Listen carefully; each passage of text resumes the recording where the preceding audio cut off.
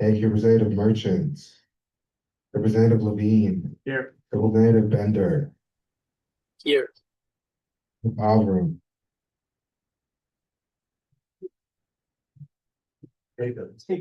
Oh, yeah. Thank you. Representative Jada Smith. Representative Nigerian. Here. Representative Waki Stacy. Here. Representative Lourtizo. Here. Representative Chung. Representative Menez. Representative Kleiner. Representative Warner. Representative Peralta. Here. Representative Peralta. Representative Johnson. Representative Kuznier. Representative Zhao. Representative Tomasello. Representative Torres Navarra. Here. Representative Zemmel. Representative Kina. Here. Representative Hires. Here. Representative Chigurupati. Representative Malik. Here. Representative Shobrock. Representative Shobrock.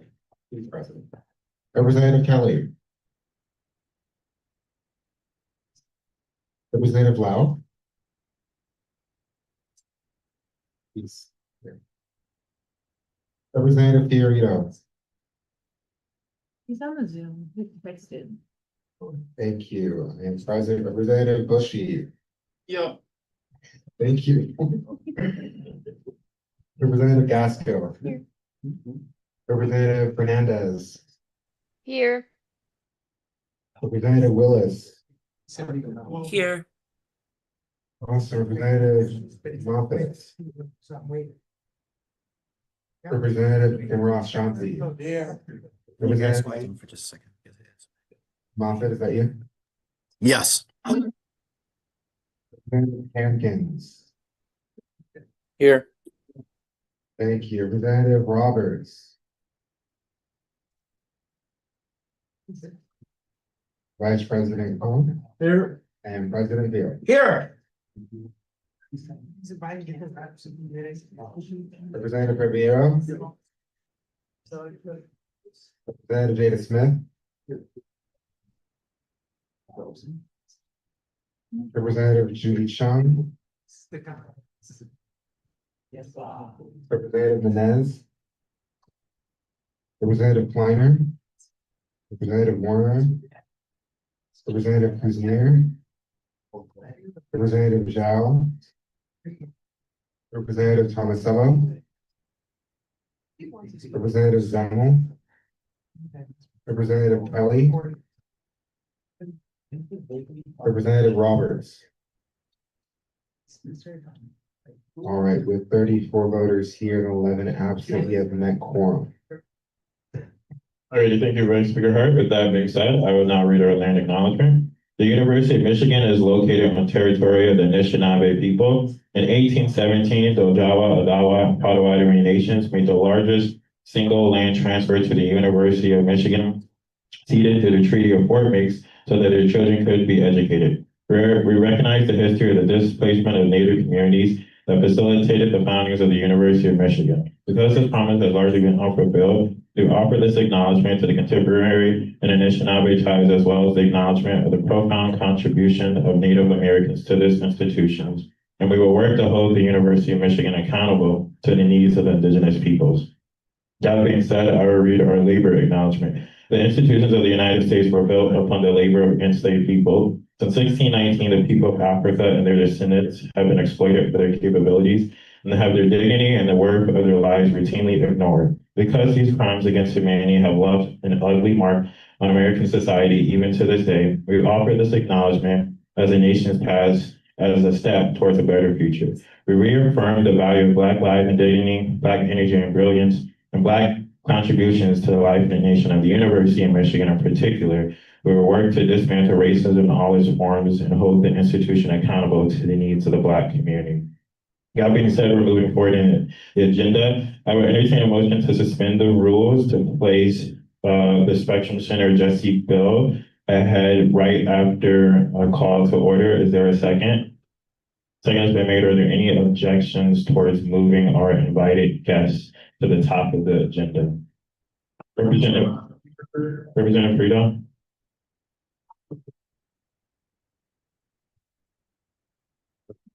Okay, with that being said, are there any objections to my motion I made of moving our invited guests right after call to order?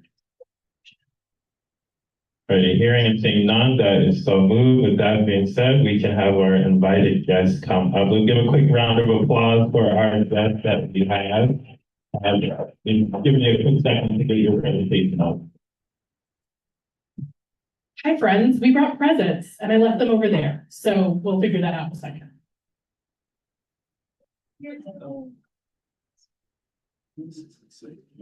Yeah, this is maybe the clicker. Maybe. I don't think so. I will be, you're gonna be our quiz. Yes. That feels like a demotion. Yeah, it's never a demotion.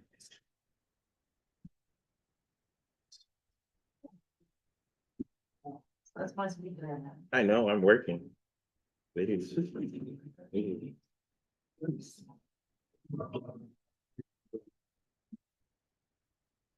Yes.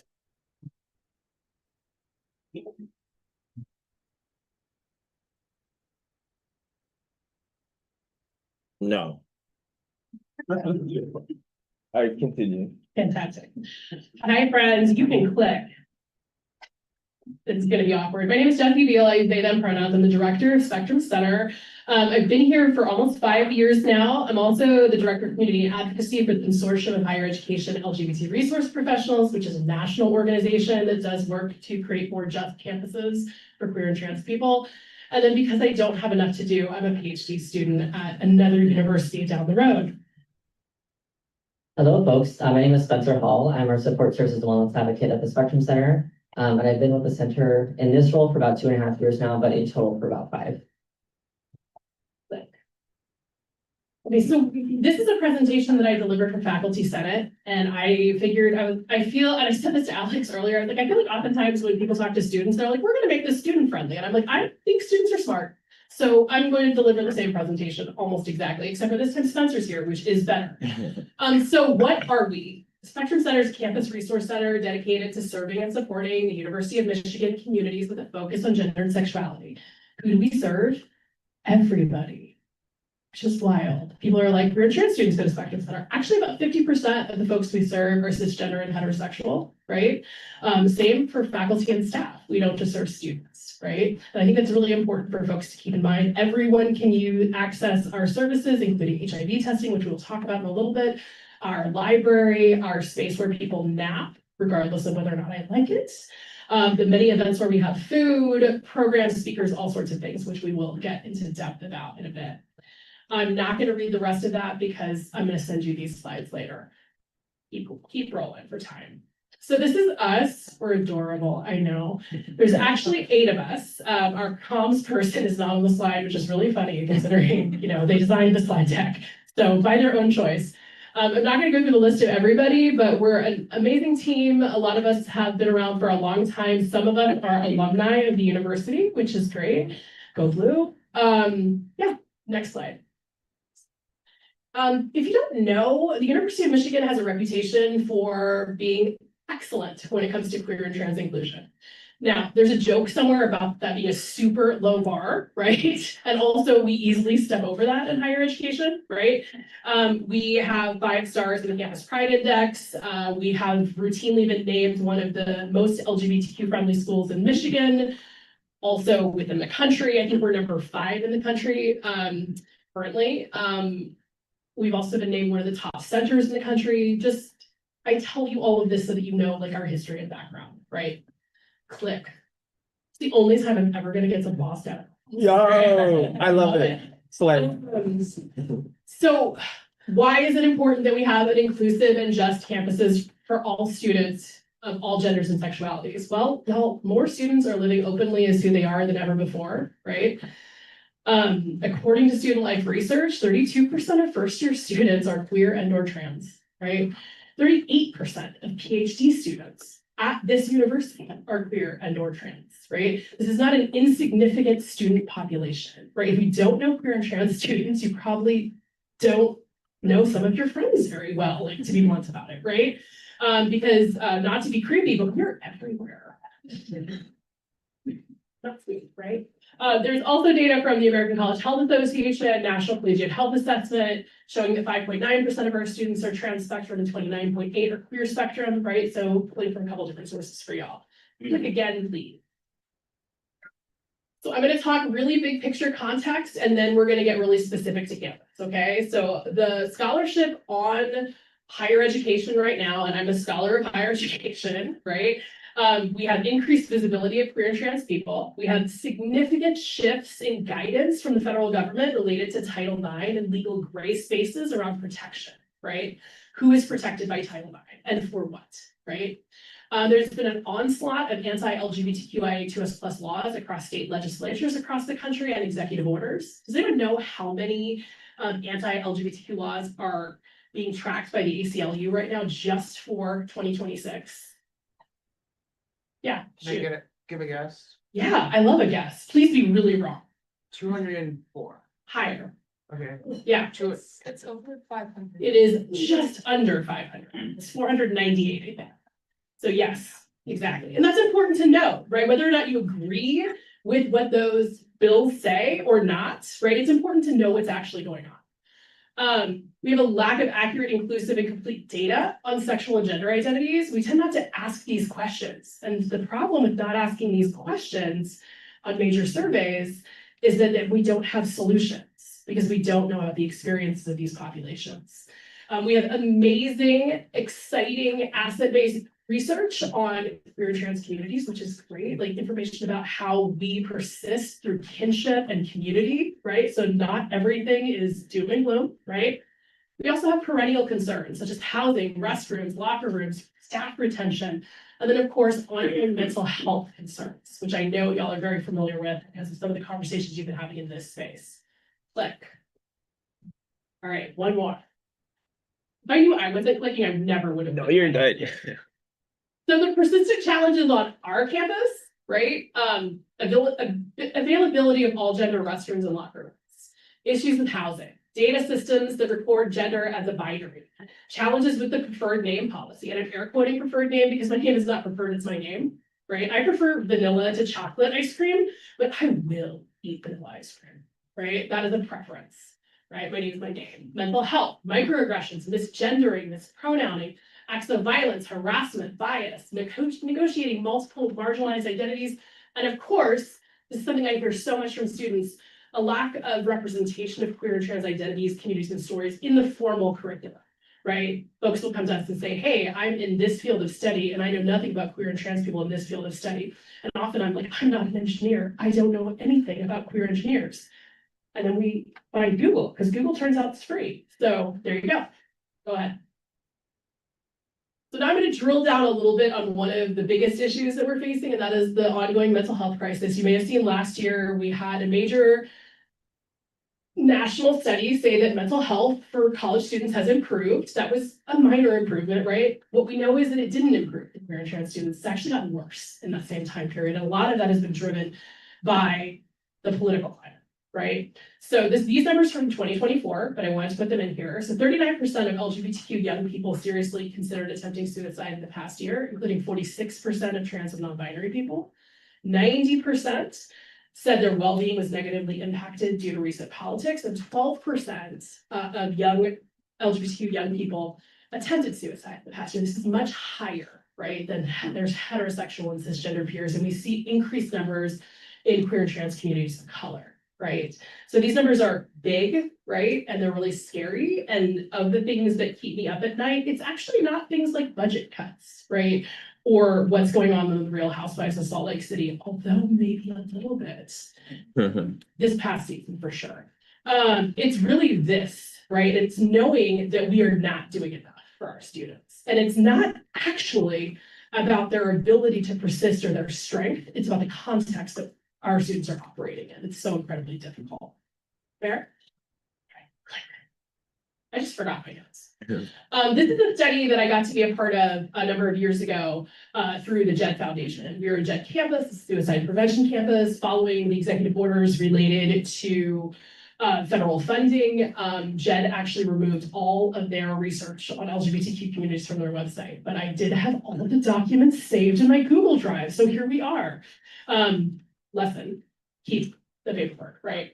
So here are some protective factors. So these are factors we know that if we keep in place will improve mental health for students, right?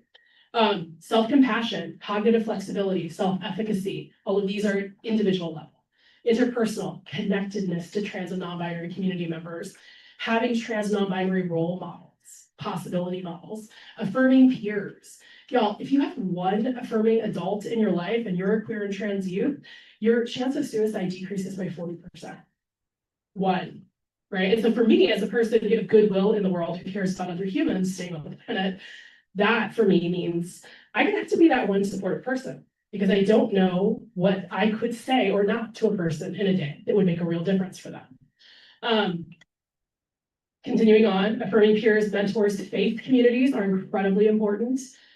Friendships and community connectedness, and then structural non-discrimination and anti-harassment policies, gender inclusive information systems, athletic participation, right? We know it's no longer allowed for trans women to participate in sports on campus, in this campus, right? Within the women's team, right?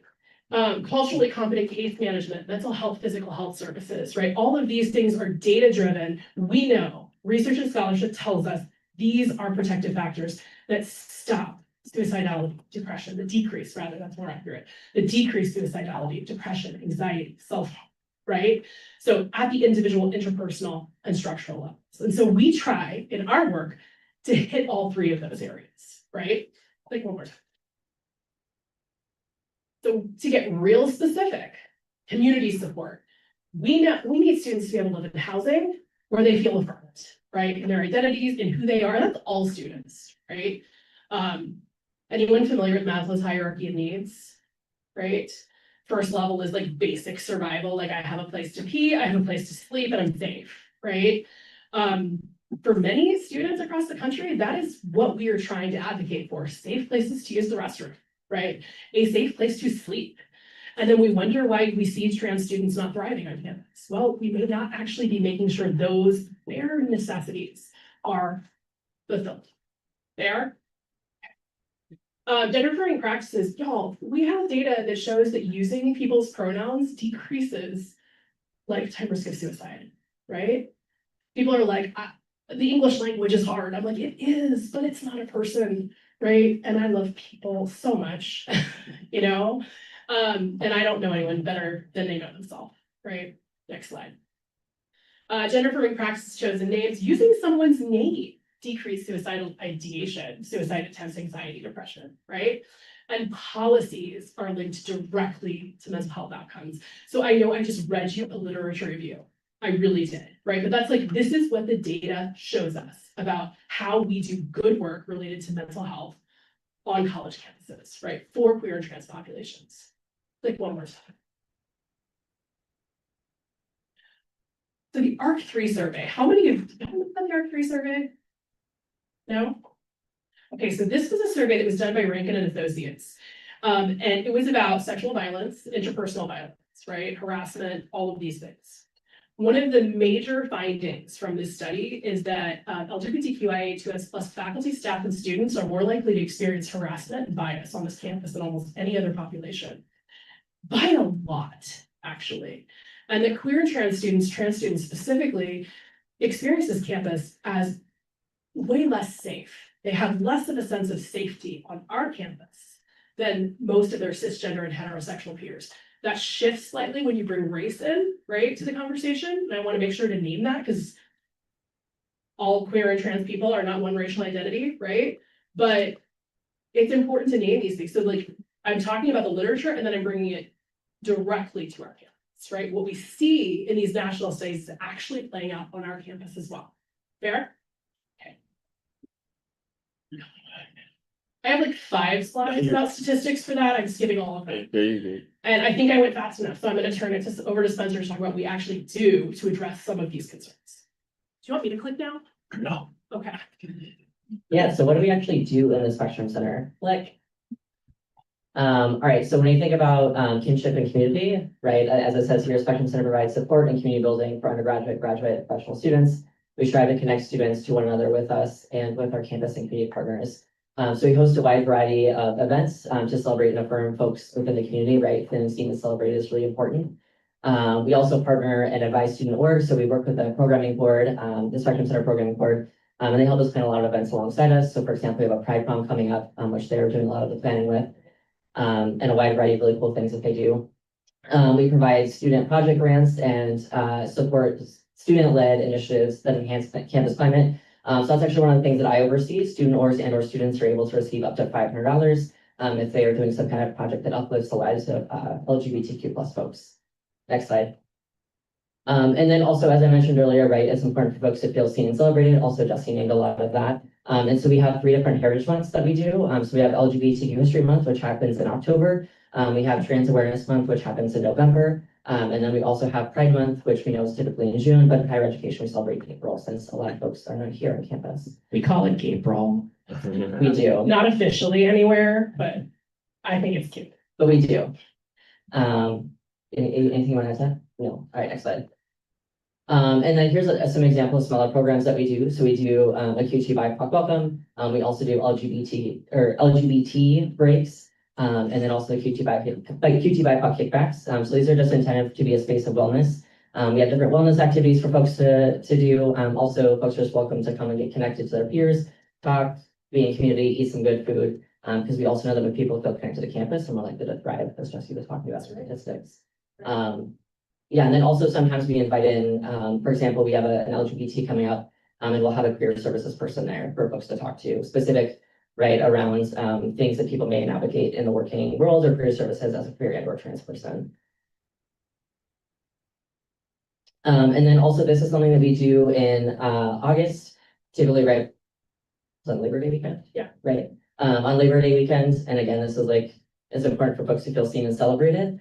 So Pride Outside, and as I mentioned, the QT BIPOC welcome that we do. And then also we have a QT grad and professional student welcome, which specifically our grad students told us that they wanted to have see grad student specific spaces. So again, like building community alongside people that are having a similar experience too. Y'all actually co-sponsor Pride Outside and have co-sponsored it for a very long time. So if you don't know that, thank you for the Michigan Pride shirts. We love them. Yes, thank you. We appreciate y'all. Next slide. And then also supportive resources. So this is actually a lot of what I do. So as it says here, Spectrum Center leads innovative programs and serves to support the multiple dimensions of wellness. We provide supportive resources to all Wolverines. Again, the keyword is there is all. So some of these things include, right, things that I do. As Jesse mentioned earlier, we do HIV and STI testing. So that's something that we do. Also, it says here financial hardship. So I mentioned project grants earlier, but we also have essential needs grants. So if somebody's experiencing financial hardship related to gender and or sexuality, and is a currently enrolled student, they can apply for one of our essential needs grants. And they also get a lot of holistic support from me. They get a lot of holistic support from me specifically. And then also one of the things that I get to do and our center does is we support students in navigating different resources, whether that's legally changing your name, for example. We actually partner with Outlaws to run a name change clinic. We also, I have connection with the Michigan Medicine, right? Working with CAPS, right, to make sure that our students' needs are essentially being met. We also, I'm going to talk about this in just a minute, but we host peer facilitated programs, which again, I'll talk about that in a minute. And then also we have 4 confidential resources in our office, myself being one, Jesse being one. And one of the things that we've actually found is it's really important for young people to be able to come and talk to safe adults. And when they do, it actually increases reporting. That's right. Next slide. I should say confidential resources under Title IX and the non-discrimination policy. So students can come to us and like disclose things that they may have experienced, and we don't actually have to immediately report to anyone else at the university, which is a big deal. Thank you for adding that. No, you're still good. So as I mentioned, we have peer-to-peer spaces. I mentioned earlier that we have peer-to-peer spaces. These are 2 of them. So Fresh Perspectives is specifically for undergraduate students who are new to the university. Segway transfer and or first-year student, and we also have community connections. So both of these things are peer-to-peer led. Fresh Perspectives specifically for first-year students because we know that when students feel connected, they're more likely to thrive. And sometimes in your first year, it can feel really scary, especially on a campus this big. The community connections is not directly for first year students, but again, just peer-to-peer led for folks to feel connected. Next slide. And these are some examples of events that we put on. So the roadmap to gender affirming healthcare and surgery, as we mentioned earlier, a part of what I do is supporting students and navigating different resources across campus. So this was an event in which we did that. I'm also just gonna talk about the clothing closet really quickly. We're doing that next week. Anybody is welcome to come and get access to clothing. And I will say it's actually a really well engaged event. I think it's over 100 people usually come through, get some good, free, sustainable clothing. And also clothing can just make you feel very empowered, regardless of your gender and or sexuality, which is really key to mental health. Next slide. All right, and then with resources and funding, I talked about this a little bit, but so we have access to essential needs items in our office, such as gender affirming garments and supplies. I mentioned the essential needs grant earlier. We also have academic scholarships, which are currently open. And then we also have project grants, which I mentioned earlier, but these are some of the financial resources that we provide. Next slide. You said you wanted me to do that. Yeah, should we want to talk I about was this? like, wait, that's with me. So a lot of the work we do is trying to shift culture, create more openness, more welcomeness. I think that's a word. It's not. A place where everyone feels seen and heard and understood and recognized for who they are, valued for who they are, right? So that looks like consultation or coaching services. It looks like education and resources. It looks like workshop. It also looks like me telling people that what they're doing kind of sucks and they should maybe not do it. Right? Like, honestly, sometimes. And sometimes it looks like folks going, hey, I don't understand pronouns. Can you sit down and talk to me about that? But I'm like, yes, you may buy me a coffee and I will talk to you about pronouns, right? But like, truly, that's what we're here to do, is support people in their learning journey, right, around gender and sexuality. And then one of the things I love that it's like our director co-chairs the Queer and Trans Task Force. I do. So the Queer and Trans Task Force is a tri-campus initiative that focuses on the amazing people on our 3 campuses, and really is advocating for change, especially for Flint and Dearborn, where we are very resource poor. So next slide. We have a bunch of workshops. One thing I will highlight is the Queer and Trans Research Symposium, which is a conference that highlights the research of students, which is huge. So undergraduates can participate, of course, but grad students are the main focus, and they present their original research, which is great. Next slide. How are we doing on time? I'm just wondering. Okay, great. Do you want me to keep going or you want to go? Sure. Okay. So our office is actually right down the hall. We're in suite 3020. We're also just a cool hangout spot for folks to come hang out in. And then office, we're open from 9 to 5. On Tuesdays and Wednesdays, we're open until 8 p.m. But folks are always welcome to stop by. Next slide. And then some things that students might do in our center. We do have a couple of computers that folks are welcome to use. Sometimes student organizations will use our space to host an event or maybe a student organization meeting. We might give tours of the center because we have a lot of really cool resources. And also just again, a cool spot to hang out. Sometimes folks will also come in and just request resources or navigating resources, which is a lot of what I do. So always happy to help people or support people if they stop by and or reach out. Also talk to professional staff member. Again, that's a lot of what folks might stop by for, like as I mentioned with the resource navigation. We also have stickers, we have pronoun pins, we have swag, which we brought swag for y'all right over there. Okay. We also have safer. Yes, it was. Thank you. We also have safer sex items as well. Like I mentioned, we do HIV and STI testing. We also have sexual health resources outside of that. Such as condoms and dental lube, always in our office, and other giveaways. We also have an entire little library in our center in case folks are readers. We also have like a little living room area for folks to kind of hang out in, play board games. There's a Nintendo Switch. There's a Nintendo Switch that we pull out sometimes and throw down some Mario Kart. Okay. Yeah, anything else you want to add to that? I think, I know your office because you're across the hall. We laugh a lot more than y'all do. Just saying. We are kind of stoned. We're like, people come to our office all the time and they're like, why are you always laughing? And I'm like, oppression is hard. You have to be funny to survive. And so that's what we do, right? But I know we keep saying, and I know to have like older adultier adults be like, it's a really cool place to hang out. Sounds like really enticing. But it is the thing. So, and having adultier adults who love you no matter what is always good. So, and for a lot of our students, especially those who don't have great relationships with their families over origin, like we end up being in these pseudo, not really parental roles, but kind of like, you know, uncles and aunties and uncles roles for a lot of our students. Some of them come to my house for Thanksgiving. Man, all right, I have a question from the audience. I went 10 feet away. I gotta ask something. Is what Yes. So, go for it. so someone asked what the 2S means in the acronym, right? So LGBTQIA 2S plus, right? Or 2S LGBTQIA plus, right?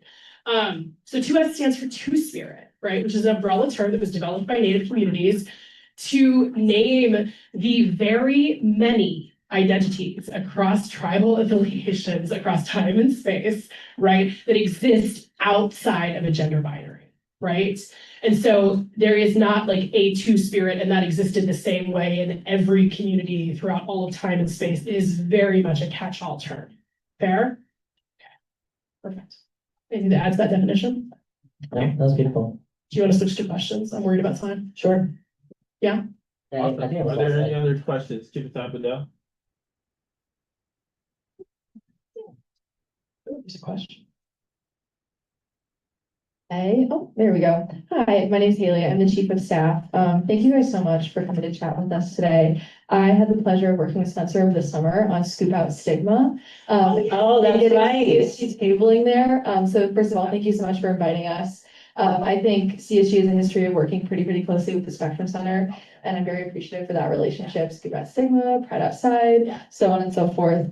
And I really like what you said about when people feel connected to campus, they're more likely to thrive. That's right. And I'm especially interested in that quote and that statement from the mental health space, which we've acknowledged is a really big problem, especially on this campus. I'm curious if there are other ways for CSG and the Spectrum Center to collaborate on that front in terms of providing more resources or even advocating for more resources for students in the Spectrum Center.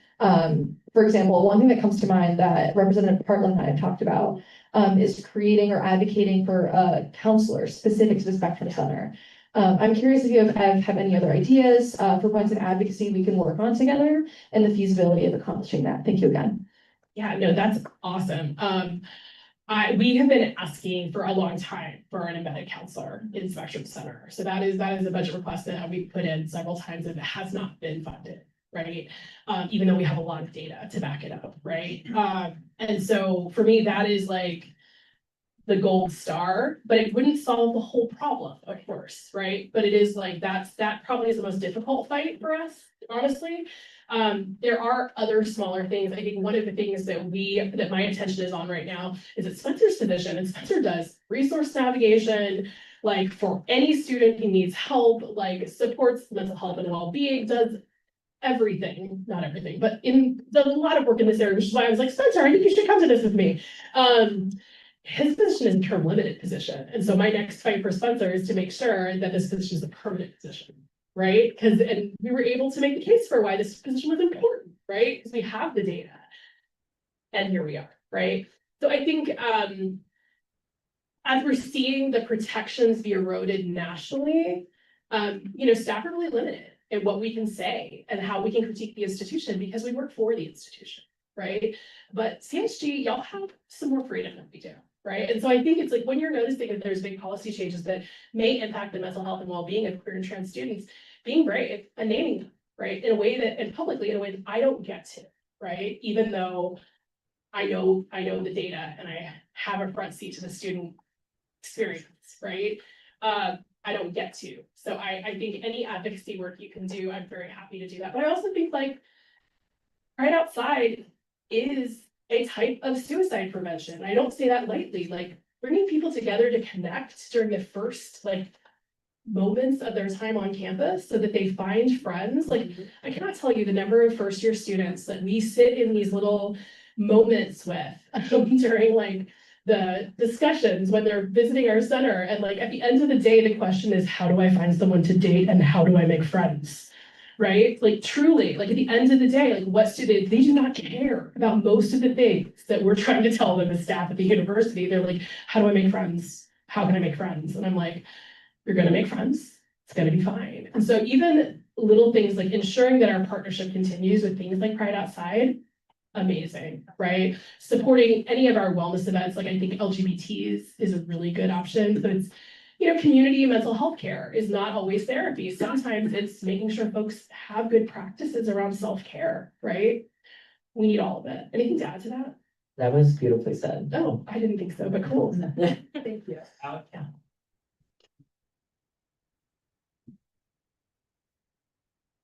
Thank you so much for coming here. Earlier you had mentioned something about budget cuts, Yes. and I just wanted to ask you kind of what that landscape looks like specifically for the Spectrum Center, and especially with the changing national landscape, like what that's looked like in the past. I love how I made a joke and it ended up being a serious question, but here we go.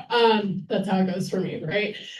So we are the largest gender and sexuality center in the country, but the vast majority of our budget is actually tied up in salaries, right? Which is really true for a lot of spaces like ours on campus, right? But with that said, we still are subject to the provost 1% cut every year. So, and I don't want to fire staff because I need staff to still be doing their job supporting students, right? We don't want to remove any positions, right? But that means the only funding I can cut for that 1% cut every year is program funding, which directly impacts students, right? So that's one thing that's true. Is that good, bad, or ugly? No, that's just literally how math works, right? Like I have to do a 1% cut, I have to take it out of this area, right? For our program specifically, we do not have a ton of permanent funding for our programs. So for example, Pride Outside, besides what we get from campus partners and folks like you, is actually only on 3 years of temporary funding, right? And so after next year, we will not have a line item for Pride Outside, right? And we'll either have to raise all of that money or not hold the event. We'll raise all the money somehow, right? Don't tell them I said that. But because we would like to have the program continue to be funded, right? So it's about, I think it's I wish I brought this with me. I think it's about $105,000 that in programming dollars that after, not this year, but next year, we will no longer have. And that's the vast majority of our programs. Most of Spencer's work, thank goodness, comes out of donor dollars, right? And so a lot of Spencer's work is safe, right? So things like essential needs grants, safe, right? But things like Pride Outside and LGBTQ History Month and, Trans Awareness Month and Pride Prom. Yeah, so and of course we will go through the right processes with Student Life to advocate for those funds, and nothing is guaranteed. Because y'all are smart, you know this, we're in a very resource scarce environment right now. There's a lot of fear around budgets. That is not specific to U of M, that is across higher education, right? So we're starting to feel some concerns about that. I was pretty honest. Yeah. We're okay right now. We're good. I have to live in that, right? What other questions do y'all have? There's a question on Zoom. I love it. I'm not to answer this one, whatever it is. Representative Frito. Yeah, thank you. Can you guys hear me? Thumbs up. Okay, perfect. The big thing that I really wanted to talk about is that people usually know me for like identifying as disabled, but a big thing a lot of people don't know is that I'm also a part of the LGBTQ plus community. And I think like identifying as either in this era is sort of dangerous. And I feel like a lot of people don't even know that about me because I am concerned with that. And I'm wondering if Spectrum has ever considered joint resources, initiatives, or accommodations for students who are in the disabled community, but also in the LGBTQ plus community. Taylor, this is the best question. So as a person who is also disabled and chronically ill, I love you and I love that you answered that. Ask that question, so good. We would like to do more work in this area. For anyone who knows anything about neurodivergence specifically and queer and trans identity, there's a lot of crossover, right? And we don't have time to go into those reasons, but the Venn diagram is not quite a circle, but there's a lot of circle there, right? This is a community that is diverse and also there are some similarities. So yes, we have. A lot of what we have decided to do has not been specifically around resourcing, and we don't get to do accommodations in the same way because we don't have the lever of the ADA, right? We don't have like a law like ADA behind the work that we're doing, right? In fact, the law is frankly not on our side a lot of the time right now, right? But what we do is we work really hard to make sure that our events are accessible, right? Physically, but also We have captioning at every event that is a major program, right? We have cart services, right? We have an accessibility guide. We have the work we've done to ensure that folks are able to like come to our programs, figure out how to navigate spaces, get the things that they need, and fully participate is actually something that's been duplicated in other units across the university, which is very cool. And is because, frankly, a lot of us identify within both communities, right? Do you want to add anything to that? I think there's space for us to do more work here. I spend a lot of time with Dr. O. We're both troublemakers, so that makes sense. But he's great. Oh my God. But there's so much opportunity. If anyone's interested in partnering with us on an event specifically at the intersections of disability and queerness and transness, like I am here for it, right? So yeah. Yeah. Other questions? Are we done? We're getting golf clapped off stage. Oh, sorry. No, you're okay. You're great. Any other questions for our speaker? Yep, Katie. I just wanted to ask, like, how amazing are you? Thank you so much for being here. Thank you so much for all the work you do, and you'll continue to do. You talked about like affirming and being positive in this era of like doom and gloom. And so I just wanted to say thank you for all the work you do. You guys are great. Do you know how amazing you are? Thank you. That was not a question. Thank you. That's very kind. Anyone else? You didn't answer. I know. Thank you, you too. Not an answer. Any other questions, comments, concerns? Hearing and seeing none, let's do a round of applause.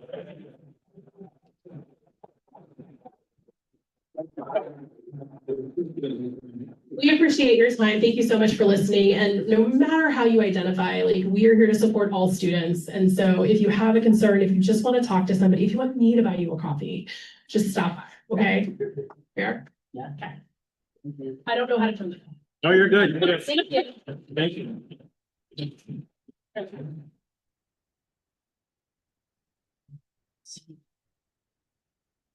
Alrighty,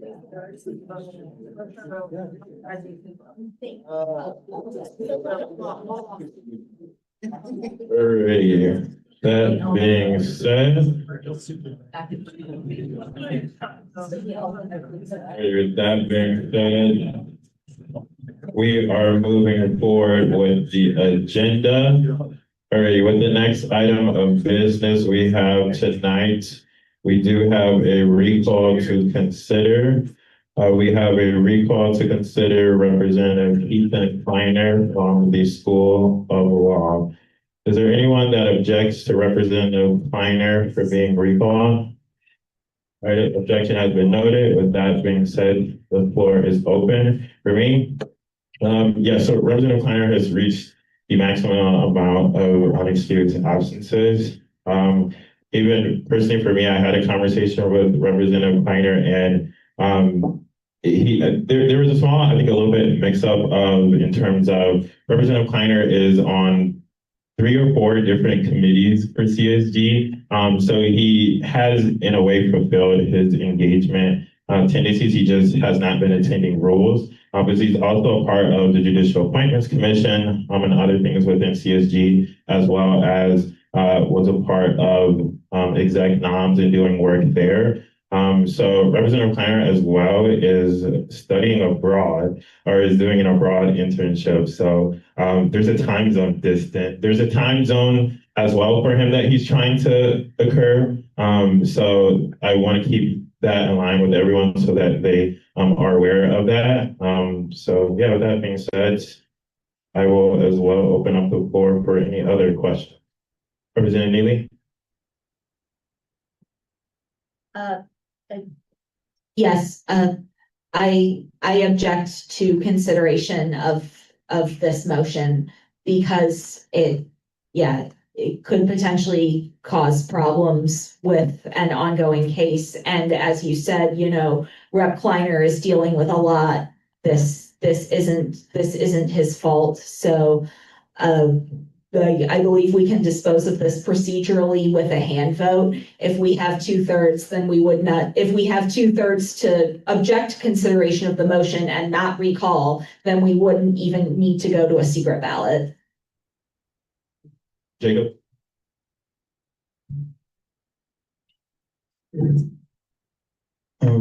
Is Representative Kleiner on this, is he on the Zoom right now?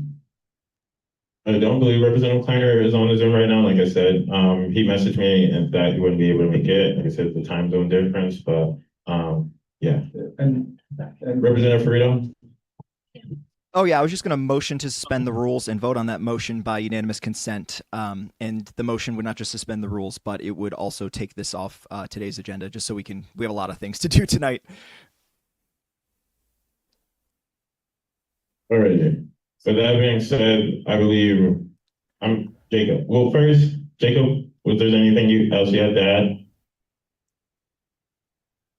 yeah, I mean, he hasn't been here for the past couple of weeks, so we keep delaying it. So I don't really understand what delaying it another week's gonna do. All right. With that, Representative Neely, did you have a motion? Yeah, just to clarify this, sorry, this would not be to delay consideration. This would just be to cross it off the list entirely and just not consider it. Ready. With that being said, I'm gonna yield towards SGC Burke. If we wanted to not to be able to consider Representative Kleiner's recall, what are our options? Yeah, I believe the motion Representative trying to make is just to table this indefinitely, if I'm not mistaken. Ready, there's a motion to table indefinitely the recall for Representative Kleiner. Is there a second? Second has been made. Are there any objections towards tabling the recall for Representative Kleiner indefinitely? Yeah. Jacob, is that an objection? Yeah. Objection has been noted. With that being said, we will move to a hand vote. With that being said, everyone that is in favor is available. All right, not available. With that being said, everyone that is in favor of the motion to table indefinitely the recall for Representative Kleiner, please. Yes. Because the attendance spreadsheet only says like, oh, like unexcused, excused, like blah, blah, blah. Do we know the cases where it was like, oh, he was attending one meeting, but then like didn't go to another? Because like, I understand this in some cases, but also if it's like 15 outside of that, I still think that that might be an issue. So do we know like in which this was the case? Yeah, I don't believe that that's the case. So during that time, he also had judicial appointments, committee meetings at the time. So sometimes they were coinciding between them. So it wasn't like he was missing 15, or so. So, yeah. All right, with that being said, there was a motion to Jason. All right, with that being said, there was a motion and a second to table indefinitely. Everyone that is in favor of the motion to table indefinitely the recall for Representative Kleiner, please raise your hand either in person or on Zoom. Please raise your hand either on Zoom or in person if you're in favor of the motion to table indefinitely Representative Kleiner's recall. Ready? Everyone lower their hands. Everyone that is against the motion to table the recall indefinitely for Representative Kleiner, please raise your hand. Please raise your hand either on Zoom or in person if you are against the motion to table the recall against Representative Kleiner. If you are against the motion to table indefinitely the recall against Representative Kleiner, please raise your hand. Already lower your hands. Everyone, please raise their hand if you would like to abstain on the vote on the motion at hand for recalling indefinitely or tabling to recall indefinitely Representative Kleiner. If you would like to abstain from this vote, please raise your hand. Representative Fiorito, did you raise your hand Sorry, I was trying to abstain, and I also did have a question about the rules on this for the speaker, I guess. Representative Brito? So, funny enough, because he was the guy representing the assembly in my case, I didn't want to vote like on anything, so I don't get another charge. Like, is me abstaining chill here? I don't want to do anything because I get told I vote yes, I vote no, I don't vote, I get in trouble. I'm just gonna not do anything and just keep my hand up and abstain. Is that cool? Am I good? Okay, you're fine. Thank With you. that being said, you're good. With that being said, we have the vote count. Yeah.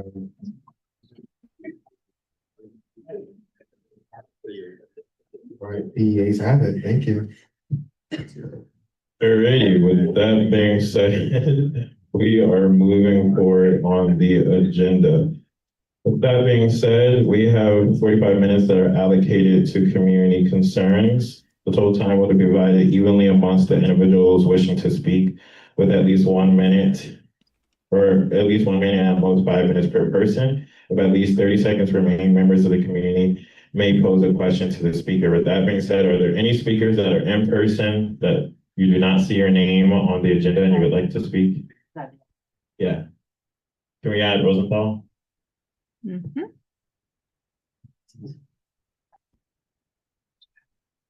Are there I'm any in other sicko mode speakers? today. Are there any other speakers that are either in person or? Point Was she? inquiry. Yeah. Is there enough time for everybody to speak for 5 minutes? A minute? Someone? So given that we have 26 speakers and we have 45 minutes, each person is gonna have about 1 minute and 40 seconds to present. And the minimum that we are like allowed to allot them is 1 minute. So we're fine. Yeah, okay. I have a motion on that. Representative Brito? I'm just going to motion to make everyone's time a clean 2 minutes, just so it's easier to keep track of for everybody. Motion has been made to, the motion has been made for 2 minutes. Is there a second?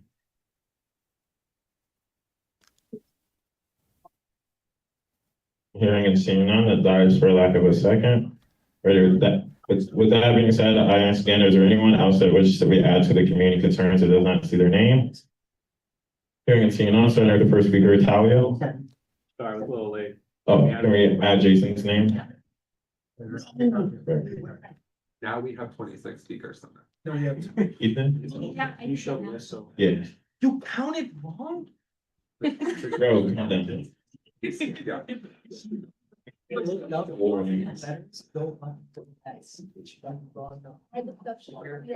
what he thinks.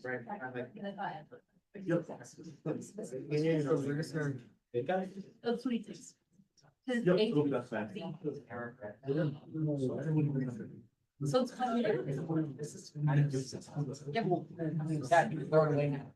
Next point of information on the grass. Can I have your microphone?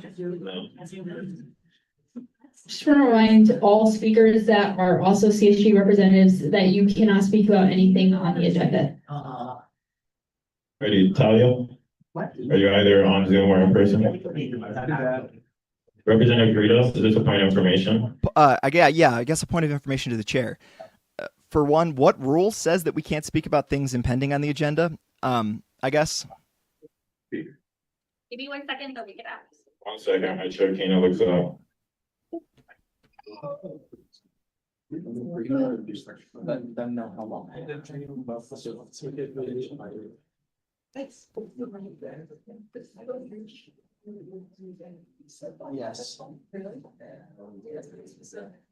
I think you did very good.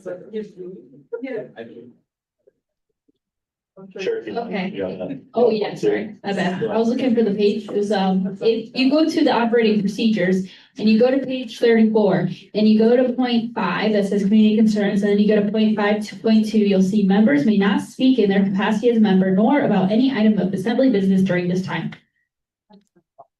Hey, Representative Brito, point of information. I mean, considering that there's multiple assembly members that want to do this, I'm just going to make a motion to suspend that specific rule for just tonight's community concerns.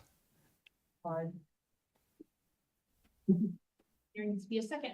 Alrighty, motion has been made to suspend that, the specific rule that Representative Brito has made that talks about members speaking on during community concerns. Is there a second?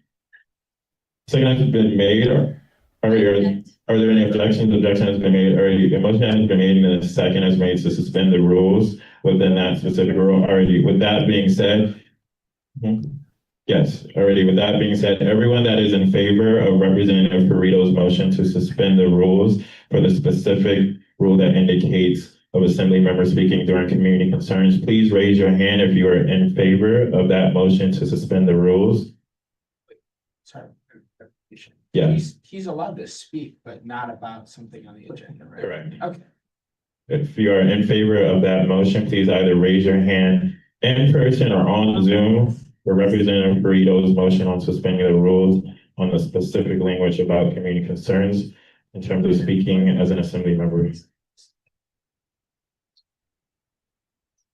Alrighty, with that being said, everyone that is against that motion, please raise your hand either on Zoom or in person. Please raise your hand if you are against that motion, either in person or on Zoom. Nobody likes free The nays speech. have it. Alrighty, with that being said, we are moving forward with community concerns. Each person will have a minute and 40 seconds to be able to speak before I ask you to wrap up. With that being said, we're starting with our next speaker, Tyler Burrito. Thank you, Mr. Speaker.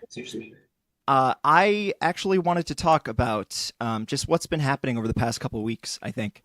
First and foremost, I wanted to acknowledge the many students who are here to speak on Divest for Humanity. I would like to point your attention to some recent events that have happened in the past that are not on tonight's agenda, which is the consistent restrictions on speech, including assembly members' speech, including your speech as community concern speakers, and the speech of the student body as a whole. It's under threat yet once again, as some of you who are in line tonight would no longer be able to speak if a certain piece of bill may pass. And I will tell you this much. 1 minute. Without the freedom of speech, no one will be able to talk about ending war crimes or ending our complicity in that, whether it's Iran, Sudan, Palestine, the Congo, Ukraine, the list goes on. If you are here to speak about divestment, remember that that right is directly being curtailed. That is not an exaggeration. That is not me crying wolf. That is the reality. I have never, in 6 years on this campus, seen the repeated 30 seconds. undermining of speech over and over and over again. And soon enough, not just me, but you won't even be able to speak about it anymore. Those are the rules that we're changing. And I will remind the assembly of this, is the Association of Big Ten Students is only something we're enrolled in today because members from the association who are not U of M students came to tell us the importance of the institution after President Noah Zimmerman withdrew us from the institution. Never forget that. With that being said, the next speaker, Miles. Turn on the mic if you hold it down. At the bottom. Then it should turn green. Thanks, Gustavo. Thank you. I'm Miles. I'll speak again as last week. I think what address my concerns less to the people who are voting for this bill, but more for those who are against it. The primary reason that people have presented against this bill is that this bill is about this anti-Semitism. And so I'm going to read here a list of all the groups that Israel has called anti-Semitic in the past year. It includes the International Criminal Court, International Red Cross and Red Crescent Movement, the United Nations Relief and Works Agency for Palestinian Refugees, the majority of undergraduates at the University of Michigan, the majority of faculty members at the University of Michigan. 1 minute. At least 60% of Americans who are skeptical of continued U.S. support for military funding to Israel. Israel is also called anti-Semitic the entire nation of China, with a population of 1.4 billion people. And Xi as of Jinping. spring 2024, Xi when at least Jinping, we love Xi. 143 He's a out good of guy. Xi 193 Jinping. member states of the United Nations voted to grant Palestine full and equal member status. The Israel called the majority of the world's community anti-Semitic. The only 12 nations, the only few nations that voted against giving Palestine full and equal status include just a few countries: Argentina, the Czech Republic, Hungary, Micronesia, the United States, Papua New Guinea, Nauru, and Palau. So I encourage the members of this committee to think more broadly, not just beyond the process-oriented objections and the small minor objections to process, pulling out bullet points of the student code of conduct, and to think broadly about your responsibility as ethical people. Thank you, Miles. Representative Frito, is this a point of information? I want to make a motion to extend time to 2.5 minutes since I don't want to have to see speakers get interrupted for the next 30 minutes. A motion has been made to extend Miles' time by two minutes. Is there a second? Representative Frito, was your specific motion to extend time fully to 2 minutes or the speaker Miles' time by 2 more minutes? Sorry, it was for every single subsequent speaker, and it would be 2.5 minutes as the maximum time for each speaker. A motion has been made. Is there a second to extend time by 2.5 minutes? Seeing and hearing none, the motion dies for lack of a second. With that being said, we're on to our next speaker, Nikki. What's the point of even doing this if you're just going to interrupt people the whole time? What's the point? Hello. Hi, my name is Nikki. I'm a student in the School of Social Work, and I urge SGA to vote yes on the Divestment for Humanity Act.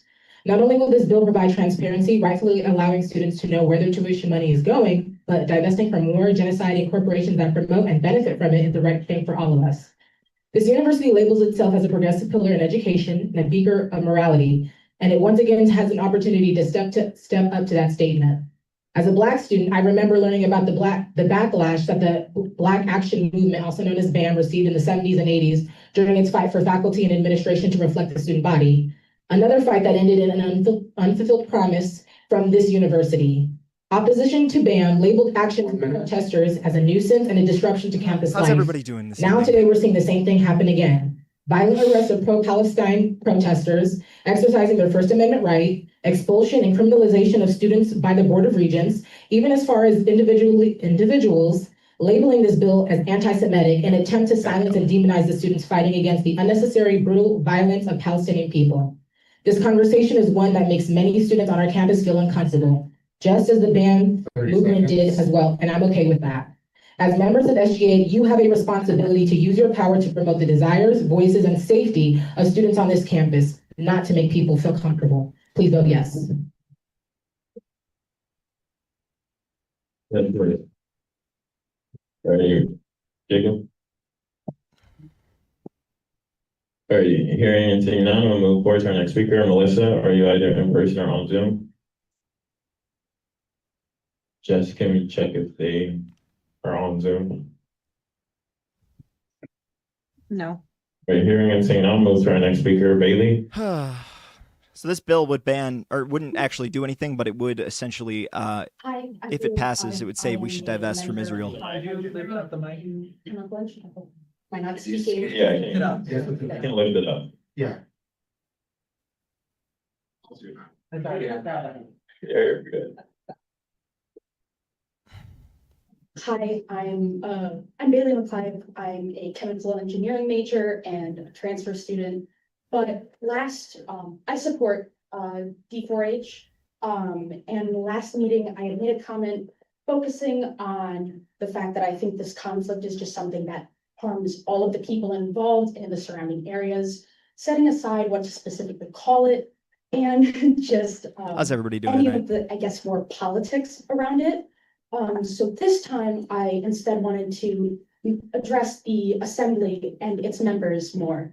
Last week, I saw more members of this assembly spend time eating and then openly showing their disgust and sighing at how long the meeting went. And I just ask that you guys respect the community's time and do not stall a vote from happening. It's just very disrespectful. The whole reason you guys are representatives is to represent a community, and you chose to do this, so act like it.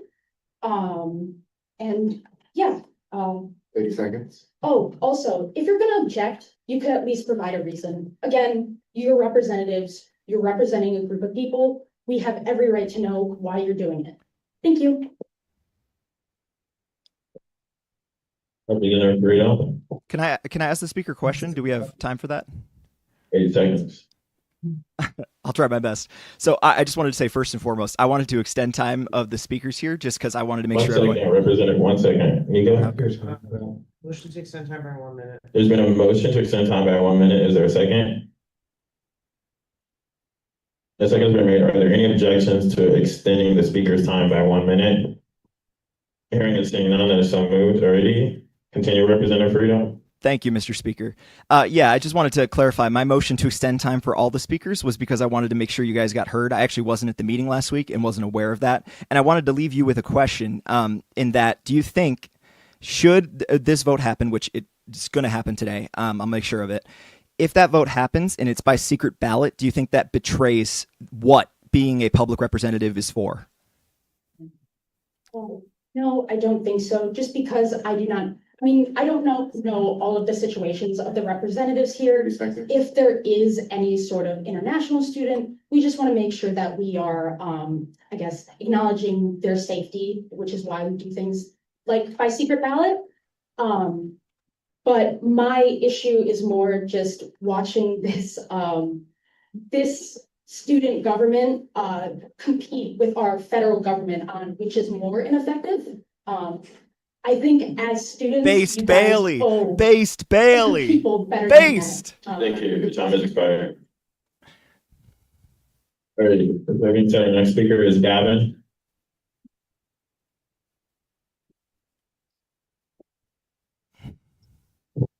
What's up, guys?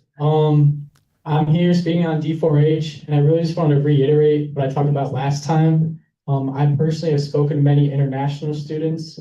HRP has spoken to many international students, and we've heard a lot of fear about just supporting this act. And I feel that it's very important to remember that the students you represent are not only the ones who feel safe and secure in supporting this, but also those who feel unsafe, who feel like there's some sort of danger to speak their voices and speak their opinions. And I feel that it's important to remember their support, even though they may not be here today. They may not have signed a petition. It's just important to remember how they feel. And you should act in accordance to that, as well as how you may feel and how everyone who here supporting this act feels. And yeah, that's it. Thanks. Are there any questions for the speaker? Representative Frito, Mr. Speaker, how much time do I have? 40 seconds. Okay, I wanted to ask you, thank you, Gavin, for coming in today to speak. Sorry I missed your speech last week. I wanted to ask you a question about, since the polls are overwhelming, especially for both the Gen Z demographic, which is our biggest demographic here, both graduate students and undergraduate, are, very, very much in the camp of we should not be getting involved in any war crimes, whether Israel or otherwise. And I wanted to ask you if, how do you make what your personal experience is talking to international students congruent with what the polling data says? Can you repeat the question? Yeah, certainly. How do you make your personal experiences? Representative Frito, the time has expired unless there's a motion to extend time. I tried to say this. Is there a motion to extend time or no? Representative Frito.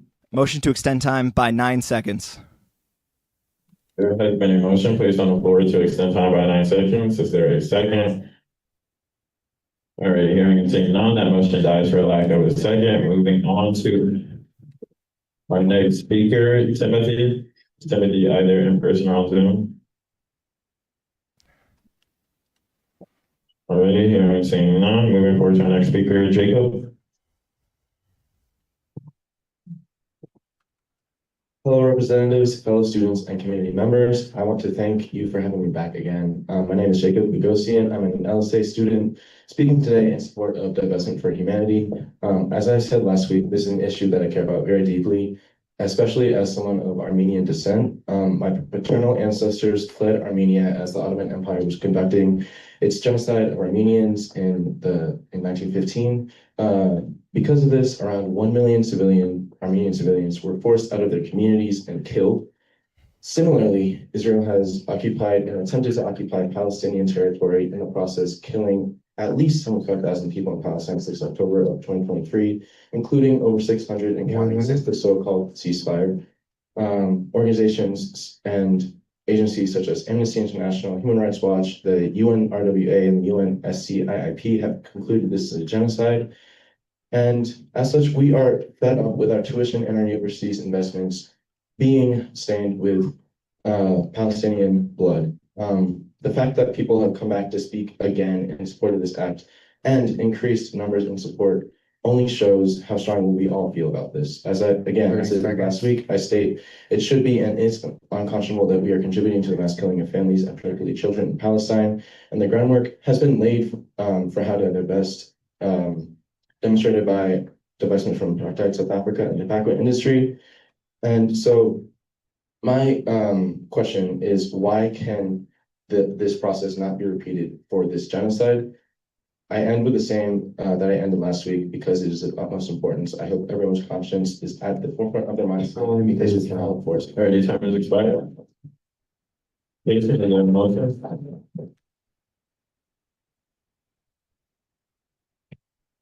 Motion to extend time to the speaker for 30 seconds. Motion's been made to extend time by 30 seconds. Is there a second? Second's been made. Are there any objections to extending the speaker's time by 30 seconds? Hearing and seeing none, it's so moved. 30 seconds. Continue. Hi, Jacob. Good to see you. Good to see a fellow Armenian. My last name is Narajanian. So quick question.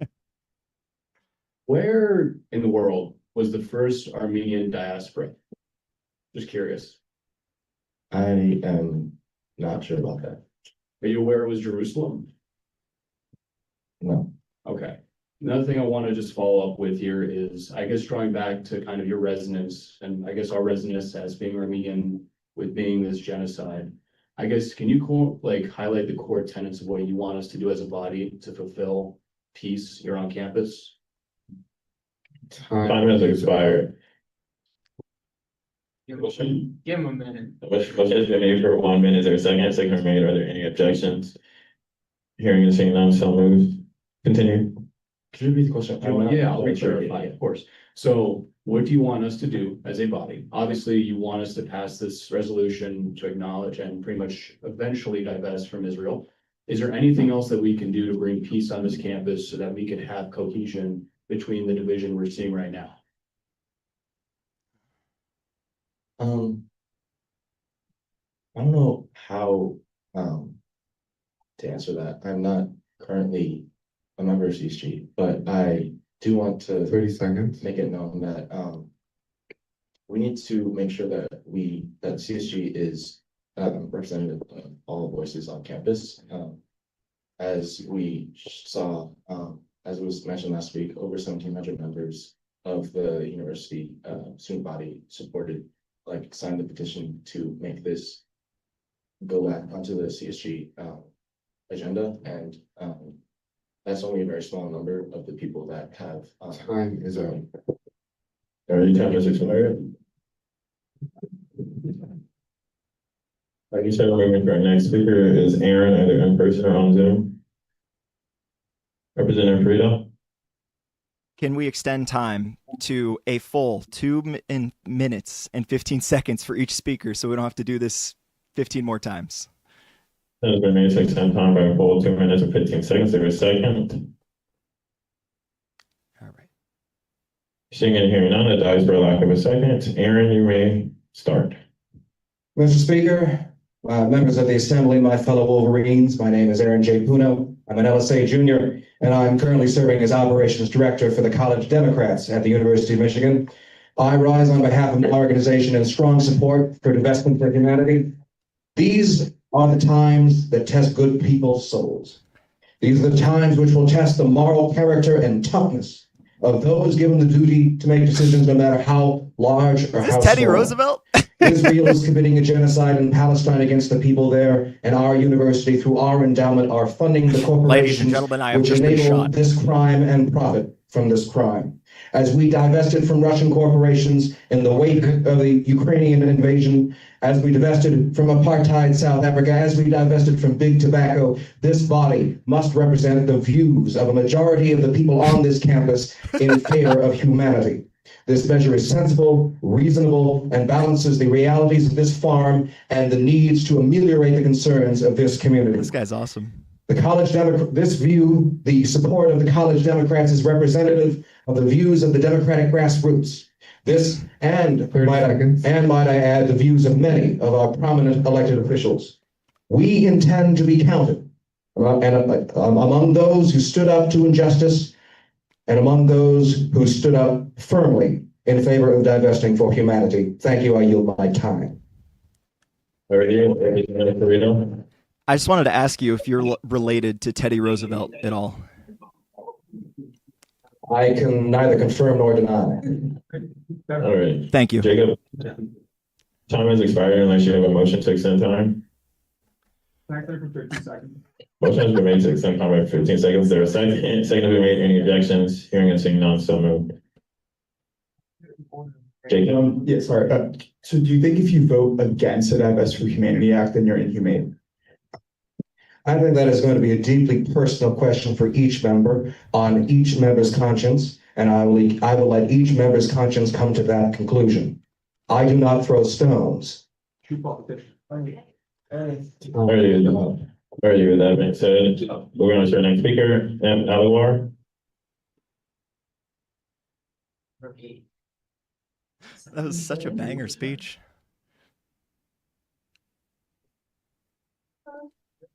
So I attended last Tuesday's meeting to support community members speaking in favor of the Divest for Humanity Act. And when I was there, I noticed something that shook me. We were missing the voices of international students speaking in support of this bill. As someone who is very interconnected with the international community, I want to emphasize that this is not because these students do not care, or that they do not want this bill passed, because they do. It is because of the threat of fear and racism, Islamophobia, deportation, and the hate that can target them. I'm a Lebanese citizen, and both of my parents are immigrants who raised me in Ann Arbor. Every single family member of mine has been attacked by Israel. I'm only alive today because of luck. In 2006, my mom, who was pregnant with me and carrying my 1-year-old brother, were able to escape Lebanon during the heavy bombardment. My grandparents, my cousins, old and young, uncles and aunts have all survived Israeli bombings, and many of these bombings happened during Israel's signed ceasefire agreement, which is constantly violated. Today, I have loved ones who are fleeing from violence once again. 1 million Lebanese people have been displaced in just 2 weeks, just 2 weeks before today. Something that eats at me every day, that makes the joy of going to my dream university, being in a campus that makes me feel home crumble, is that my tuition helps fund the genocide of my Palestinian neighbors and the ethnic cleansing and traumatization of all of my loved ones. I don't want to be a part of the very thing that is killing my people, killing my family, killing my friends, and killing my neighbors. And you don't want to be a part of that either.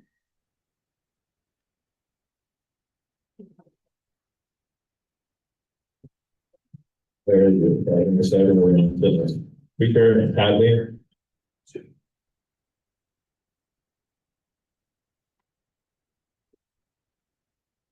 Hello, my name is Hadley and I was here last week. If you look into the crowd of people that are here today, you will see many familiar faces speaking in support of Divest for Humanity and even some new ones, both students and community members. I would just like to say that the simple fact that so many people have speaking out in support of Divest for Humanity have shown up again, have taken time out of their busy student schedules to speak about something so important to them, shows a lot about students' commitment to this topic. The fact that we are willing to follow you through this painful bureaucratic process in a meeting that we are not required to attend shows a lot about our belief in divestment. More students than this, though, over 1,700 of them gave their signatures in support of divestment, either on campus or through an online form that only students with a university email could fill out. As student representatives, it is your job to pay attention to the wishes of the student body and to listen when the student body speaks. I urge you to endorse the Divest for Humanity Act, not only for the horrifying fact of the genocide occurring in Gaza, but also because doing so represents the wishes of over 1,700 people on this campus, 1,700 people that you represent. Thank you. Yeah, we'll take it. Cameron. What the fuck? Hello, I'm Cameron. I'm an LSA student. All right, and we'll I'm take it. Also here in support of the Divest for Humanity Act. I just want to say that it's the majority of these people want to live in a safe community at this campus. And it's not just that anti-Semitism is a real issue here as well. It is also that Islamophobia is also on the rise at this time. And I think it may be affecting a lot of people's opinions on this. What? As well as people's opinions on Zionism. But as Hallie said, 1,700 people at this campus have already said that they support this act. And as Gavin also said, a lot of international students cannot or are very worried about speaking their voices in this community. And so our student government saying that they support this could give more voices to international students. And I just please support our students, is all I'm going to say. Are there any questions for the speaker? Hearing and seeing none, Sarah?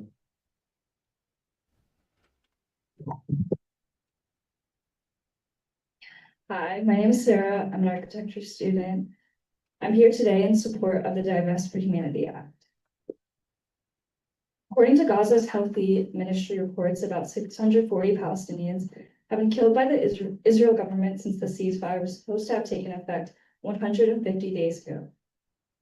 In just this week, the lives lost include 2 women killed during a missile attack on a marketplace, 2 young girls during a tank shells attack on a tent encampment, a father and daughter during a drone attack, 3 men, one of whom was a paramedic during a strike in Gaza City.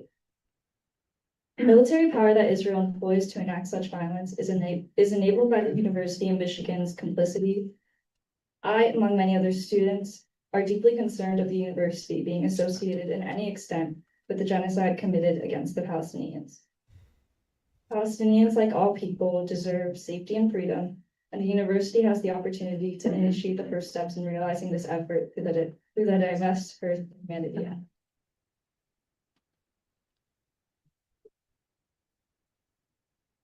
Are there any other questions or comments for our speaker? Hearing and seeing none, moving to our next speaker, James. Representative Frida. I have a point of information for the speaker. I thought we were not supposed to talk about impending bills, but I guess, do we have rules? I'm wondering. They're not a current member. No, but I'm saying we had Representative Nurjanian, Representative Rosenthal. I'm just saying, like, I want people to speak about the bills. I'm just saying, are we enforcing the rules or not? A point of information, I'm not talking about divestment. Yeah. Or am I even a representative? But It's technically not, but. Yeah. Am I good? Yeah. Okay, great. I first of all, I want to make clear I'm not accusing anyone in this room of doing anything in this room. I don't think anyone in this room did this, but as election season is here, I would say this for Matters Arising, but we're not getting there tonight. As election season is here, I think it's important that when we attack each other, we do it on the basis of fact, and we should not say things about other people or parties that are demonstrably and unequivocally false. There's no doubt about it. And I think I'll leave it there, keep it short and simple. Just something to put out there. Thank you. Thank you, Rosenthal. Are there any other questions or comments? I'm going to say none. Andrea? Is Andrea either in person or on Zoom? She's on. 1 second. All right, 1 second while we promote here.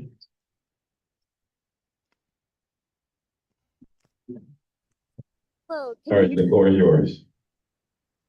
Awesome. 1 second. Yes, I am here in support of the Divest Act. There is a genocide happening in Gaza, and as we've mentioned before, the university is in the business of education and not the business of death.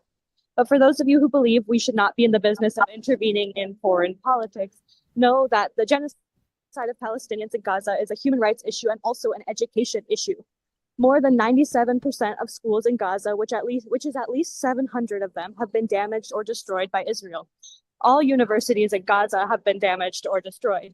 Thus, the University of Michigan is contributing to the near total collapse of education for hundreds of thousands of students, hundreds of thousands of people who deserve the same right to education that we all have here at U of M.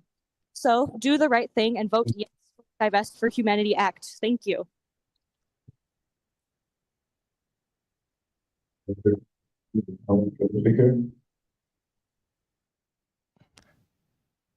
Hearing and seeing none, we move forward to a submitted public comment. I'm disappointed in the assembly, especially after what I saw at the last general. I saw in my own eyes how one group led by Jason Arginian simply wasted all of the remaining time after community concerns so that no business could have happened and no vote could be taken on Divest for Humanity. Arginian, you act like a coward. You and your people have had everything majority in your court, majority in assembly, control of the executive, supermajority, and even a by count correct. So what are you afraid of? Why can you not just vote? If you don't like it, vote no. Simple. This does not give me any confidence in the Assembly's ability to do even basic good faith governance. If you cannot bring yourself to even hold and vote on anything, especially something again and again students demand even address, then what exactly are you doing here? In reality, there is no difference from denial of quorum, the same thing that you're trying so hard to impeach through the courts. You cannot, with no straight face, call one tactic potential threat to student governments and then use that tactic yourself when it is convenient for your own politics. This shows the worst truth, that your impeachment of Burrito is not about stopping obstructionists, but about political prosecution. And before you think that I defended Burrito, no, I spoke personally with people we heard, and I, same as a student body, agreed that he must be removed from office by any means necessary. But what I will defend is his politics. His political motivations are valid and real and deserve to be heard, even if him himself behaved terribly. This is exactly the point you refuse to understand. The legitimacy of political positions do not depend on legitimacy of the person who holds it. You cannot silence a viewpoint just because of the loudest person who acted poorly. Divest for Humanity is in the same position. You treat it in the same hostility, not because of what's inside, not because of the merits, but because of who supports it and represents politically, nationally and locally. You evaluate resolutions for what they are. Motion? Representative Narajanian, is there a motion on the floor? To extend time by 30 seconds for questions. Motion has been made. Is there a second? Second has been made. Are there any objections? Point of inquiry, is the person who wrote it on, okay, they're not here. No, they're not here. Point of information. My questions pertain to things that the speaker can answer. Speaker can answer, as in you can speak on behalf. It's not information that relates specifically to the person who wrote it. You have the information to answer my questions. Okay. If you say so. I didn't write this, but okay.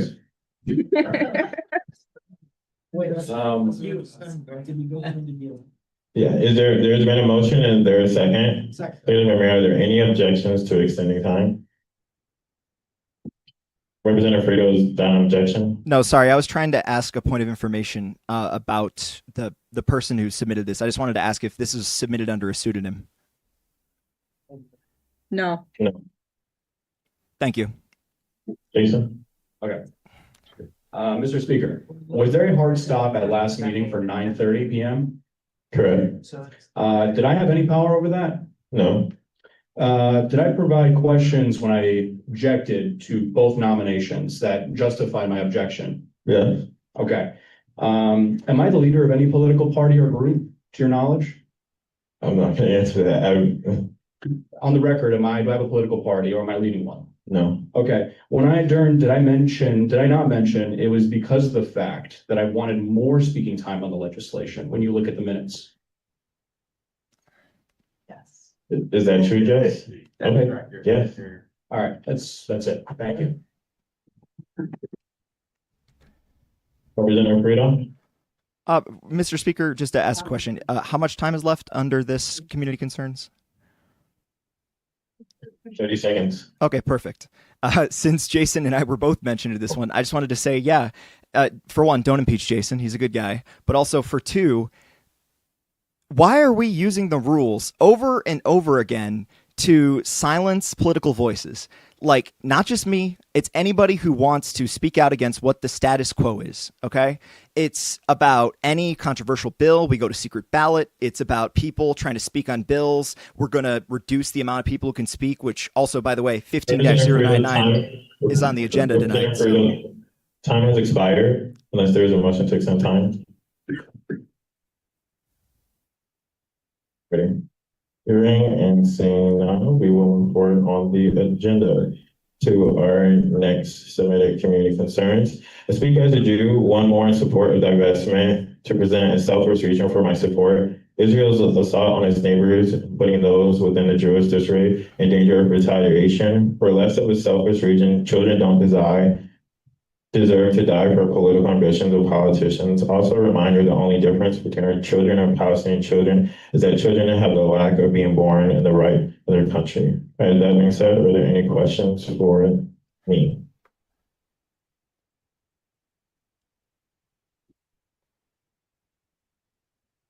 Hearing and seeing none, my name is Allison, and I'm a sophomore here at the university. Divest for Humanity is not about dividing the student population or fostering hate on our campus, but standing up for what the student population believes and defending and what, as a body, that we think is morally correct. Universities should not be financially associated with the entities that directly violate students' morals by pursuing a genocide against a group that many students on our campus belong to. It is our job to stand up for all the communities in this campus to defend our university's reputation. That being said, are there any questions that can be directed towards me?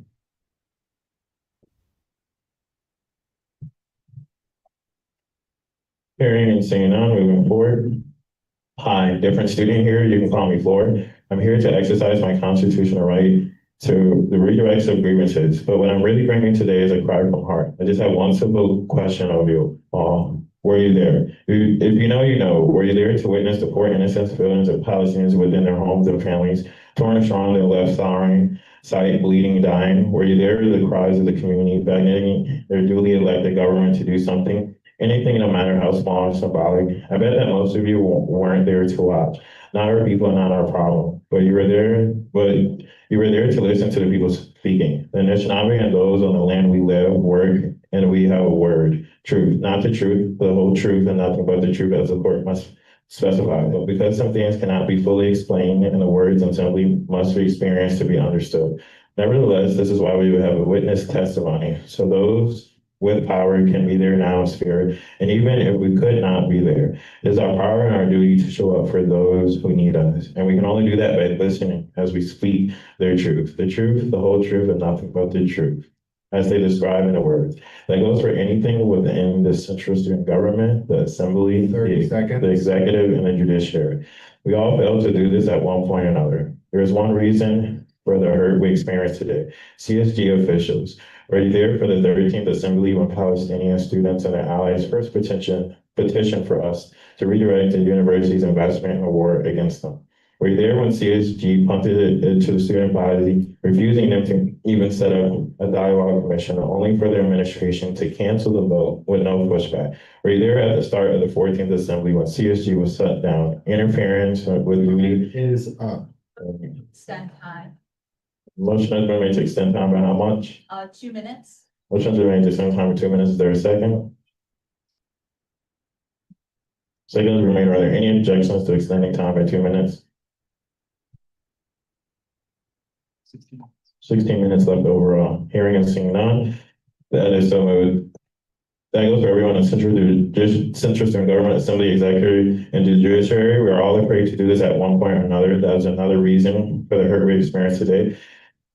CSG officials, were you there when we first petitioned? Oh, I read that part. Were you there with the start of the 14th Assembly when CSG was set down and the interference when the duty is not new? The denial form is not new, that the Assembly had to pull off an emergency maneuvering and dirty tricks of its own to make the appropriations of its constitutional mandated to make. Were you there when the rage born of boil over on October 8th? Those who were, we saw it. Opal turned into a mob. Assembly members voting their conscience threatened, stalked, harassed, and shut it down was squarely responsible for it. The officials who were supposed to enforce the rights and responsibilities failed to do so. So we, our students, sought justice by other legal means, and thank the Lords we did, we got it. See a pattern here. We cannot rely on our superiors to hear the truth and the answers and our prayers for relief. We rely on others because we must do so. Like I said, we've all failed to show up at one point and another. We've all been intimidated legally or otherwise. We've all used formalities to avoid having difficult conversations or reaching inconvenient conclusions. Were students made for these rules, or rather were the rules made for the students? Actually, the rules themselves apply the answer. We, the students of the University of Michigan's Ann Arbor campus, hereby establish this constitution to promote the academic freedom and the responsibility to foster fellowship and collaboration among the students, guarantee a public forum for the student expression. This is our shield that is stayed all together at once. No one is asking for a mob rule or kangaroo court. No branch of the CSG must take action without deliberation or without being clearly convinced in the end. We, the students, ask that our true are seen and heard because we know that all too often it has not been. But I also know that my experience, my truth, is we can do better than this. I've seen us stand up for the student body in meaningful ways. It's simply, I've seen you go to bat for immigrant students, disabled students, and those who might get stuck in the dome, or for Mason Hall. Is already. That being said, we are moving forward on the agenda to our last submitted comment. Hello, I'm the same person as Anonymous 2 from the 2/24 meeting. First, I would like to state for Anonymous number 4, with the same meeting in question, I am not Tyler Ferrito, nor am I affiliated in the capacity with Tyler Ferrito. I'm just a girl who likes to pay attention to politics. You can call me Madison if that helps. Secondly, I believe we owe our Chief Justice an apology. It is approximately 5 p.m. on a Friday on the 13th when I'm submitting this community concern letter. And I've just finished doing another review of the documentation and read of impeachment of Burrito. I apologize, this case is far more sensitive than has the right to be. With the titanic burden of you found yourself carrying, I do not envy you for a second. I have never seen at the time of the university such necessary redactions in the whole of deployed to obscure wrongdoing, but to not protect the constitutional rights and such rights of decency in the student government proceedings. What a shame. There should be more members of the assembly in question that have conducted themselves in such a way for these protections to become necessary at all. It's not normal, nor should it become normal for this style of proceedings to occur. This is a violation of defamation action of the university. We are not, and this shall never be this, because of this condemnation of everything we stand for, and I will not have for it. How dare you regularly Kenichi, Badari, Donnie, Tate, Yan, Aguilar, Ruloni into this? How dare you drag the court into the walls of the slimy, groomy beast of this issue so beyond the scope of what the judiciary designed to handle the elections violation should ever hands to handle? What are the other 9 justices, your classmates, your peers, and your brothers and sisters should be asked to handle? They are not the attorneys with decades of experience. They are not judges with clerks and chambers and institutional isolation. Time is up. Alrighty, that being said, we are moving I would like to forward. extend time on the previous one. A motion ahead, how much would you like to extend time by? Let's go with the minute and a half, and it's also about me, so you know. Motion has been made to extend time by a minute and a half. Is there a second?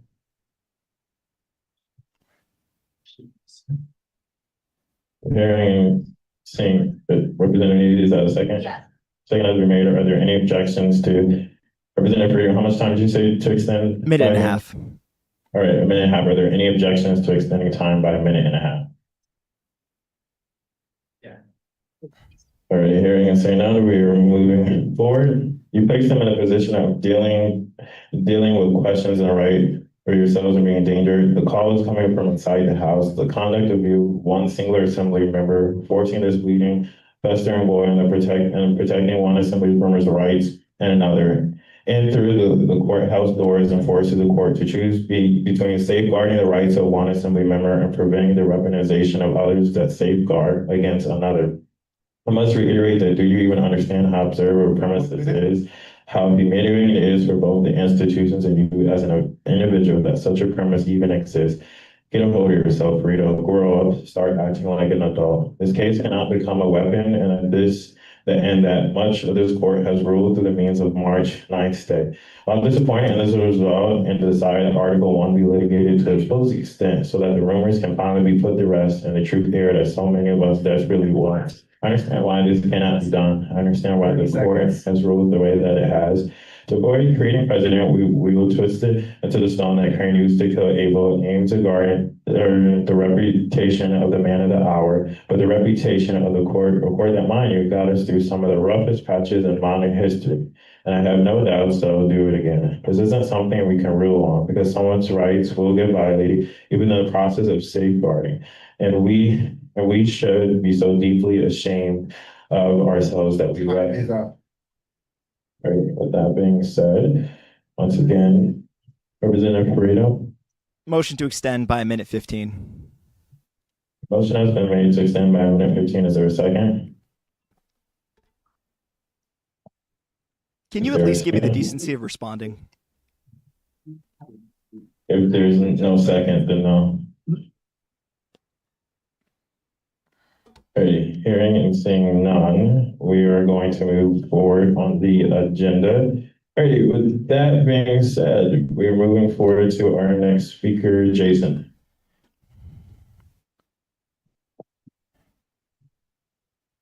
A house divided against itself cannot stand. Our government and community today is being intentionally divided and has been for a while under the guise of human rights and human lives. However, my fellow constituents, as well as the representatives in this room, I want you to veer away from this guise and look at the real motivation being the fact that it's about power. Don't believe me? Let's go through it. They use historical precedent to align their values with our schools by looking back at the South African and tobacco divestment pieces. However, I want to ask clearly, when it comes down to the agenda, they clearly only care about political clout and virtue signaling at the heart. And we know this because of the fact that when anything has been brought up, where have they been to advocate for? Point of order, members may not speak about business. This is clearly about business. It's not about business. Continue. It's not about business. Representative Freedom. Motion to suspend the rules about that rule about business, just for Jason. Okay, motion has been made and placed on the floor. Is there a second? Already hearing and seeing none. Continue, Jason. Thank you. I tried to be a nice guy. Arab nations I are tried. financing the Sudanese genocide. Also, welcome to the Heard chat, nothing everybody. I can't about believe that that. people are Thousands watching. have died. The internment camps of Uyghurs within China never mentioned within our community. 30 seconds. Right? And 1 million are there. Let's go with Armenians. Nearly 3 million of us died. That's about 80% of us at the time. We were ignored for 100 years and we continue to get bombed by Azerbaijan. But there's an overfixation on Israel and the Jewish community. In fact, if you look at the stats, this has even driven Islamophobia on both sides and hasn't actually remedied the issue of bringing us together. In fact, if we move forward with how things are going with this election and what this is really about, it's not about actually bringing any types of concerns or those who have been hurt, because why would this be about it? Time, Jason. 10 minutes expired. Motion has been made. To extend time by a minute? Motion has been made to extend time by 1 minute. Point Is of there a order, second? Mr. Speaker. Yes. I would say that it's potentially a conflict of interest for a rep to extend their own time in community concerns, but I'd be happy to make that motion for Jason. Second on Jackson. Hearing and seeing none, so moved. Okay, thank you. Our community, for example, last year in 2023 saw a variety of different things happening. And if you look at the stats, nearly 70% of Jewish students have a hard time even feeling comfortable showing their identity on campus. And if you actually look at it, you've even seen Holocaust denial amongst our generation skyrocket to about a quarter. It's no different also on Islamophobia with especially the Iranian community, Lebanese community, Palestinian community, and any other Arab community that's facing their own set of issues. But the right solution is not one that's trying to simply hate one side and promote another. It's about bringing both sides together. I advocate for the fact that we move forward with what we've done in the last year by reopening our government like we successfully done instead of shutting it down like we did last year with what these people want to do. Hosted collaboration events like bringing one Palestinian and one Israeli so that we can have the conversation, or even passing the most pieces His of intentions legislation. are good, even if compared I to us think, having like, the you know, government shut down we're a little and having past the no both sides legislation. type. Let His us remember intentions the are good. fact that ultimately, love does not boast. True love is humble, unselfish. True care does not drag, nor does it not self-promote. All right, thank you, Jason. Time has expired. With that being said, Representative Freedom. Let's extend Jason's time by 33 seconds exactly. Motion has been made to extend time by 32 seconds. Is there a second? Second has been made. Are there any objections to extend Jason's time by 33 seconds? Is that an objection? Objection has been noted. With that being said, we'll move into a period of voting. Everyone that is in favor of extending time by 33 seconds. Pretend I didn't make the please motion. raise your hand, either in person or on Zoom. If you're in favor of extending time by 33 seconds, Jason's time by 33 seconds, please raise your hand either in person or on Zoom if you're in favor of extending time for Jason. Right? Please lower your hands if you're against extending time for Jason for 33 seconds. Please raise your hand either on Zoom or in person if you're against extending time by 33 seconds. The nays have it. Already hearing and seeing that, we That are vote moving took forward longer on than the agenda 33 to our next seconds. speaker, Craig. How's everybody doing tonight? Yeah, thanks. I'm a faculty member in the library. It's wild to hear you talk about divisions while using phrases like these people, by the way. I've been curious for each of you what it means to read a land acknowledgement before you begin your meetings as a community of student leaders. The Anishinaabe lived on the land and by the water here before white settlers used lies and violence and killing to take land, force treaties, steal children, spread disease, implement death marches, and carve out apartheid via reservations. To me, your land acknowledgement is an acknowledgement the United States and the University of Michigan were built on fortunes reaped from genocide, and we haven't begun remotely to do anything to make it right. And other indigenous people are very much here today. We haven't done much to make it right for them. And what does it mean to each of you when you have a vote in front of you that concerns the indigenous people of Palestine? My conscience and heart won't allow me to ignore that the indigenous peoples all around the world have been treated in heartbreakingly similar ways on every continent, leading to profits for very similar individuals, corporations, and governments. I believe that the struggles of oppressed peoples are connected. I believe that creating safe and habitable communities on our planet, for all of us, Jewish people included, will never happen while some people continue to be systematically crushed under the violence of dehumanization and inequality inflicted by settler states. Israel has used bombing, bullets, starvation, forced marches, blockades of life-saving aid, eradication of hospitals, razing of homes and schools and infrastructure, destruction of crops and water sources, and the maintenance of apartheid walls to create a hellscape in Gaza, and the lawless, violent, and deadly land grabs in the West Bank are part of the same campaign. If you believe that as I do, that the treatment and struggles of indigenous peoples all around the world are connected, and your own land acknowledgement means something real, then I don't see how you can look away from the indigenous Palestinians. Please vote in favor of the Divest for Humanity Act. All right, thank you.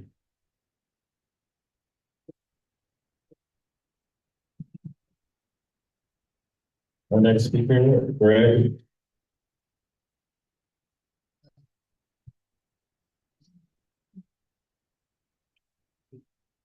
Oh, Representative Nico was there. Okay.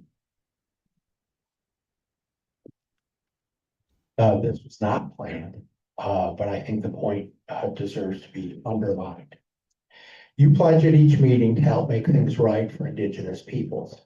In part, and I quote, "We offer this acknowledgement to affirm contemporary and ancestral Anishinaabe ties to this land, as well as the profound contributions of Native Americans to this institution. And we will work to hold the University of Michigan accountable to the needs of Indigenous peoples. No one is more Indigenous than the Palestinians of Palestine." In the words of the Palestinian poet Mahmoud Darwish, 1 minute. to our land, and it is the one near the word of God, a ceiling of clouds, to our land, and it is the one far from the adjectives and nouns, the map of absence, to our land, and it is the one tiny as a sesame seed, a heavenly horizon, and a hidden chasm, to our land, and it is the one surrounded by torn hills, the ambush of a new past, 30 seconds. to our land, and it is the prize of war, the freedom to die from longing and burning. If you believe in what you say about holding the university accountable for its treatment of Indigenous people, you will vote tonight for the Divest for Humanity Act. If you do not, you would seem obligated to explain why you repeatedly, ad seriatim, pledge one thing, and when it comes to the Palestinians, do another.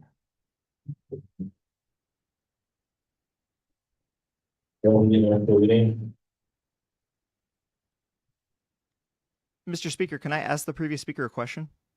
Time has expired unless you have a motion to extend time. Motion to extend time by 20 seconds. Motion has been made to extend time by 20 seconds. Is there a second? Hearing and seeing none, that dies for 11. Oh, Christina, is that a second? Sure is. A second has been made. Are there any objections to extending time in 20 seconds? Hearing and seeing none, Greg, the floor is yours, and Representative Burrito. Excellent. Thank you for coming to tonight's meeting. I'm glad I get to ask you a question. I wanted to ask you if you're aware of another bill, although the divestment bill is the big bill, right? There's another bill on the agenda called 15-099, Community Concerns Eligibility Act. Are you aware that if that bill passed without being amended, you would no longer be able to speak? And I believe the next two speakers would also not be able to speak. Time is up. Time is expired. My bad, I lowballed it. I guess I'll make a motion to extend time by 20 seconds for his answer. A motion has been made to extend time by 20 seconds. Is there a second? Rep. Jones, is that a second? Yes. Second has been made. Are there any objections? To make a point of information, we have 2 minutes left to community concerns. Are there any objections towards extending time by 20 seconds? Is that Yes. information? Like,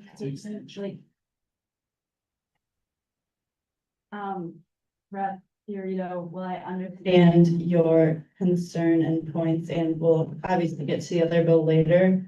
I just would like to note that as it stands, we do have the stipulation of the word alumni, which is listed next to the speaker's name on community concerns. So I just would suggest potentially that you don't make that note.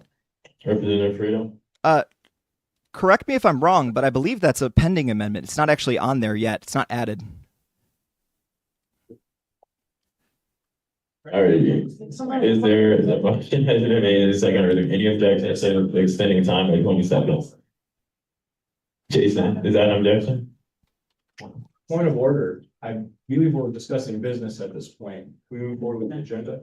A motion has been made and there is a second. Are there any objections to extending time by 20 seconds?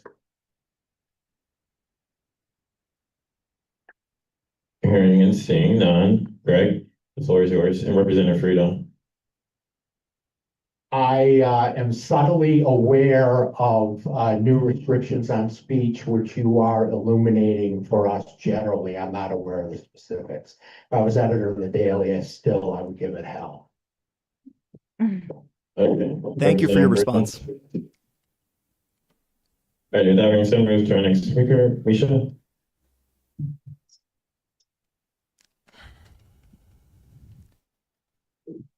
Thank you, everybody.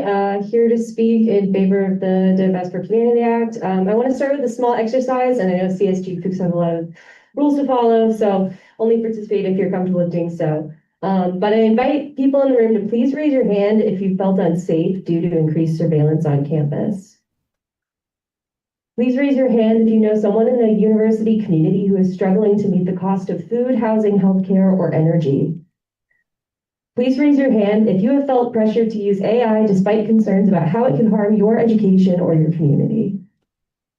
Although we as Westerners might never know what it's like to experience oppression at the level of Palestinians, we must recognize that our leadership use many of the same tools to oppress us.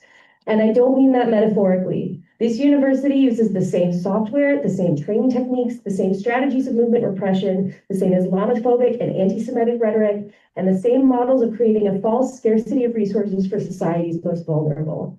On-campus funding related to the colonization of Palestine is also directly related to on-campus repression because the people who hold power at this institution view you the same way that the powers occupying Palestine view Palestinians. When you are compliant and docile, you are a resource to be exploited for your money and labor. When you speak out against injustice, you are a threat to be eliminated. This kind of attitude does extreme harm to our community, and we the people must raise our voices to demand that UMICH return to its commitment to providing a good education for students and may let go of its dogged devotion to a foreign state that cares nothing about this community. Thank you.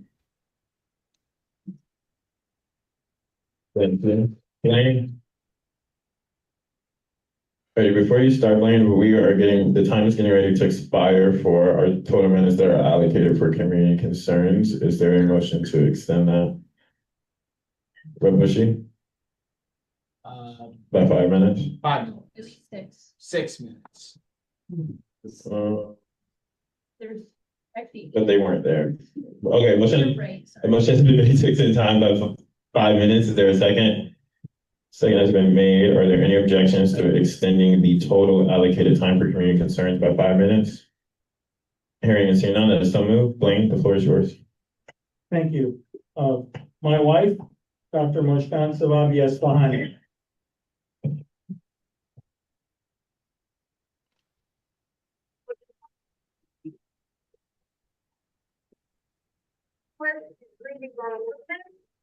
Hundreds of children are dead, many hospitals have been attacked, and many schools, including universities, have endured massive damage. The very least we can do, pass a resolution that says cut off military aid to Israel.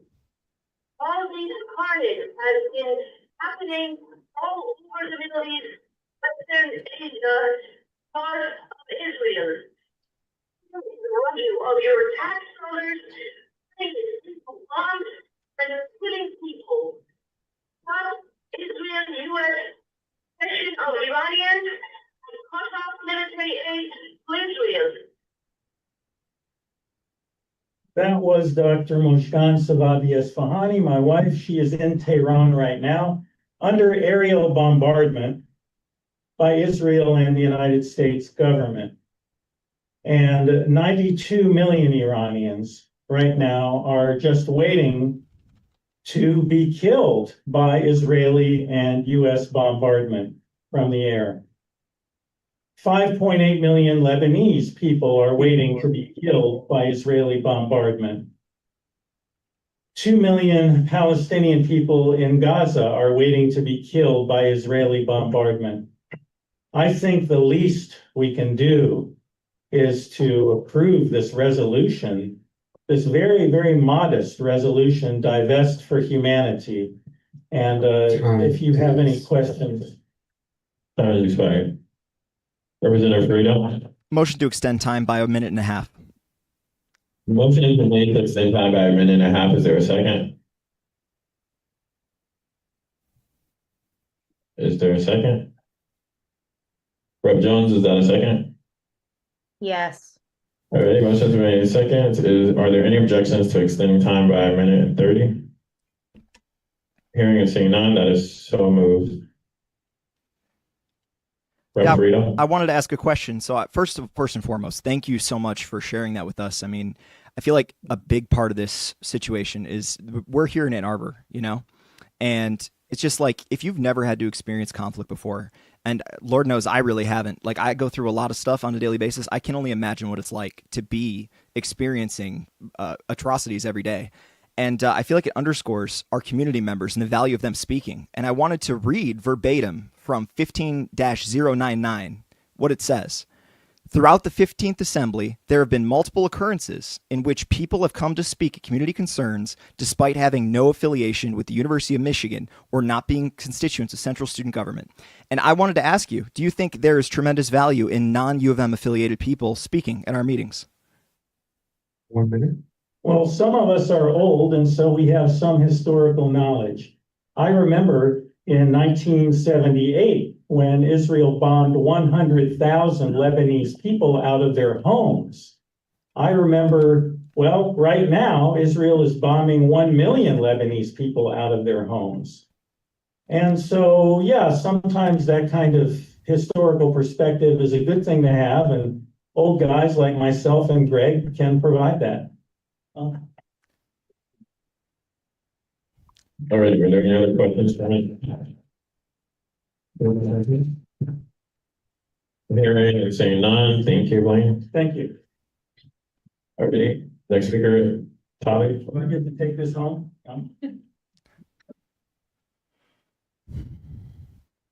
Melissa? Yes.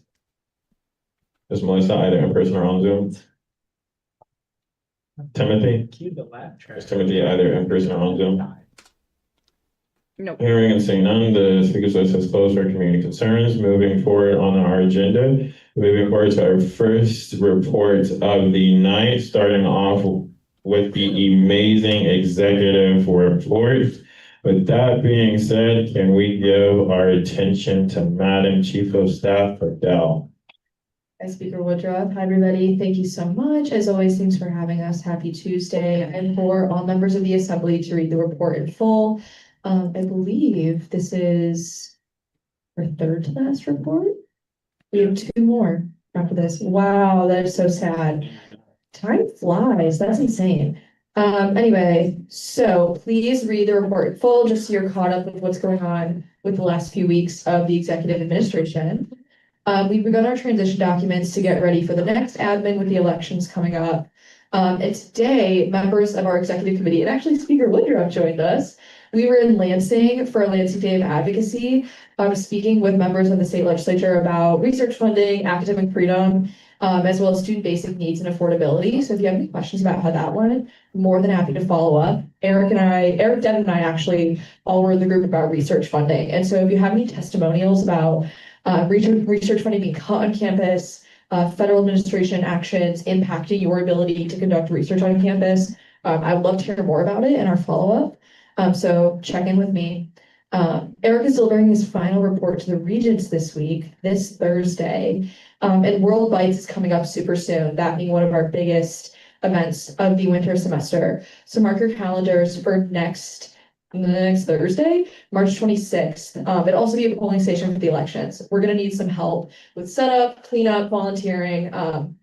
So please make yourselves available from 6:30 to 8:30. That'd be fantastic. Thank you. Regarding communications, the March ACE release on March 9th, and announcements for the final ACE of this administration being on April 7th. Announcements will be due March 26th. So final ACE is on April 7th. We need those announcements by March 26th, please and thank you. And same rules as always. If you need stuff put on the Instagram, chat with us. We would love to have that form filled out 10 days in advance.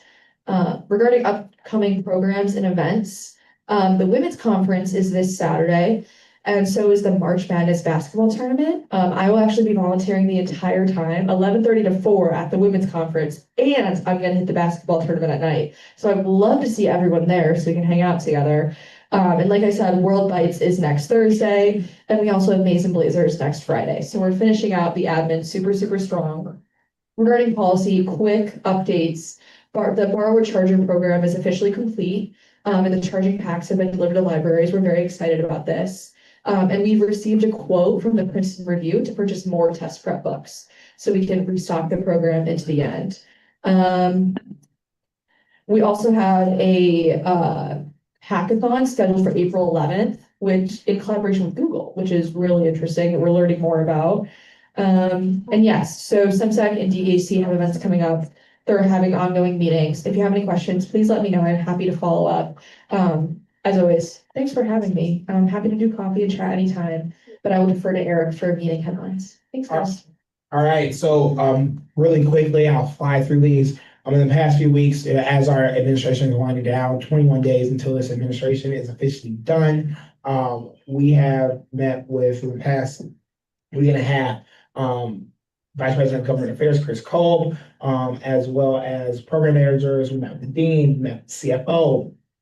We met with University Federal Relations, as well as President Grassel this week, as well as Rob Ernst. And we are taking the concerns that we're hearing from you all and talking about those. Some really cool updates as it pertains to UHS and some things we're going to be advocating for in these last few days, as well as really just thinking about ways that we want to move forward in the future and really submitting those reach. So that's really where we've been at and what we've been working on. You can read what each meeting is about. I'm happy to talk more about those if there are specific meetings that you have questions about. But just want to say, it's been a great honor and privilege to do it. And we are going to keep going all the way to the finish line. So we look forward to, putting in the hard work. Thank you. Questions for the executive team? Representative Frito? Sorry, this is a motion. Out of respect for the numerous people who've come here about the divestment bill, I wanted to make a motion to move that to next on the agenda. I don't know if I need to suspend the rules for that or... We're still within reports. Representative Frito? If you want to do that with your rule suspension. Okay, Yeah. then I'll do that. I'll suspend the rules. Divide reports into 2 sections.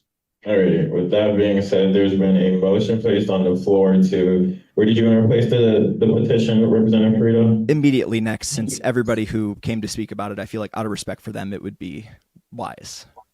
You want to suspend the rules and to place the Divest for Humanity petition right after the exact report. Is that your motion? Yes. Right, is there a second?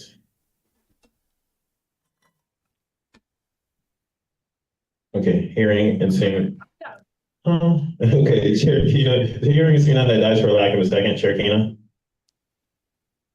I feel like this is a good compromise. Suspend the rules motion to put, the Divest for Humanity petition after reports. Okay, motion has been made to suspend the rules to place the petition right after reports. Is there a second? The second has been made. Are there any objections to suspending the rules and moving the petition right after all of the reports? Hearing and seeing none, President Veal, you may continue. You got 20 seconds. All right, Mr. President, I just have to ask, can you tell me what's different about this World Bites? I'm so passionate about it. Oh, Jason, the guy who just spoke, is like criticized World Bites. It was originally his beef with the president. God, that's funny. Is there a motion? I'll be right back. I have to go to the bathroom. Yeah. I'd like to make a motion to extend time by 3 minutes. 1 minute? Yeah. 1 minute. Is there a second? I need extra, like, anytime in a minute. I'm gonna sing now, So World Bites is actually reinvented, and I'm really, really excited about World Bites actually. I mean, I won't be here next week, nor will Devin, because we will be at Big on the Hill. But Haley and the rest of our team will be here to carry us on. But World Bites this year is actually on election day, and that's on purpose, so we can have people coming in and get civically engaged in our election, while also trying different foods from different groups on campus. So really trying to balance that and make it a more impactful event. I know me and you have had a lot of conversations going back to when we first met, about, how to make World Bites a better event. And so I'm really looking forward to hearing your thoughts afterwards. Other questions?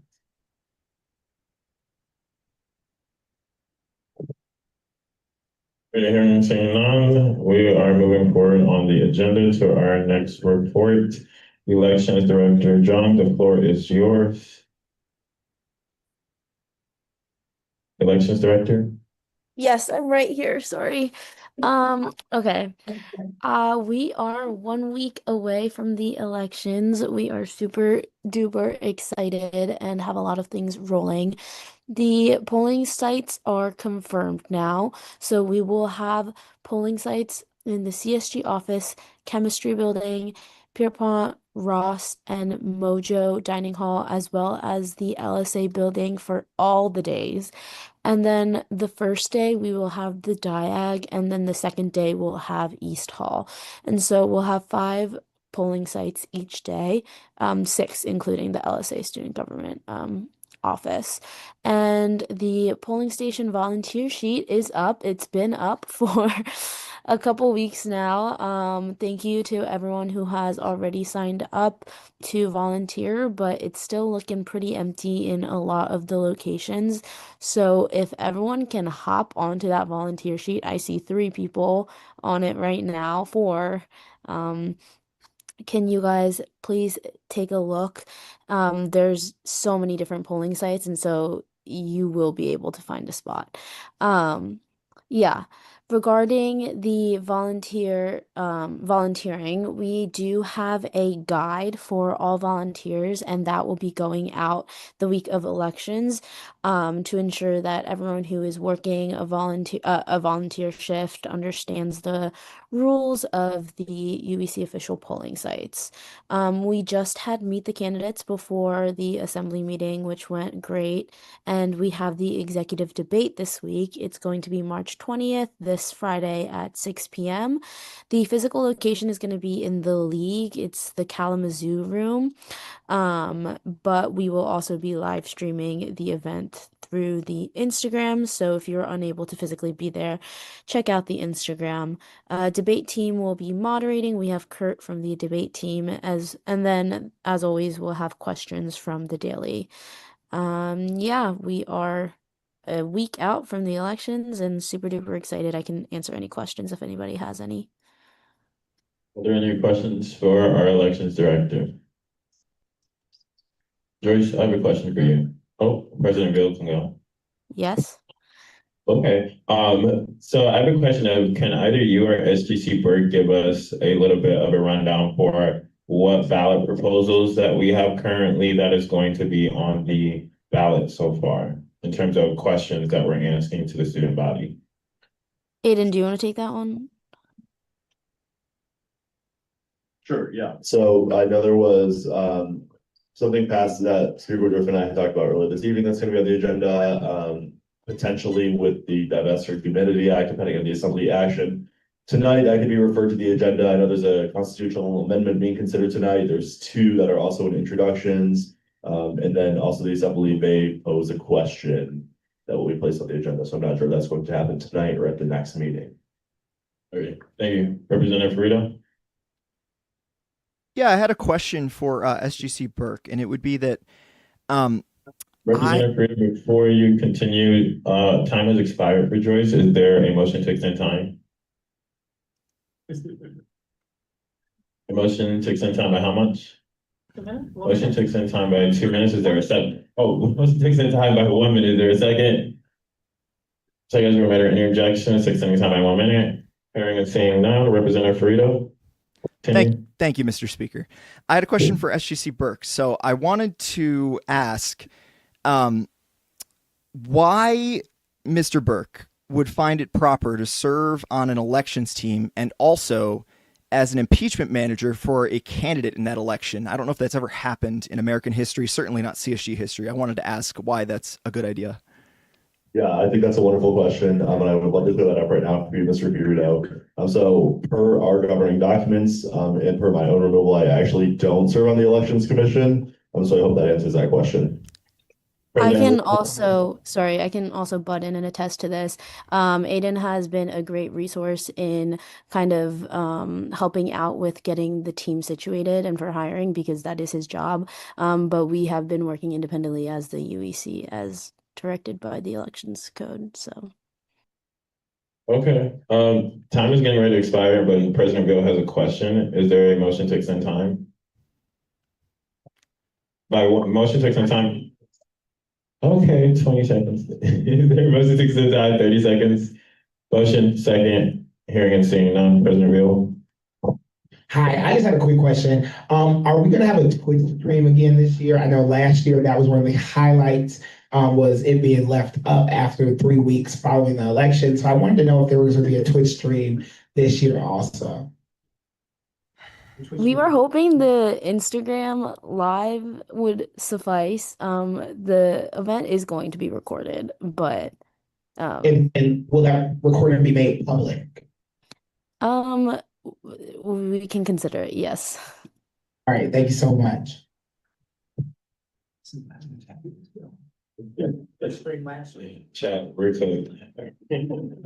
Okay, kidding. Hearing and seeing none, we're moving forward on the agenda to the last speaker. My report.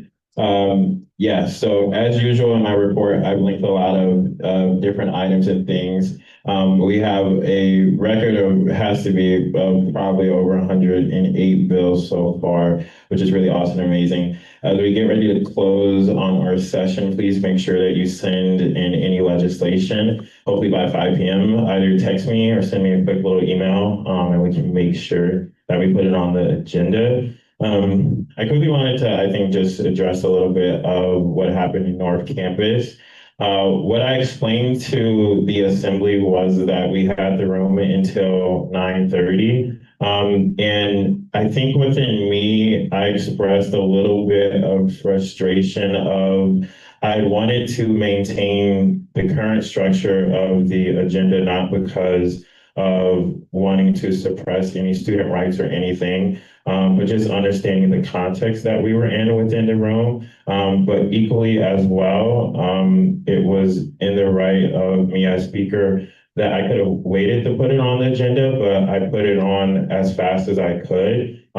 So I wanted to create an opportunity where we could have the conversation, but I never wanted us to feel rushed. I wanted us to make sure that we have the discussion on it. But it's like equally like I've talked about for months. I think that sometimes our conduct, just in terms of how we're treating each other, is honestly out of this world, right? I've provided you all with a lot of respect, right? And that's hopefully what I hope that it goes both ways, right? I've continued to push for and elevating student voices, and that's continually what I'll continue to push for, right? That's one of the reasons why I wanted to be speaker is, to elevate those voices. So I just want to continue to hopefully push to elevate within this body that it's important that the things that we do is incredibly important, but we have to realize as well as within our own conduct about, how we're advocating for these things, because this is incredibly important and I agree, but equally as well, I felt incredibly pressured to rush through the agenda instead of trying to make sure that we're going to get here today. We're fingers crossed going to vote on this, and we're going to make a decision on this tonight, right? So we're always going to get here. But equally as well as just ending off with the graduate task force, this is something that I think that, I'll solicit nominations for, but I really do think that this would be hopefully best for the next session to really attend towards. I do have one more thing before I leave that I want to propose for graduate students. One big thing to be able to, I think, really make sure that we're continue to be elevated within this body. But I think that that's something that a continuation of the 16th session and that task force that they can work on. Is there a motion to extend my time by 1 minute? Motion has been made. Are there any objections? Hearing and seeing none. So within that, it'll be hopefully next meeting or so, I'll propose, I think, a list of people, but I think that within the 16th session, this is something that we can really continue to elevate. This is something, one thing why I ran for speaker. Graduate voices deserve to be continued to be elevated, but not just a small, minute number within the room. So I'll continue to do that, as well as I'll continue to update the tracker for legislation. Once again, Chair Kelly's always been doing a good job of sending that out. Please let me know if you feel that your resolution has not been sent to the recipient list. Chair Kelly and I will get that out as soon as possible, because sometimes there's a lot of resolutions that need to get places. So let us know, and we can also help with coordinating if there is a meeting that's needed. I've added things about the attendance as well as the caucuses. And just a reminder, we only have 2 more meetings of the 15th session. Sad face. It's been really awesome and amazing to serve you all as speaker. Yes, so I'm going to end there before I cry. But yeah, that's about it. So yes, time has expired for me. Alrighty, with that being said, we are moving forward on the agenda. Sorry, I wanted a motion to extend time. My apologies, Mr. Speaker. Yeah, motion to extend time by 45 seconds. Made to extend time by 45 seconds, or a second? Representative Ferrito, is there a specific reason? Oh, I just wanted to say a nice thing that you're doing a good job as speaker, but that's cool if this works. The second has been made. Are there any objections to extending time? Hearing and seeing none, Representative Ferrito, the floor is yours. Also, he did not tell me to say this, just for the record, nor do I think he would want me to speak positively for him with my current state. I just wanted to say that Speaker Woodruff has done a very good job behind the scenes that a lot of people don't even really know about, and it's that, like, over the past couple of weeks, like, my family's actually dealt with, like, anonymous people threatening them and whatnot, and Devin has been there pretty much every step of the way to try and figure out solutions, and I really appreciate that. And I think that a lot of people have probably also have similar positive experiences with Speaker Woodruff. And so I feel like regardless of what happens in the next 2 weeks with the elections, I mean, I think it's a good model for leadership, and I look forward to the next year. Thank you.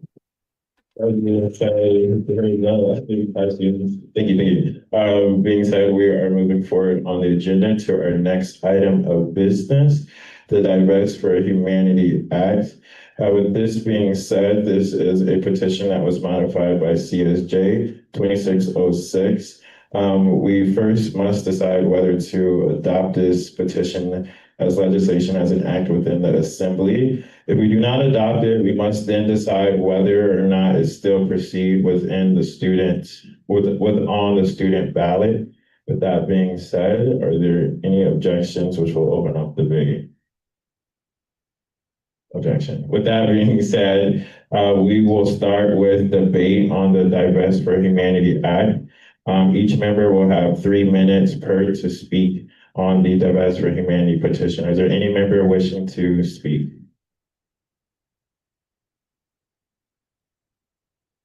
Representative Kashaba?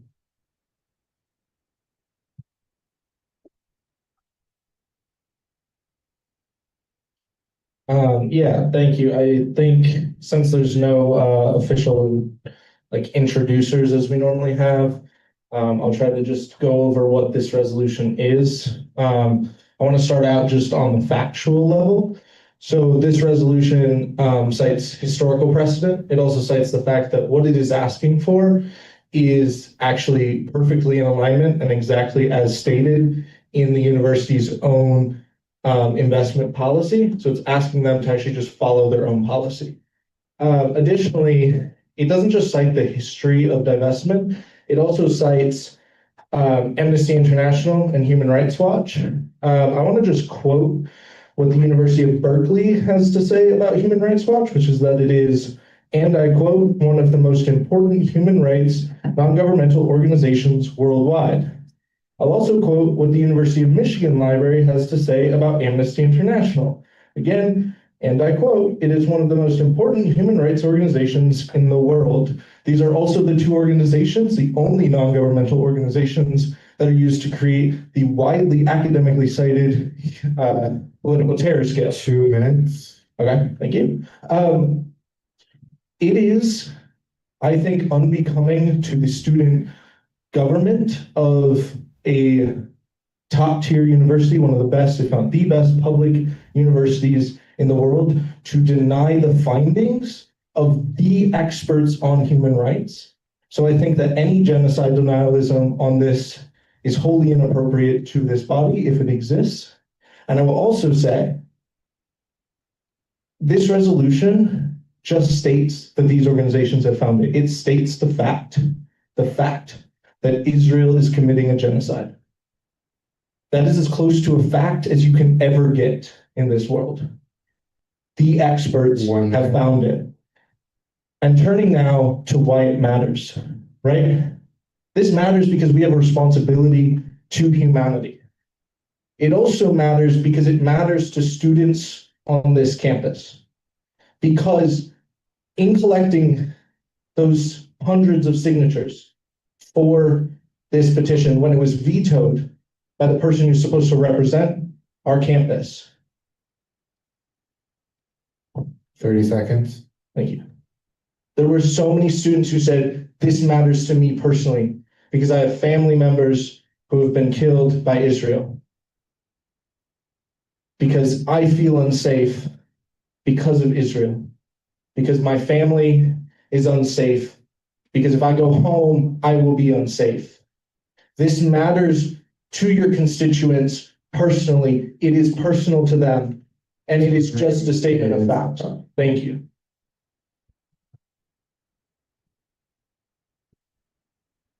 Are there any other members wishing to speak? Representative Freedom? Thank you, Mr. Speaker. I've thought long and hard about this. And I think one thing that gets lost in the conversation is I think there's two different conversations happening. And the louder one, which obviously I'm not saying this conversation is not important at all, is the divestment from the state of Israel. And I think that conversation has been happening in our media. It's been happening on our campus. It's been happening in our student orgs. And I think those conversations need to continue.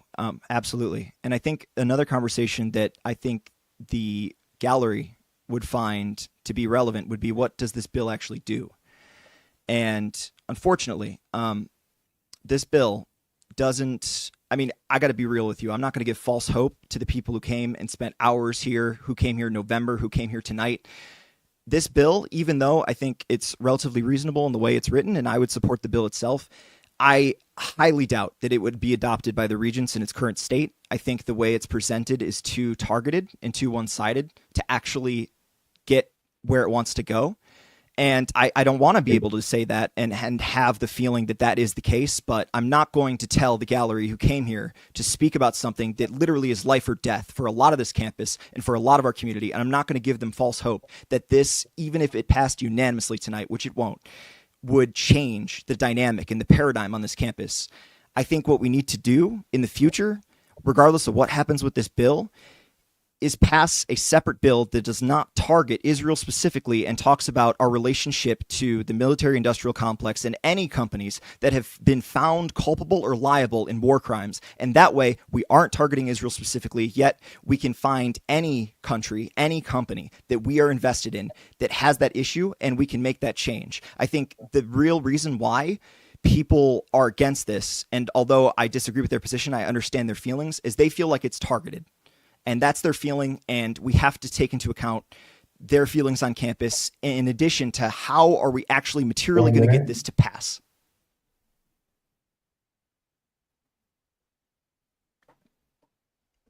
Jason? Kishala, did he raise his placard to speak after? Yeah. He can go ahead, if that's appropriate. Go ahead. Yeah, you haven't spoken. It's okay. If that's permitted, motion to allow Representative Kishaba to speak over me. Did you want to speak? I don't want to speak first. Okay, well. Okay, there's no worries, then I'll go right ahead. So I just want to break this down real quick. The core tenet with the disagreement and more or less curiosity behind the legislation at hand has no conversation on my behalf on the subject of necessarily this specific genocide. My core tenet is kind of similar-ish to what Fiorito mentioned, but I'll dive more into the details. One of the core things I want to understand is firstly intention. Intention when it came down to the ratification and specifically when it comes down to the factions and the politics behind this. Because the key thing is, nowhere else is it stated, and we have all kinds of suffering happening right now. And I agree with you, we do have a right to humanity. But what about the inhumanity that's happening in all these places stated that I mentioned in community concerns? There's been no conversation had with any one of these communities that are going through injustice right now, like mentioned, whether it be, again, the Sudanese with their issue with the Gulf states, nothing being mentioned with how the Saudi government is perpetuating the mass slaughtering of the Yemenis. Nothing's been mentioned about any suffering anywhere else, like even the Uyghurs I mentioned prior. But the one thing I really want to go over with that is just the politicalization of this on the fact that, again, the way that it's been framed is near an election period where if it passes, you can claim it as an achievement, only for you to shut down the government, which actually cuts off resources to other clubs, or the fact that, again, if it fails, you can play, again, the card of basically saying, look what they've done. They don't care about the issue. If you want to fundamentally pass something that really addresses this core issue of humanity at heart, make a piece of legislation so we can understand transparently where the money's going, because that's the answer we don't have. Figure out legislation that's inclusive to all suffering and all humanity happening, if you really care about human rights, and start having the conversation instead of creating just simple declarations. Have the conversation with the regions, have the conversation with the community leaders that are attached to these different inhumanities that I mentioned. This conversation has clearly not happened to the fullest extent that it has. And you could even tell based off the fact that the fixation with the communities that I mentioned prior. No genocide should occur for any group of people. No inhumanity should happen for anyone. So why don't we pass legislation that addresses that instead of making this so narrow, polarizing, and ultimately divisive that pits people against each other and creates acts of violence like we saw nearly a year ago, where people were being assaulted, spat on, and having their property vandalized. That shouldn't be happening, period. So just some key considerations. I believe Kishaba may have some answers, hopefully. 20 seconds. Your wish is my command. I have some answers. First of all, I want you to definitely feel empowered to introduce whatever resolutions you want to. In case any member has forgotten, you all have the power to introduce legislation. If you want legislation on something, again, I hope you feel empowered to do that. Now, I would also say I took a human rights class last semester, and one of the major things, okay.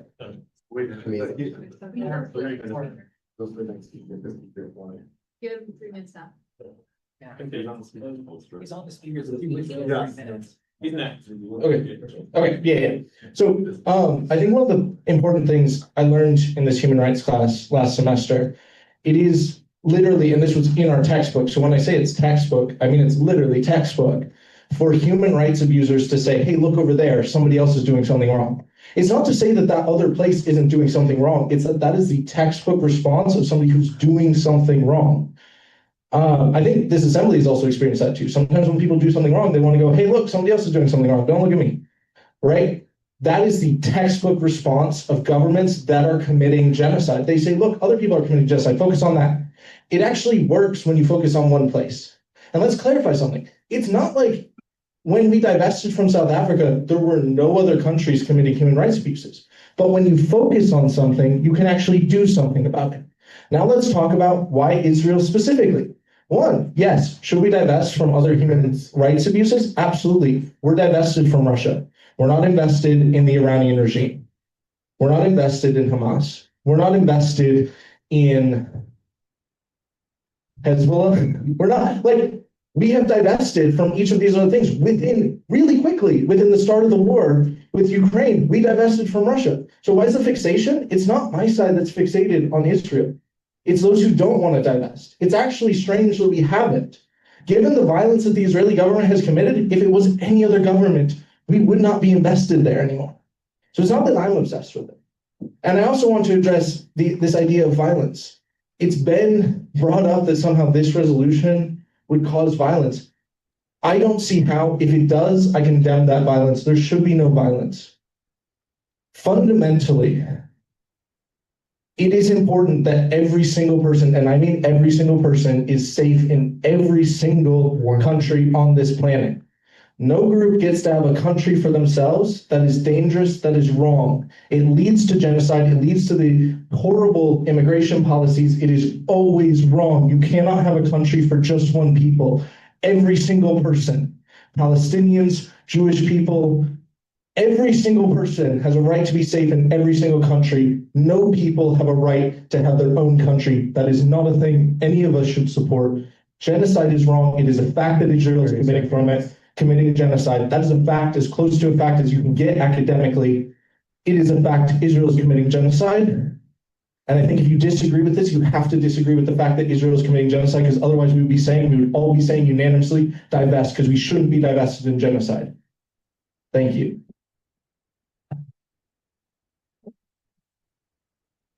Okay, for the speakers list, I have Sadie, Representative Jones, Summit, and then Representative Frida. I want to address this idea that we're timing this bill to be placed here for a political purpose. This was just how the timing worked out. As Devin said, he put it on as soon as possible. So we got the signatures as soon as we possibly could. We didn't hold out on our signatures so that we could politically time this. Also, I post this passing through the assembly. I know I received, we got doxxed and, my workplace got emailed and things of that nature. So I would not be doing this for any, political purposes to win a CSG election. Because I would rather not go through that ordeal again, quite frankly. So I think it's a little bit insulting to imply that I'm only putting forth a resolution that I really, really care about because I want to win an election at the detriment to my own life and well-being. So I appreciate that.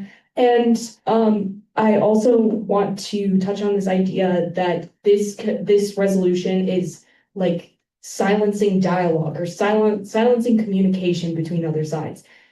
It has been so long since the start of this current iteration of this genocide. We have talked, we have had dialogue. This has been on people's minds day in, day out. I know that I have these conversations with my friends. I have these conversations with peers. I have these conversations with people who aren't even really that politically involved. or wouldn't care or couldn't even point to me on a map where any of this is taking place. And we've been having conversations. But at what point do those conversations become productive? At what point do we say, okay, we've talked and it's time to move forward. It's time to take some action. Because at the end of the day, if all we have is conversation, then we're just stalling the issue. Justice delayed is justice denied. And this is what we're doing by continuing to have conversations, and we're just figuring things out and just asking questions. We're perpetuating this injustice. The only way to do that is to have a constructive dialogue through the creation of this ad hoc committee, which brings people together from diverse perspectives, from alumni, from staff, from students, and that are approved by the regents, to come together to find a solution, to actually find a solution, to actually make change, instead of just talking to talk and continue to talk. We have to do something. We have to act. All of these conversations should be leading us towards action, not more conversations. So I encourage everyone to vote yes in this resolution. Thank you.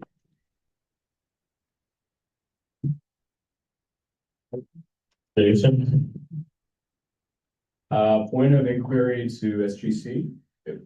Okay, was there, so I believe it was a midterm in 2023. Did we witness a petition on the ballot? Yes. Following up on that, did it influence the election at all of any of those seats? So that I'm not exactly sure if I was in a more limited capacity at the time, but what I'll say is when that petition was on the ballot, that was, are you speaking of the time when the university had taken that ballot? I'm gonna be honest, I was only a first year intern at the time. No problem. Can I make a point of information about it, since I served on the election code task force for that election? 2 seconds. Yes. 2 seconds? Okay, you got 3. Okay. Oh shoot, it's already over. But anyways, yeah, no, that year, basically what happened was we had a 3-day election period. It was the first time we ever had a 3-day election period. And because of both the petitions and the 3 days, we had the highest turnout ever recorded that fall. However, 2 days into the election, using the pretext of the Tahrir Coalition that sent an email to the entire student body, the petitions, both of them, one was written by many student groups affiliated with the pro-Palestine movement, and the other was written by people affiliated with the pro-Israel movement. Both of them were taken off unilaterally without our consent from the ballot 2 days into the election by President Santaono at the time. Oh, thank you. Okay, so we're still on Sadie's time, but my bad. Okay. Jason? Okay. All right, so with that being said, I have next on the speakers is Rep. Jones, Summit, Rep. Perito, Jason, Sean. Is there anyone else? And then Kashaba. So Rep. Jones, the floor is yours. Great, thank you so much. I just want to echo some of the sentiments of Rep. Kashaba. I think he said it best, that this resolution was not made to just talk about what's going on in Israel. I think it's more broadly about what it is that we as an education institution want to be using our funds for. So I agree that we should not be investing in any thing that is promoting military and violence abroad, whether that be in Israel or elsewhere. I think that this resolution has been on the floor for long enough. Everybody here has spoken until they're blue in the face. It was initially passed and vetoed, if I can remind you all. And so we're bringing it back tonight because, as you can see, a lot of people care a lot about this. Thank you. I have a motion. Motion to previous. Motion has been made to previous question. Is there a second? Second has been made. Are there any objections to moving to previous question and ending debate? Rep. Perito, is that an objection? Yes. Objection has been noted. With that being said, we're moving to a period of voting. Everyone. What? Yes. Is this a debatable motion? No. All right, with that being said, everyone that is in favor of moving to end debate, please raise your placard either on Zoom. Please raise your hand either on Zoom or your placard in person if you are in favor of moving to previous question and ending debate. on the Divest for Humanity. If you're in favor of ending debate, please raise your hand either on Zoom or in person if you'd like to end debate and move to a vote.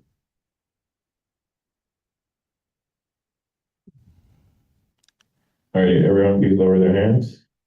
If you are against the motion to moving to previous question, please raise your hand either on Zoom or your placard in person. If you are against the motion to moving to previous question and you would like to stay within debate, please raise your hand. Please lower your placards. Everyone that would like to abstain from this vote, please either raise your hand on Zoom or your placards in person.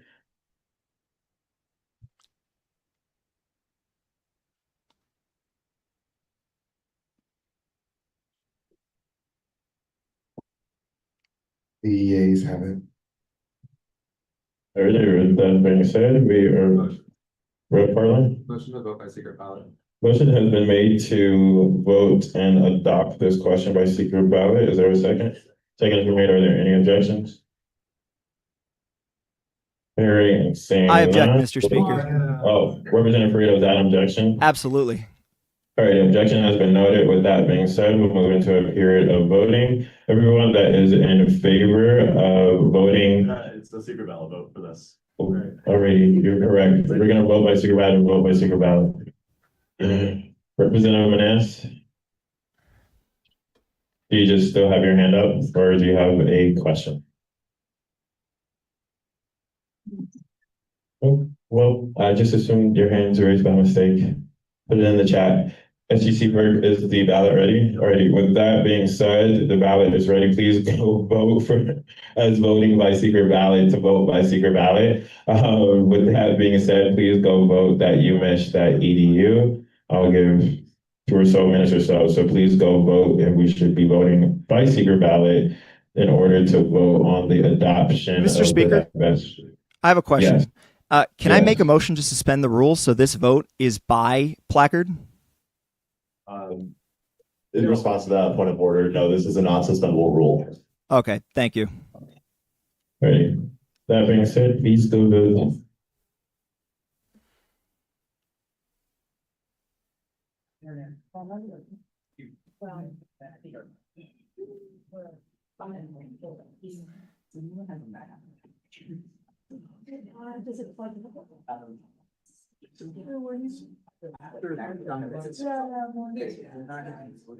This is just a vote if it's by secret ballot. And the next vote is just for the. Yeah, no, this is.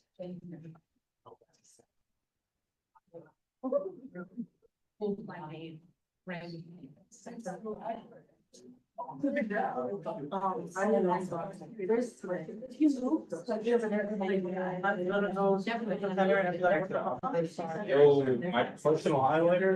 My highlighter is dry. I was here. Yeah, that was. But my highlighter is dry. Right? Do not, I know it's one of those ones that Why is it dry? I'm gonna go back. Complain. Your speaker thing. It's dry. My highlighter is dry. That's a bad one. I'm gonna go get this back for 7 Get another one. I'm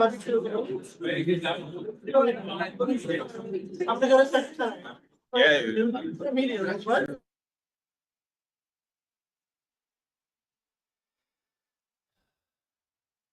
I'll be right back, guys.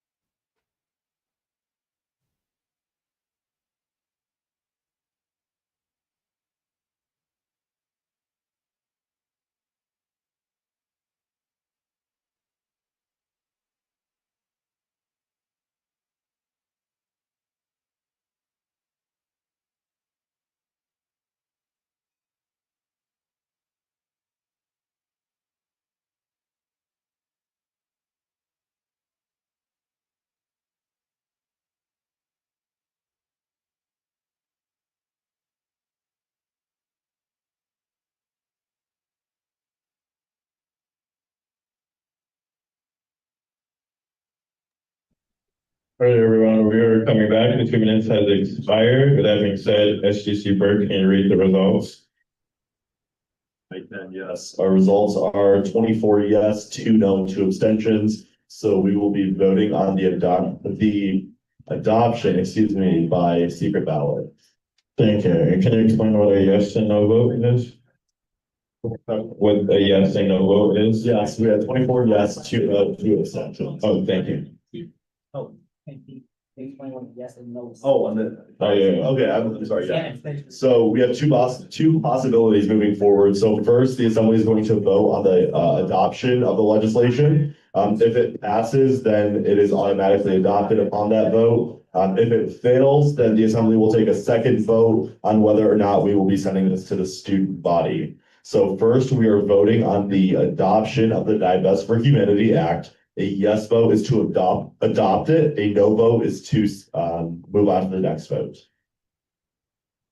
John? What's the voting threshold? A simple majority. Ready? Any other questions, comments, concerns?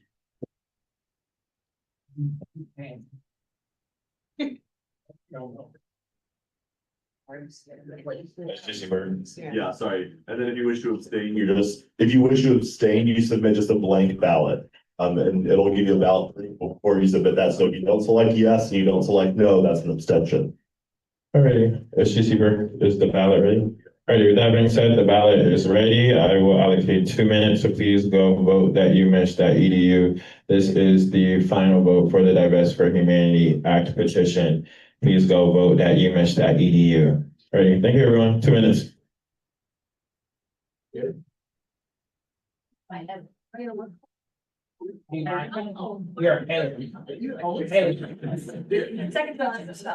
I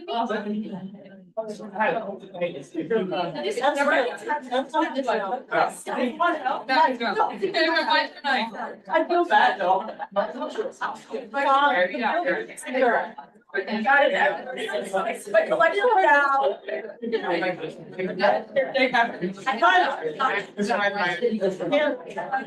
Yeah.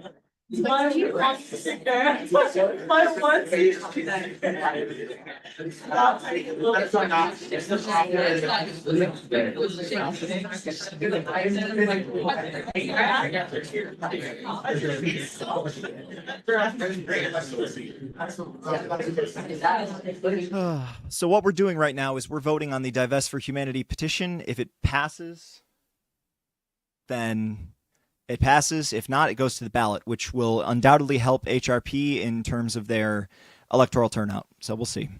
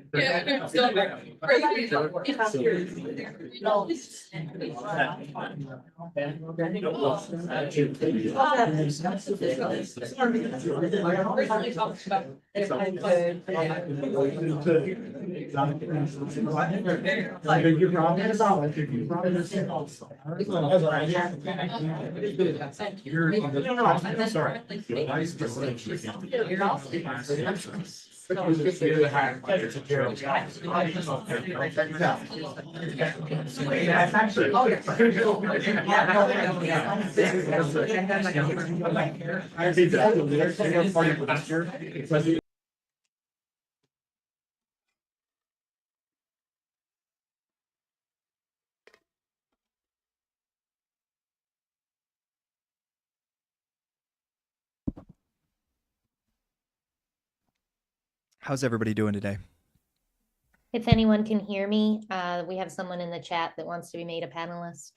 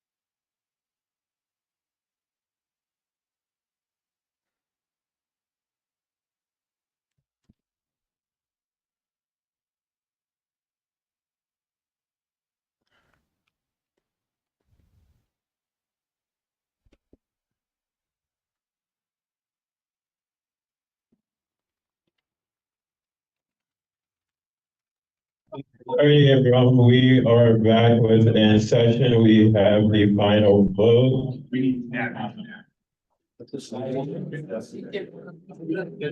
Alright, does anyone object to Chief of Staff Rayberg being our teller for tonight? Hearing and seeing none, Chief of Staff Rayberg will read the results as follows. Okay, so on the adoption of the Divest for Humanity Act petition, there are 19 yeses, 7 nos, and 6 abstentions. So the motion is adopted. Alrighty, with that being said, we will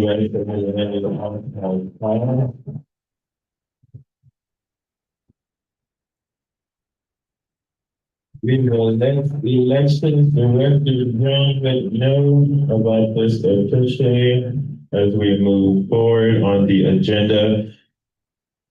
Okay, well, there are any nominations and we're starting with introductions.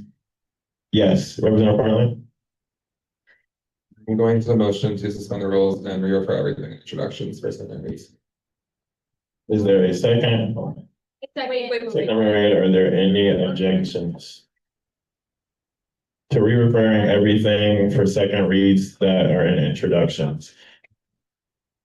Representative Frito, is that an objection? Yeah, it's only 10:30. We've been here till 2:30. Let's do it. The objection has been made. With that being said, Chair Keenan, can you help with the vote? With that being said.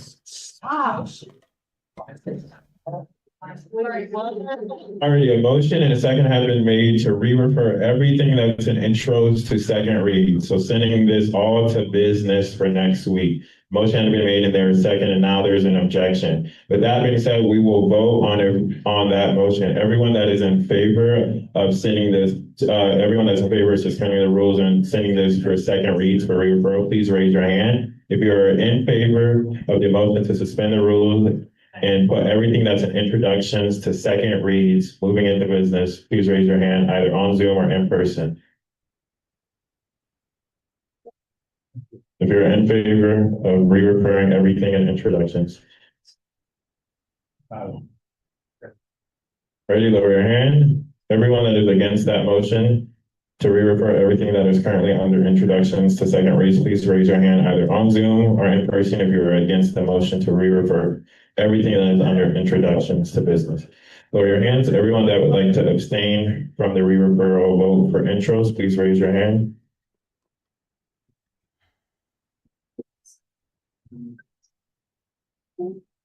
The yeas have it. That being said, that is so moved. Alrighty, moving forward on the agenda, starting with our first item of business, AR 15096. Does anyone object towards the passage of the resolution workshop adjustment? Does anyone object towards the passage of AR 15096? Does anyone object towards the passage of AR 15096?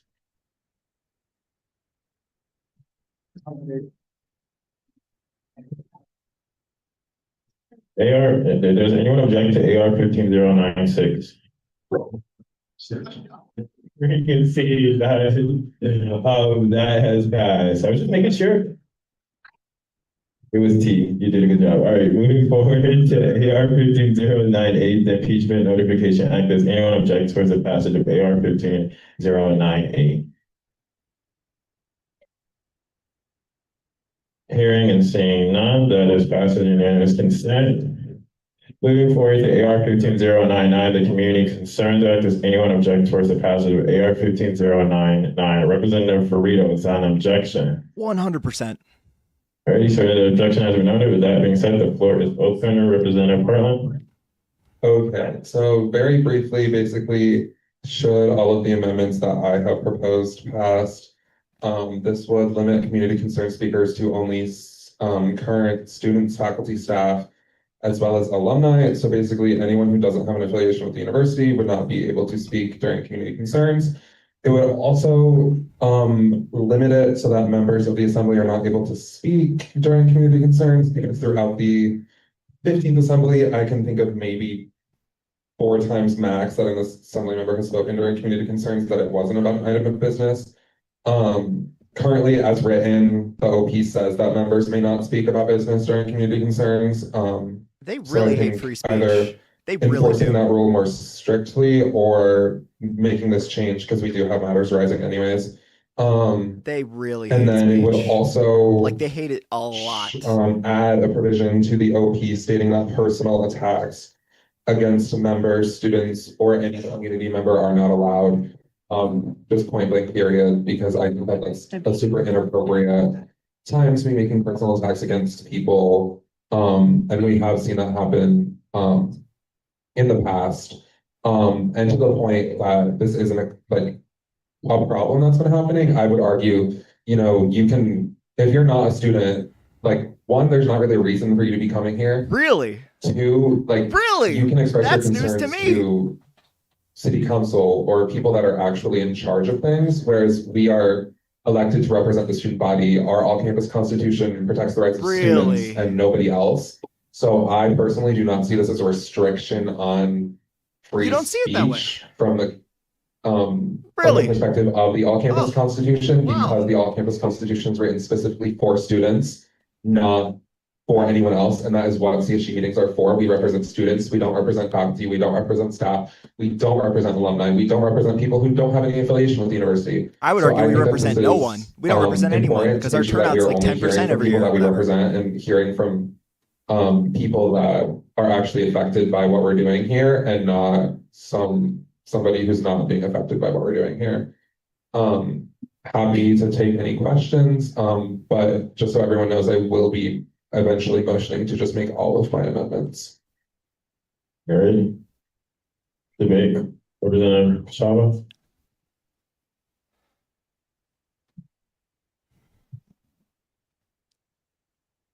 Yeah, thank you. I just want to say, I have no opposition to the amendments themselves. I think they make the bill slightly better. I'm opposed to the bill in either form, so don't have much of a stance on that. I would say, I think this is not an attack on anyone. I just think that it is genuinely disrespectful to our community members to say that simply because they are not an alumni, that they somehow don't have stakes in this, that they can't bring us important information. I know it's been mentioned like ABTS. It's also the case that like, if we're doing something as a student, yes, we represent the student body. Absolutely. I think we should emphasize that. It's not admin's it's not the central admin government, right? This is central student government. We do represent students, but it's also a statement of fact that when you're in a space like Ann Arbor, for example, the things that the student body does, the things that students do affect the community. And that may be relevant to community members. And so I think it sort of sections us off from the community. I think it's disrespectful to the community. And I also worry genuinely about where it comes from, because to me, there's only two logical options. Either this is solving a problem that we don't have because it's totally fine to have people come in and speak, even if they're community members, or it has to do with an objection to the things that non-students have been saying, in which case this is motivated by content-based motivations. So it's either motivated by something that's wholly inconsistent with freedom of speech, or it's solving a problem that doesn't exist. Because we haven't had a problem where like there are too many non-students coming in. No, most of the time when we have a large list of people signing up, they're all students, or vast majority of them are students. So the issue isn't the numbers. The options are either this is solving a problem that doesn't exist, or it is solving a problem that is wholly inconsistent with principles of freedom of speech. Just because we can do it doesn't mean we should. We should respect the freedom of speech. Should respect the community within which we reside, and we should respect our elders as we should respect all people. Thank you. With that being said, the speakers list I have is Representative Bull, Representative Neely, Representative Farito, and then Ryan. Oh, and then added.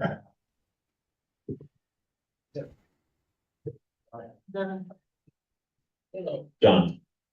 Rep. Bull. I know. Okay, so I love the idea of like making sure that community concerns are a safe space to talk about like what we want, and also like making sure that we're not insulting other people. I have a couple instances that I've just thought of where like I think it would be like important for the community to speak, and I think that like with multiple of these plus others, I'm not sure that I agree with the stipulations. Like, first of all, I'm thinking back to the beginning of the year when we had like all that state street construction, which was a concern for so many students, but like the construction itself isn't a university thing, even though like many students seem to think that it was. And so then like if someone were to come in to speak about that, it would be someone from Ann Arbor. Or also like when we wrote, when we had a resolution about gender affirming care, that's something that like anyone who would go to the University of Michigan Hospital would receive, and a lot of those people aren't necessarily Michigan students or community members. Additionally, just like if there were like local businesses, I don't know, that wanted to come in for some reason, or like if something really horrible or tragic were for some reason like happened to a student and their family wanted to come in to community concerns to speak about that. Additionally, if those people aren't members of the community. Those are just a couple of things I've thought of in the last couple of minutes, but like with so many examples, it does like cause a little bit of concern for me that like all of those people would initially be excluded by this bill. Rep. Farland. I have a point of order, real quick, Mr. Speaker. Hold on. I believe this bill in its current form actually violates the All-Campus Constitution, Section 2 of Student Rights, Freedom of Association, which states, student governing bodies and organizations must not infringe upon the rights of students to form, join, and engage in organizations and associations, and to use campus facilities for meetings and other activities, and may subject the same only to normal expenses when necessary, and such uniform regulations as may be required for scheduling and use. And my point of order is that this bill, as it currently is written, without the amendments, would be unconstitutional. Okay, thank you. Rep. Farland. SGC. Okay, just to respond really quickly to what Red Bull was saying, I completely like empathize with those points, and I do think that they're important points to bring up. However, I think that in a lot of those cases, CSG isn't necessarily the appropriate avenue to kind of address those concerns. Like first thing that comes to mind, construction. Like community members, like realistically should be going to city council. Like one, CSG had no say in that regardless, like even if people thought we did, like we didn't. So I think that it was like helpful that students were coming to talk to us about that, and we were able to pass that along to admin on behalf of students. However, we are not here to advocate for Ann Arbor residents. We're here to advocate for students. And I think that that's kind of the purpose of this bill, is to make sure that we're hearing from the people who are directly affected by the decisions we're making. And, you know, you see student org funding as like the main thing that CSG does. And that's something that most people on campus would agree is like the main purpose of CSG, regardless of what, if you agree with that or not. That's not affecting anyone other than students. And I think kind of, I don't want us to like lose that purpose of what CSG is here to do. We're here to support students, we're here to advocate for students. Representative Bull's time has expired. On the speakers list, I have Representative Neely, Representative Ferrero, Ryan, Adden, John, Rep. Williams, and then Kashava. So Representative Neely, the floor is yours. Yes, thank you, Mr. Speaker. Can everyone hear me? Yes. Yes, I'm right down the hall. I just had to step out for something. I would also like to raise some serious concerns about this bill. One, it's unnecessary. We have not actually had very much disruption from members of the community to justify closing the forum of community concerns. Actually, we have the opposite problem. We rarely have people show up. Also, in regards to the prohibition of members speaking, even when it's not about business, the solution to that is just to enforce the rule. The solution to that is just to actually, for the speaker to actually enforce the rule of not talking about agenda items during community concerns, along with all of our other rules. I do not believe it is constitutional in the wake of the recent CSG versus HRP decision to prohibit students from speaking not about business simply because they are members. The appropriate test is not what is left open. The appropriate test is what is closed. And actually, without community concerns to discuss non-agenda items, then a lot is closed. Representative Partland, you did mention matters arising. However, we've usually been skipping that lately, and it's only 2 minutes as opposed to 5. Plus, everyone's tired and often, and that's generally not the best headspace to listen to serious issues. I know for a fact I have raised issues at community concerns that were not agenda items on behalf of other students that they were not comfortable sharing themselves because it was a sensitive issue. So I was doing my job as, as a representative and a student by talking about those community concerns. The Labazo court is very speech friendly. I would not test how far we can go in regulating speech. Admittedly, I have, not read all of the literature on forum analysis lately, but at the very least, this is violating the spirit of the all-campus constitution. It's not necessary, and we shouldn't do it. My turn to cook. Thank you, Mr. Speaker. I wanted to begin by saying that I think the last 6 months, and I guess as a total, this has been the single most restrictive rollbacks on speech, expression, and participation in this process in the history of student government. And I was actually curious to see if that was true. So I looked back as far back as the 1960s, and there has not been a 6-month period where you have successive ban after restriction after curtailing like this. And I feel like the cherry on top is the fact that our turnout is so low. And I think it's disingenuous to pretend that this has anything else to do other than both the pro-Palestine speakers and certain members of the assembly that you may have a dissatisfaction with. I don't agree with the extremes of the pro-Israel movement. I don't agree with the extremes of the pro-Palestine movement. But the moment you are saying that the speech of people is irrelevant to this body, especially the Association Big Ten students, which, by the way, your amendments do not fix that issue, it becomes us saying that we can dictate the speech of what we want to hear. And I understand that we don't control everything. We don't control construction. We don't control making the buildings beautiful. We don't even control the water supply of the city of Ann Arbor. But if students have concerns, if members of our community have concerns, it becomes our problem. And we're the ones who need to get connected with those other external organizations.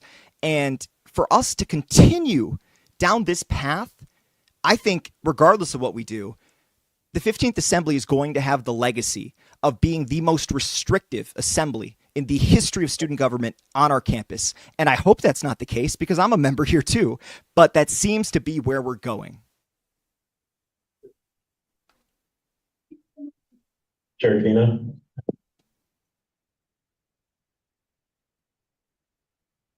I'm going to motion to accept all of Alex's amendments and my amendments. So I made it so that the resolution will will allow everyone to speak but members of this body. Second. A motion has been made to adopt both Representative Keno's and Representative Partland's amendments to the document. Is there a second?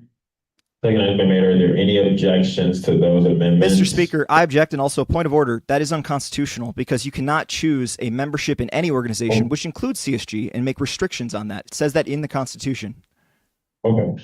With that being said, an objection has been noted. We will move to a period of voting. Vice Speaker Hart, with that being said, point of order, Mr. Speaker. If a point of order is made, you either recognize it or don't recognize it. What is your ruling on my point of order? No. Yeah, I don't have a ruling. Yeah. Okay, fair enough. Favorably take it and say that yes, it's unconstitutional, or you have to disagree. Say that his point of order is out of order. I'm going to say that your point of order is out of order. With that being said, unless you would like to appeal, I would like to challenge the ruling of the chair. It's been appealed to the ruling of the chair. Is there a second? Second has been made. With that being said, can I just explain like the motion a little bit? Yeah. So if you read, this is the all campus constitution. Pretend I'm not the one speaking right now. Pretend this is the voice of God. This isn't Representative Fiorito. The all campus constitution says, I'm not, I'm reading the constitution so that people, because very quickly. okay, I'm trying to say that it seems like most people in this body have not read the Constitution. So read it under the last article of the Constitution, Section 2, Freedom of Association. You cannot infringe on any student, including CSG members, for their membership in a student organization to be related to any kind of restriction. That is why it's unconstitutional. I think people in this body should actually read the Constitution. That would be helpful. Really? Thank you.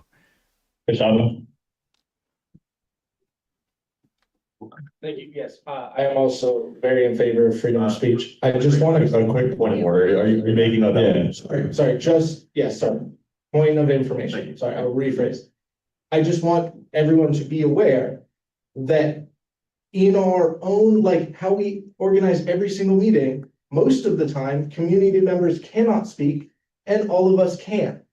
Like we can, and we do in all of our governing documents, regulate our own members, and when they can speak, and when members who aren't members of this body can speak, like all orgs do. That doesn't conflict with this. It would be different if we said like the Run Club can't do this, but like that's not what's happening. This is what we do. It's in our agendas every single week. Alrighty, thank you. With that being said, we'll move to period voting. Everyone that is in favor of supporting the ruling of the chair, please raise your hand. Either raise your placard. Yeah. I'm sorry, Mr. Speaker, could you please clarify the vote?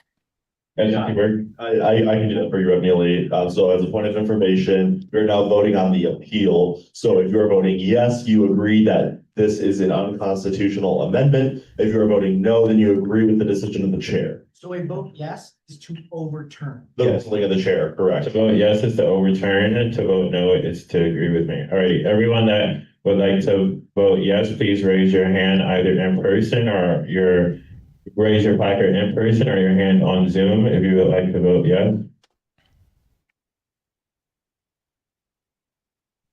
Alrighty, for everyone that would like to vote no and agree with the ruling of the chair, please raise your placard. The nays have it. Alrighty. I moved to previous question. I moved to previous question on my amendments. Already, a motion has been made to move the previous question on amendments. Is there a second? Like they were made, are there any objections? You object? Alright, here you can see none. Alrighty, and we move to a period of voting, Chair Kina.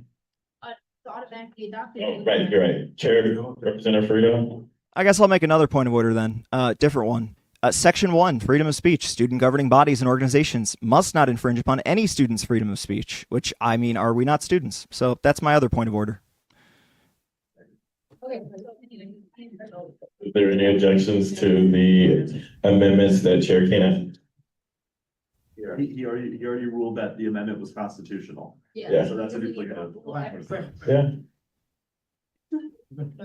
Are there any objections to Chair Kina's amendments?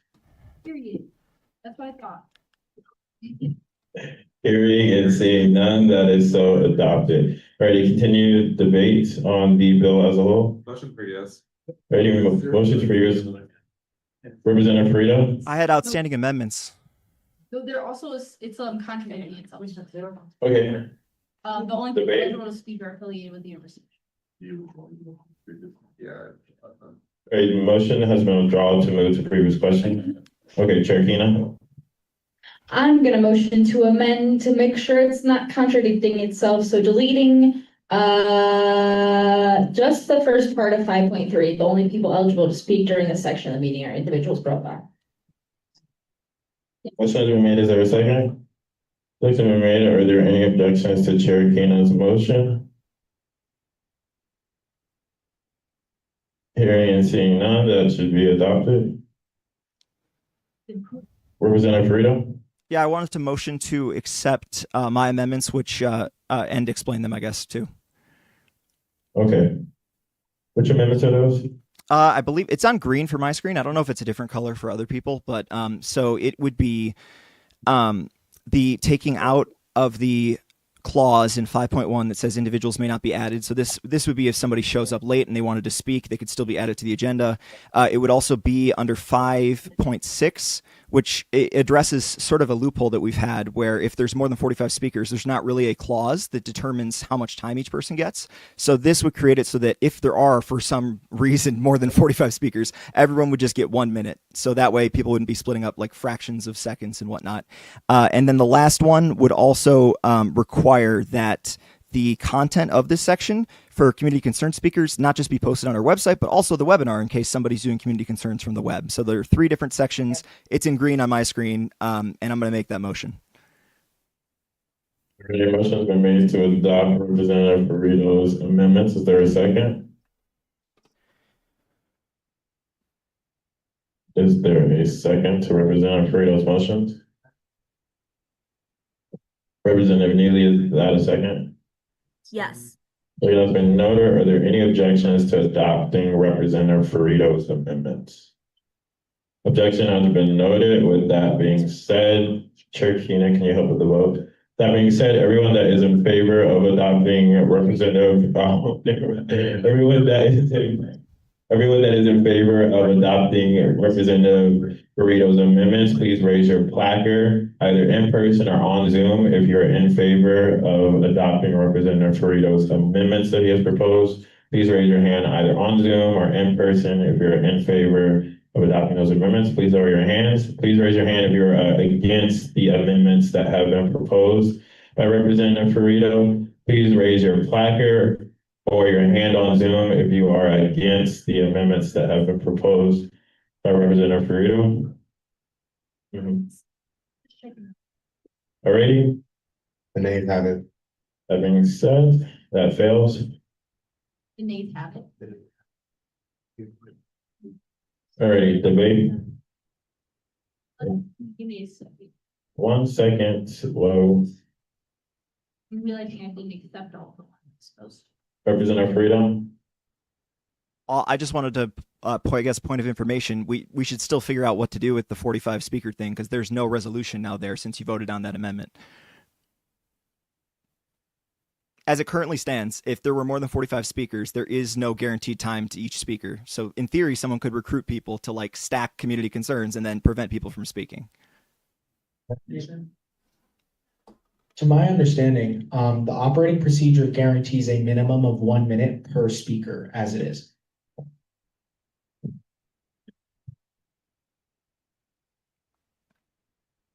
Point of information to the deputy parliamentarian.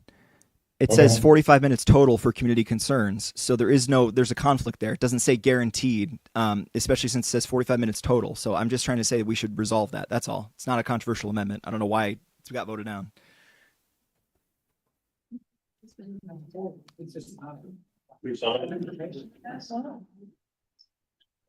I mean, I don't think that that the two are contradictory. It says that there are 45 minutes allocated to community concerns. And that the time allocated per speaker must be at least 1 minute and at most 5 minutes. So we have 45 minutes. And if we have more than 45 speakers, each of them gets 1 minute. That's my interpretation, but maybe I'm wrong back. Can I make a motion to amend it just so we stop talking about this? I just said 45 minutes at a minimum and then boom, done.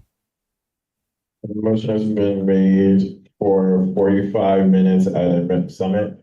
That's a second. Are there any objections towards Representative Burrito's amendment of saying 45 minutes at a minimum? Is that an objection? Yes. Objection has been noted. With that being said, we'll move into a period of voting. For everyone that is in favor of adopting the amendment of saying 45 minutes of a minimum, please raise your hand, either in person or on Zoom, if you're in favor of the amendment provided by Representative Burrito of saying 45 minutes of a minimum. Please raise your hand, either on Zoom or in person, if you're in favor. Please lower your hands. Please raise your hands if you're against adopting the amendment proposed by Representative Burrito. Please raise your hand or your placard in person. The yeas have it. All right, with that being said, that amendment will be accepted. Motion to previous question by resolution. Alrighty, motion's been made to move to previous question. Is there a second? Second has been made. Are there any objections to moving the previous question? Please. Alrighty. I have a question to the assembly. Really important, Yeah, Chirkina. Mr. Burke brought up the fact that, some of these are not, some of the black words should not be black words, they should be in red or blue. Because, they aren't actually written in to the, is this the compiled code? Yeah, that's correct, Trina. And then on that same point, to the point, Rep. Fiorito is making, the operating procedures that's currently written guarantee that minimum 1 minute, and that's never been struck from this bill. So in theory, that should still be included in that section. Does anyone object to me putting the meeting at ease for 5 minutes? Hearing and seeing now, that is so moved. And then we both want to just start fixing it.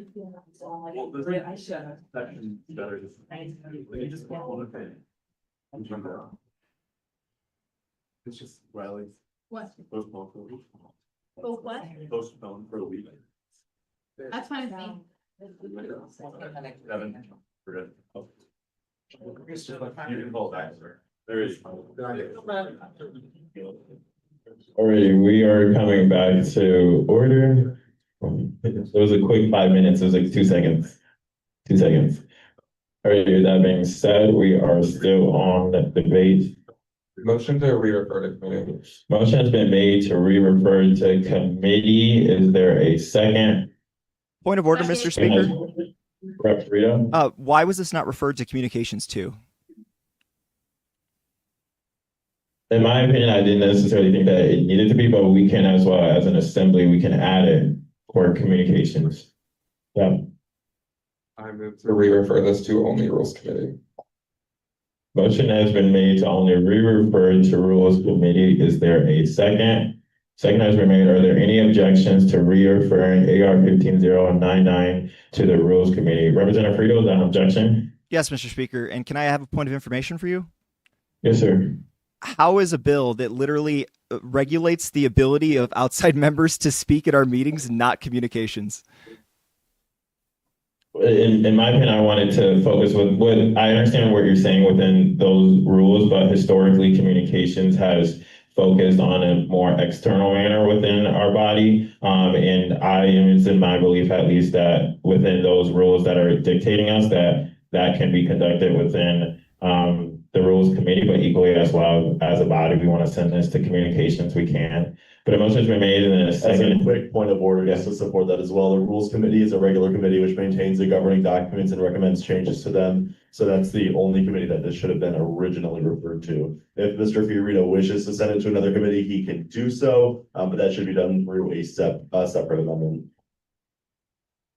Already, a motion's been made in a second, and then there's an objection. With that being said, everyone that is in favor of re-referring AR 15099 to the Rules Committee, please raise your hand, either on Zoom or your placard in person if you are in favor of re-referring AR 15099 to the Rules Committee. If you're in favor of re-referring AR 15099 to the Rules Committee, please raise your hand, either on Zoom or in person. That means majority has AR 15099 will be re-referred for second reading. Was she? I would like to suspend the rules and place the heating the bus stops resolution after, at the end of business. It's not on the agenda currently. A motion has been made to place the heating of bus stops on where? It's at the end of business. At the end of business, there is a second. A second has been made. Are there any objections to suspending rules and adding the heating bus stops resolution at the end of business? Reverend Menez, is that an objection? Karen, or do you just misplace raising your hand? Alrighty, hearing and seeing no objections, we We're moving forward on the agenda, or it's adding the heating the bus stops. No worries, Karen.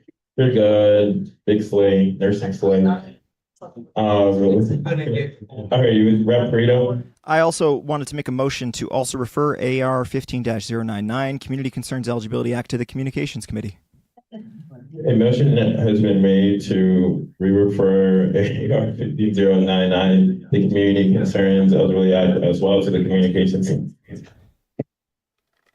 Is there a second?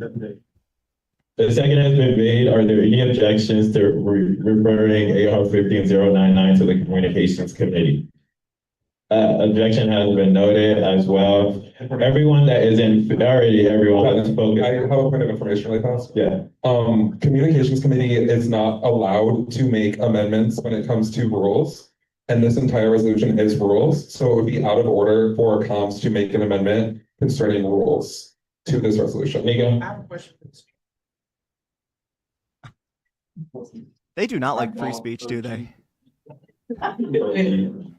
This is a question, I'm not like, just trust me, okay, just a question. With the two recording resolutions, the assembly and the committee ones, we sent those to both, including the assembly ones to communications committee, so I don't see how this is like completely different when that was all amending the rules as well, and I think this is also a form of communication. I mean, I don't really care, it's just kind of, I think, they're similar, so. Yeah, I think it's one of those elements. I know that especially within the conduct of surrounding committees, I kind of just wanted to send it to communications, but I still fall in line with thinking that it should be sent to rules. Representative Burrito? Point of personal privilege.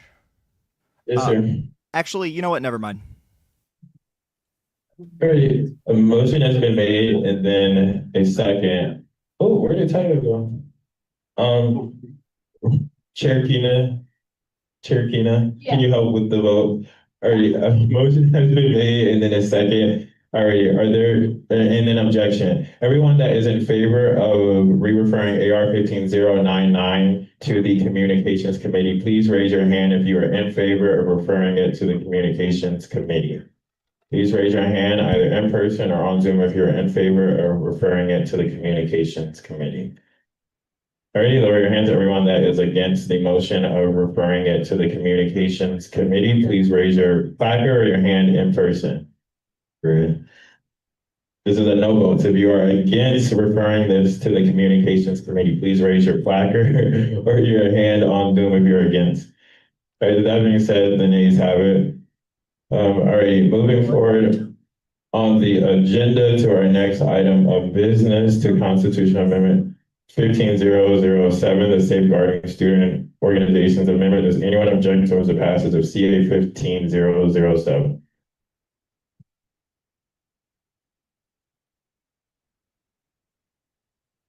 Already hearing and seeing, oh, John, is that an objection? Objection has been noted. With that being said, the floor is open for the sponsors. Oops, sorry. Nico? Hello, everyone. So,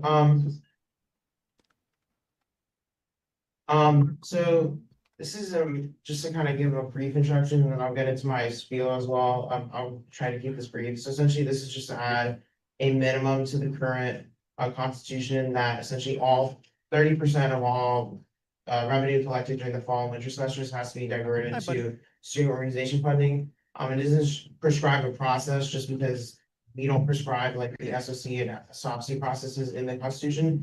So just to answer that, there is currently no constitutional like mandate in the Constitution, and so that's why I'm thinking about adding this. So kind of just to give my general spiel, CHC funding enables opportunity on our campus. Among my constituents within engineering as well as different schools, there's thousands of students who participate either in engineering project teams or other student organizations in engineering, as well as obviously across our entire campus. These are among like the best in not only the country, but the world. They have countless awards and hold numerous international records. The leaders in both industry and research, as well as like academia, recruit directly from these teams. So this reflects the immense professional opportunities that this creates. CSG funding creates for students even beyond graduation. But even more importantly, CSG funding allows many of these teams to operate with no annual dues, so no member dues or travel fees charged to their members, allowing anyone, regardless of socioeconomic standing, access to these truly transformative opportunities.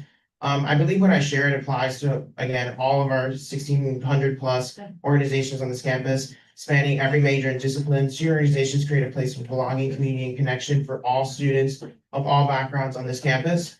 What this constitutional amendment does is invite students to the table, directly engaging them with the government, allowing them the opportunity to directly dictate how their money is spent, and send a clear message to future assemblies that student organizations must remain a priority.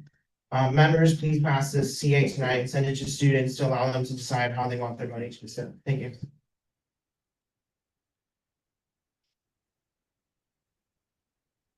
Reverend Burrito? Point of information, do we have to pass this tonight for it to be on the ballot? No? No, so long as it's passed and referred to the elections director by the 11:59 time of the next assembly meeting. So, and the director has enough time to put it on the ballot, then it could be passed in that meeting. Gotcha. Thank you. John? Yeah.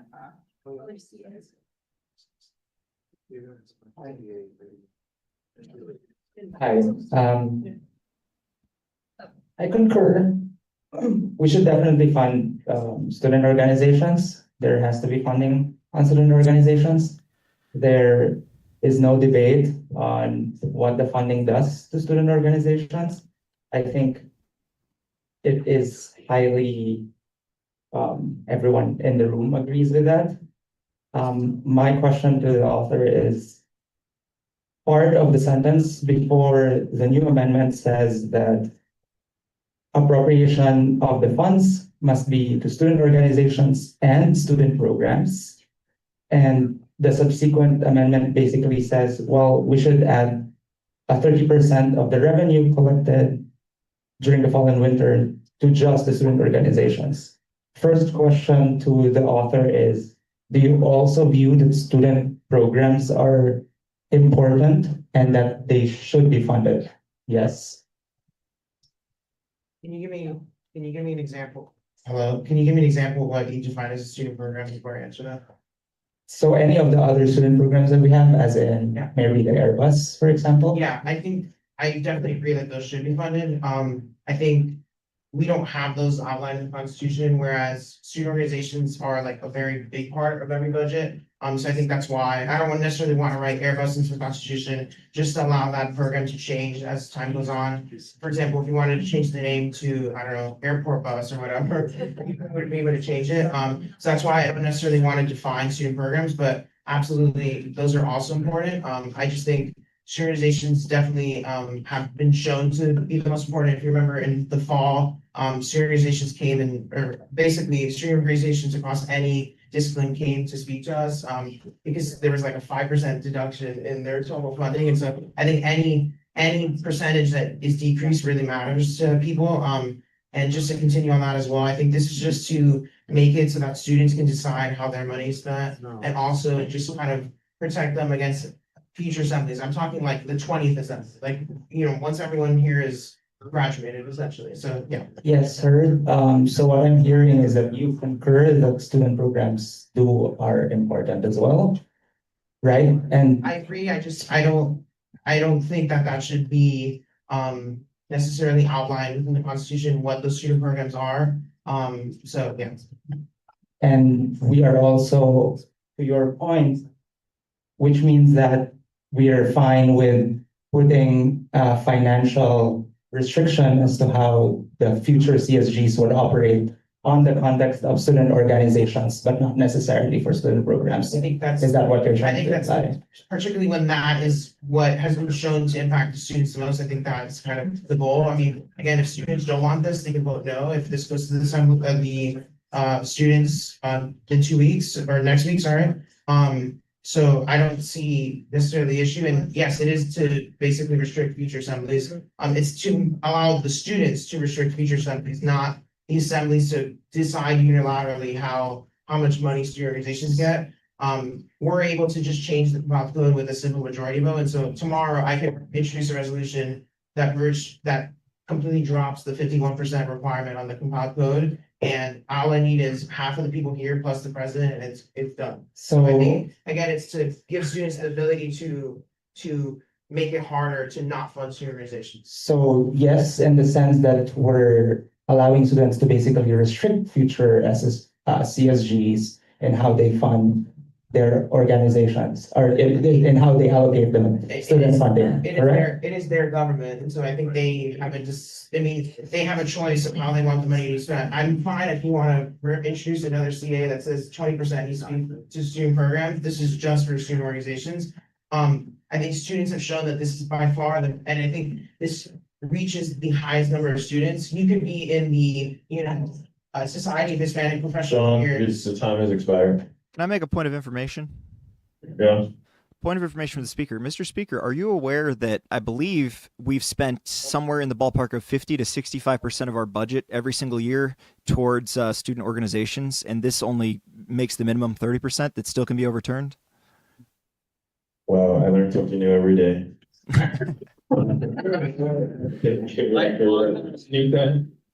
I'll speak next, just to continue what I'm saying. So I think it is to allow the students to decide how they want their money to be spent. I think student organizations have by far the most impact across our campus. You could be part of like the Society of Hispanic Professional Engineers, for example, and you have no idea what CSG is, but the CSG funding enables that. I'll give you another example. In ESG, just this past week, we approved funding for an annual ice skating night for all aero organizations, every single aerospace organization. Just because of the ESG funding, they were now able to not charge any students any fees. And so that was kind of something that, if you're a student that's in the Black Students in Aerospace organization, you have no idea that ESG funding enabled that, but you now feel the change because of that. And so I think that's kind of the most important component here. And again, we do have a suspension if there's some genuine emergency that the assembly decides that they need to overturn this, and it's a 4/5 majority vote. And so there's still an ability for some flexibility, limited flexibility for future assemblies. And I included that to hopefully address the concerns that we're restricting the future assemblies too much. So thank you. Did you yield your time? You could just go next on this because I'm emotional. Yes, someone. Previous question. Motion to make the previous question. Is there a second? Second been made. Are there any objections to moving to previous question? I object. I just wanted to ask John a question. Okay, objection has been noted. With that being said, we'll move into a period of voting. Everyone that is in favor of moving to previous question and ending debate on this item, please raise your placard in person or on Zoom if you are in favor of moving and ending debate. Everyone in person that is in favor of ending debate and moving to previous question, please raise your hand either on Zoom or placard if you're in favor of ending debate on CA 15007. All right, please lower your hands, everyone. If you're not in favor, please do raise your placards. All right, the yeas have it. Of course. All right, with that being said, we move to the question at hand. Does anyone object towards the passage of CA 15007? Representative Neely, is that an objection? No, sorry, my hand was still raised. Okay, thank you. All right. Hearing and seeing none, CA 15007 passes with unanimous consent. All right, moving forward to the last meeting bill by Representative Bushy, W's in the chat. Last item of business, AR 15091. Does anyone object for the passage of heating the bus stops? W in the chat must need it. The student body wants it. Bushy? Objection? Yeah. All right, objection has been noted. With that being said, the floor is open for the sponsors. Bush? Yeah, so it's pretty straightforward. We're still just heating the bus stops, guys. That's right. Yeah. Yeah, I did. The only reason that I objected is just because I wanted to accept all the amendments.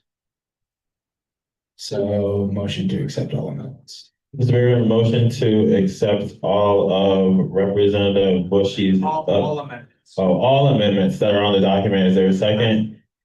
Any objections towards adopting all of the amendments that are placed on the floor?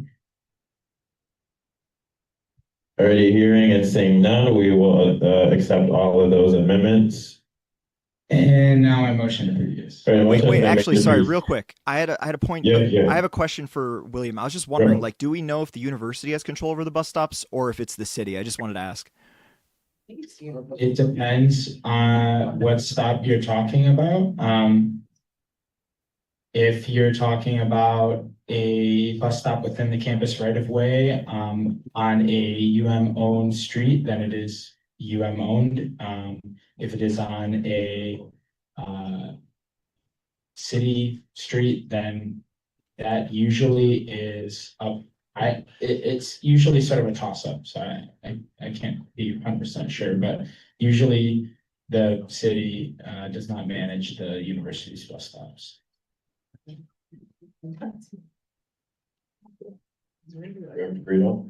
I was wondering if you would be okay with adding perhaps the city of Ann Arbor email address, although I don't think it really matters that much. It's up to you.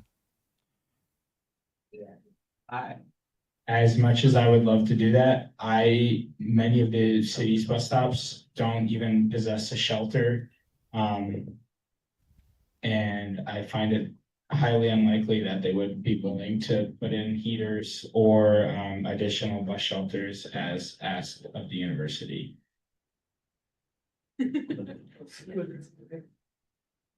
Motion to previous. Motion to remain to previous questions. There a second? Second has been made. Are there any objections to moving to previous question? Rep. Burrito? Oh, sorry, that was for second. I just took a drink of water. My bad. Okay, well, that's right. Motion has been made in the second. Are there any objections to previous question? Hearing and seeing none, we move to the question at hand. Does anyone object towards the passage of AR 15? Silence. Is there a second? My speech is done. Yeah. The speaker is no longer speaking. Does anyone object towards the passage of AR 15091 heating the bus stops? Already hearing and seeing none, congratulations, bonus AR 15091 passes with unanimous consent. Alright, we move towards the end of our agenda. We have two reconsiderations to consider tonight. There had been two vetoes that had been issued out by President Vio and the Bill Corn administration. With that being said, we'll start with our first item of business, which is AR 15086, the need-based compensation for interns. I will object, which means that the floor is open for President Vio to explain his veto. Yeah, I mean, I'm gonna say I defer to my statement. I wrote a very nice veto with the help of our team, and so you can read the statement and you can see what it says. And with that, I yield my time back. Michelle?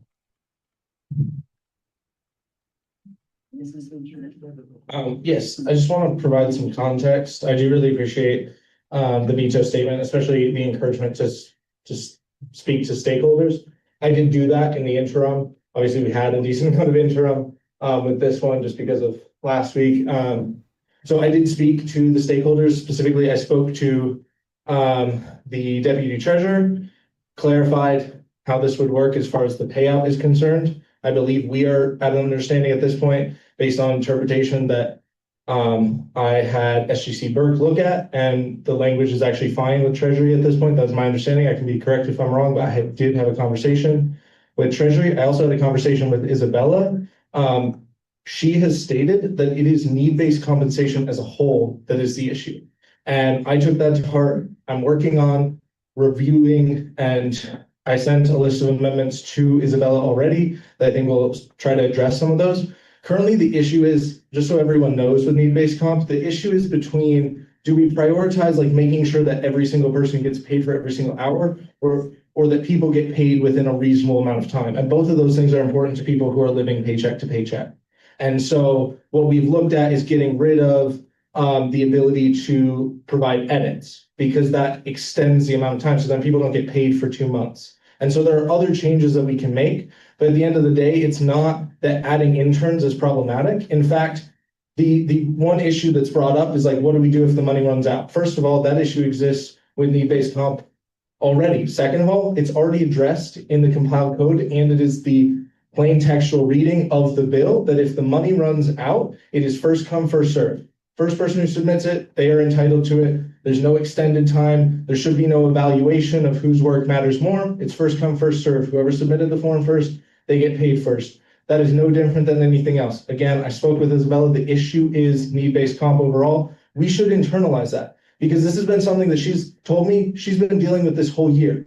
Every time people are added to need-based comp, it increases the burden on her. She's the only one that's allowed to review these. That's why we need to look at ways to speed up that process, right? And so we are doing that, but it really doesn't have anything to do with adding interns, because we should be increasing the number of people that have access to this. And to be clear, every time a member of exec was added, that expanded that burden on need-based comp by 8 hours. In the same way that adding one intern expands it by 4 hours. So adding all interns is the same as adding 13 members to exec as far as the strain on need-based comp, the potential hours that would be eligible to need-based comp. 8 times 30. Thank you. Your time is expired. Nico? I was wondering if like, I don't know if Luke is on the Zoom, but maybe like the deputy treasurer, yeah, that's the title, deputy treasurer, or like the president or someone could just give like an update on, I guess, the original objections to that, and then we can go from there. But I think Haley was right when I was about to starting to speak. Haley raised her hand, so I think I'm good. I'm so glad you mentioned this. I was actually just about to raise my placard for my own reasons to defer to Stephen to give greater context on the treasury side. And then I'll have other comments in terms of communicating with stakeholders in the executive. Yep, Go ahead, thanks, Stephen. Chief. Hi, guys. So Nico, I think your question is like the actual state of like where we're on this bill. Essentially, I mean, I worked it out with the sponsor, like we talked about it. I think the main issues here, and I actually do have a question for SGC Burke about what the interpretation of this bill is as it stands right now. But the big issue I foresaw was one, like the actual work that we can do that's payable for interns. Because, for example, there are certain events like across like all interns that they actually have to do that are somewhat standardized and take up a lot more time. And in our respective opinion, when we're looking at the financial state of some of these things, it may be unwise to put those type of things as NBC eligible, just because of the fact that it does run the possibility of exceeding the overall cap. I know that the sponsor is still very optimistic about these numbers, and in a sense, so am I, but I also like reserve a bit of pessimism because, believe it or not, for the first time, I think this year, we were above what we expected to pay for need-based compensation for the month. So a lot of it is very much so cyclical. So it goes year by year. We need to know like how many interns that we're having and try and get a gauge of how many we think would be eligible to really plan out a lot of these numbers. But as it stands right now, a little bit more language on what's actually payable. And then,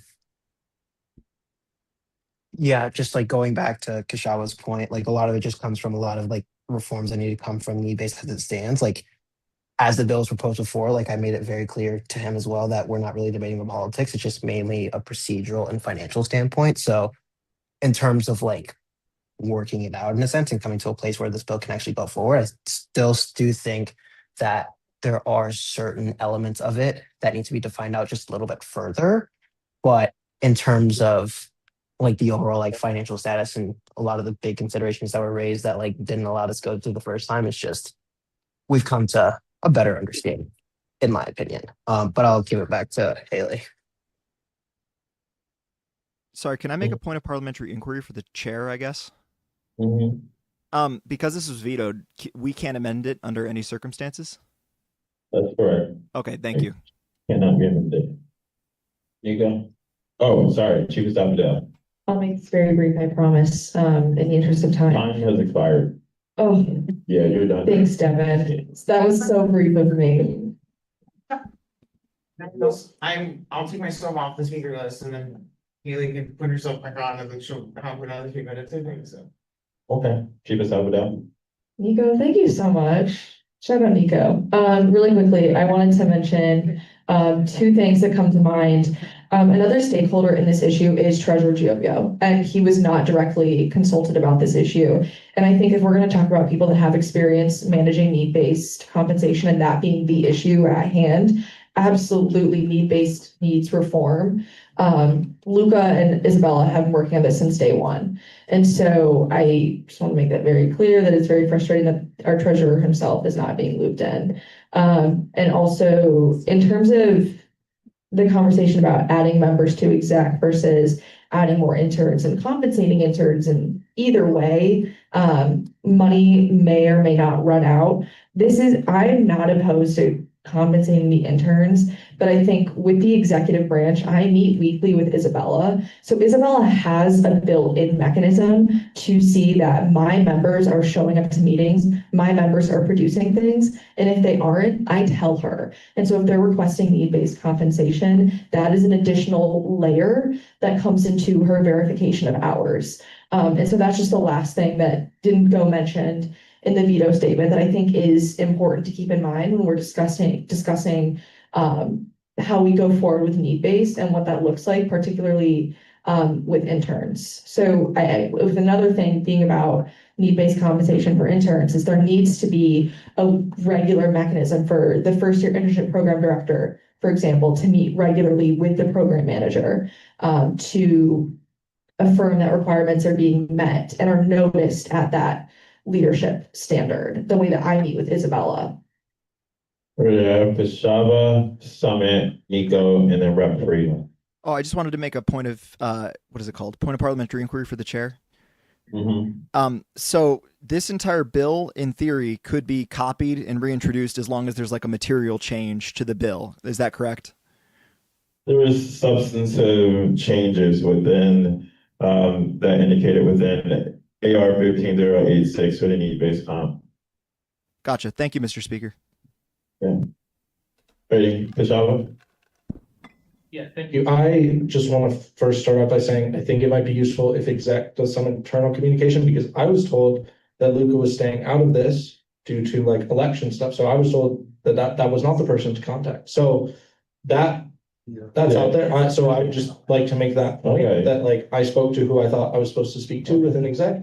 I would also say too, I think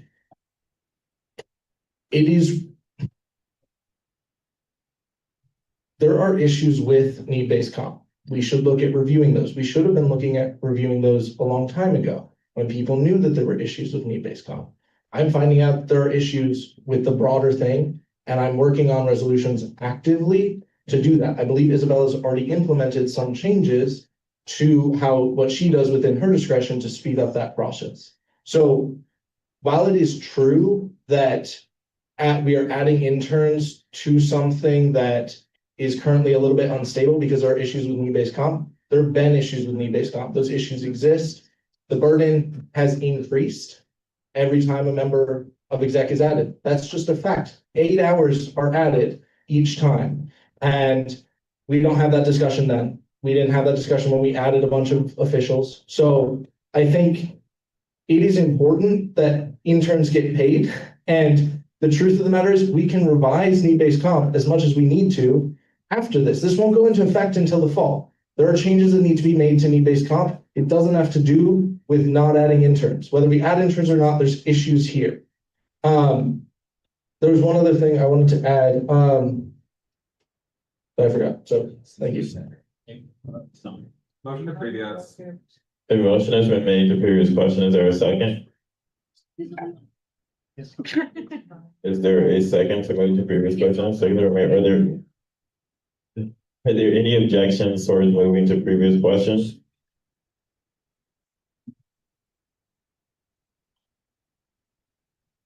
Alright, with that being said, we move to the question at hand. Does anyone object towards overriding the veto of President Bill AR 15086? I will object. With that being said, we will now have a roll call vote unless we have a secret ballot vote containing either sustaining the veto or going against that. So is there a motion for secret ballot, or would we like to do a roll call vote? Bushy? Secret ballot. Motion for Yes, secret ballot. Is motion there for a secret second? ballot. There's been a motion. Is there a second? Checking out the room. Are there any objections? All right, hearing and seeing none, we will give a second for it. Oh, there's an objection? Oh, objection has been noted. With that being said, we will do a vote. Chair Keenan, if you can help with this. With that being said, everyone that is, oh, you're right. SGC Bird. Thank you, SGC. Bird. Yeah, well.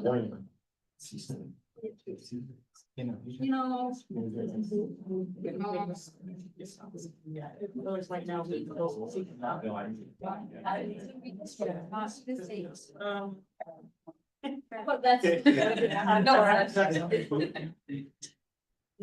got it. Please. Put it. I also don't want to. I don't want to be on. Oh, yeah, that's. Oh, there. We're not gonna know.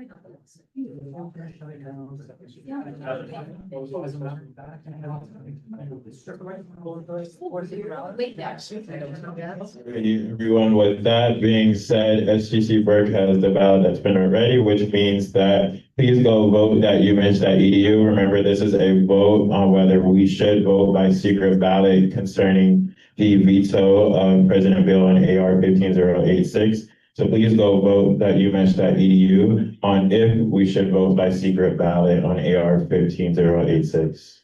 All right, thank you, everyone. 2 minutes. Sorry, dude, I keep forgetting, like, recording. I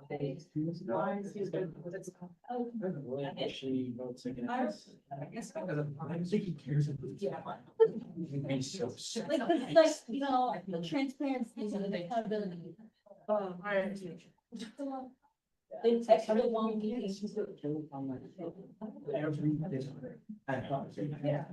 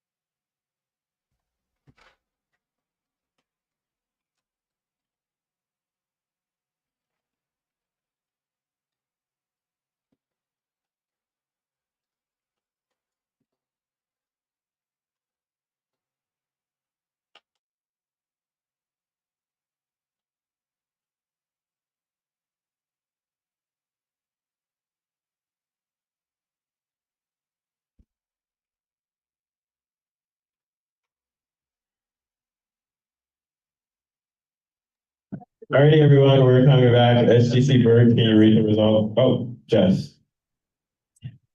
Yes. 18 yes, 8 no's, 0 abstention. All right, with that being said, we will vote by secret ballot concerning the veto for President Bill. With that being said, what SGC, do you have the ballot ready? 30 seconds. All right, 30 seconds. Yeah, just to override the veto, no is to. Motion, Mr. SGC, please specify in the options, yes, override the veto, or no. I'll ensure that's written as well, Revenue Oliva. A yes is to override the veto, a no is to let the veto stand. Yes, sir. I think I'm spelling it right. We're over.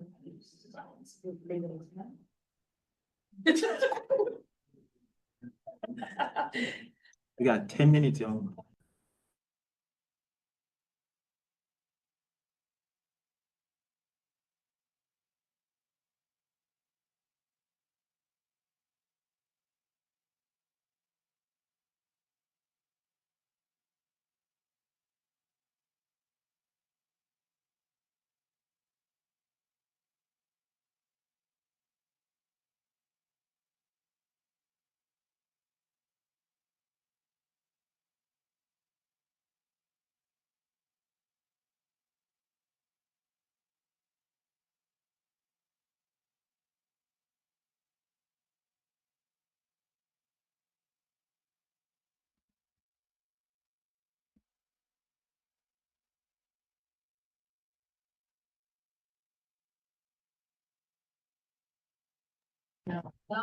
Yes, hi everyone. SGC Burke says the ballot is now live, so please go vote at UMICH.edu.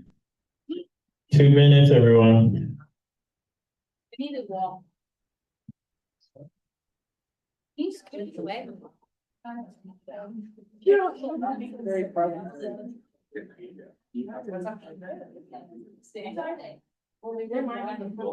Oh, have one, please. Thank you. Oh my gosh.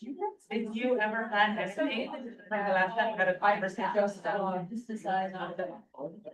I did. Oh, really? Yeah. Response.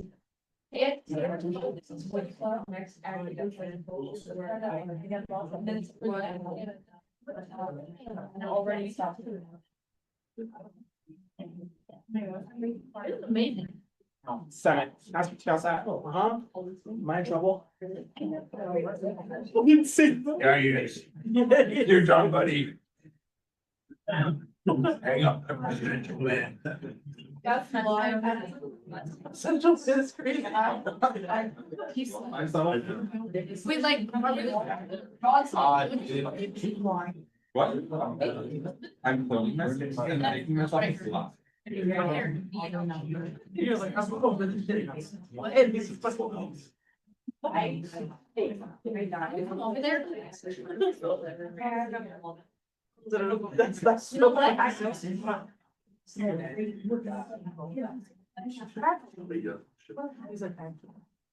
Oh, wait. Here's my. That was pretty good. Thank you. My face is bad. So I don't. Wait, yeah.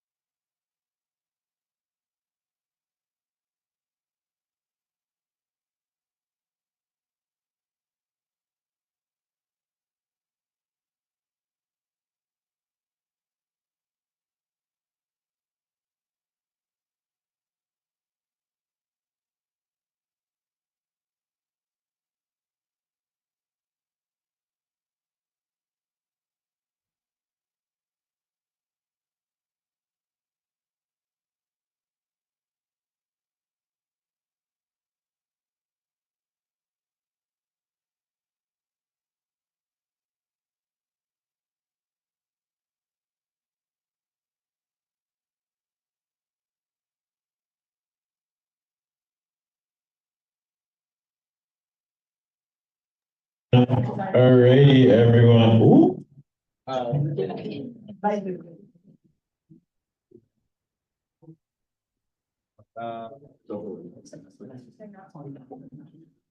Is not? No, just I messed it up. I messed it up. Chat, can you still hear us? Chat, can you just, 1 second, chat. Wait, can we get a verbal, like, anything in the chat? Yo, you're good, bro. Thank you. Okay, with 16 yeses and 6 nos and 3 abstentions, the override of the veto passes. All right, everyone. With that being said, we are moving forward on. Where is everybody? I don't like the chatting. Be here in assembly or else headspace.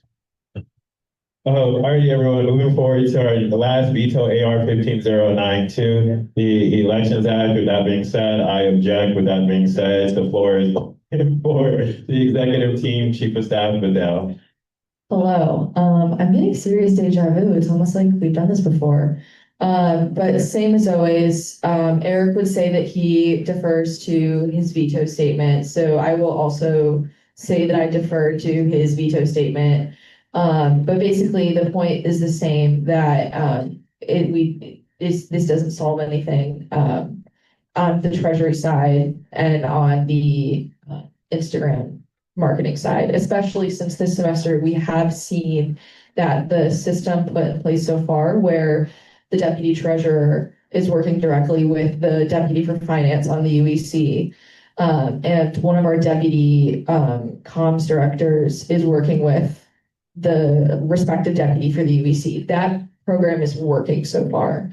The executive finds that this resolution is still unnecessary. Please see the veto statement. Happy to answer questions while Eric is not present. Thank you.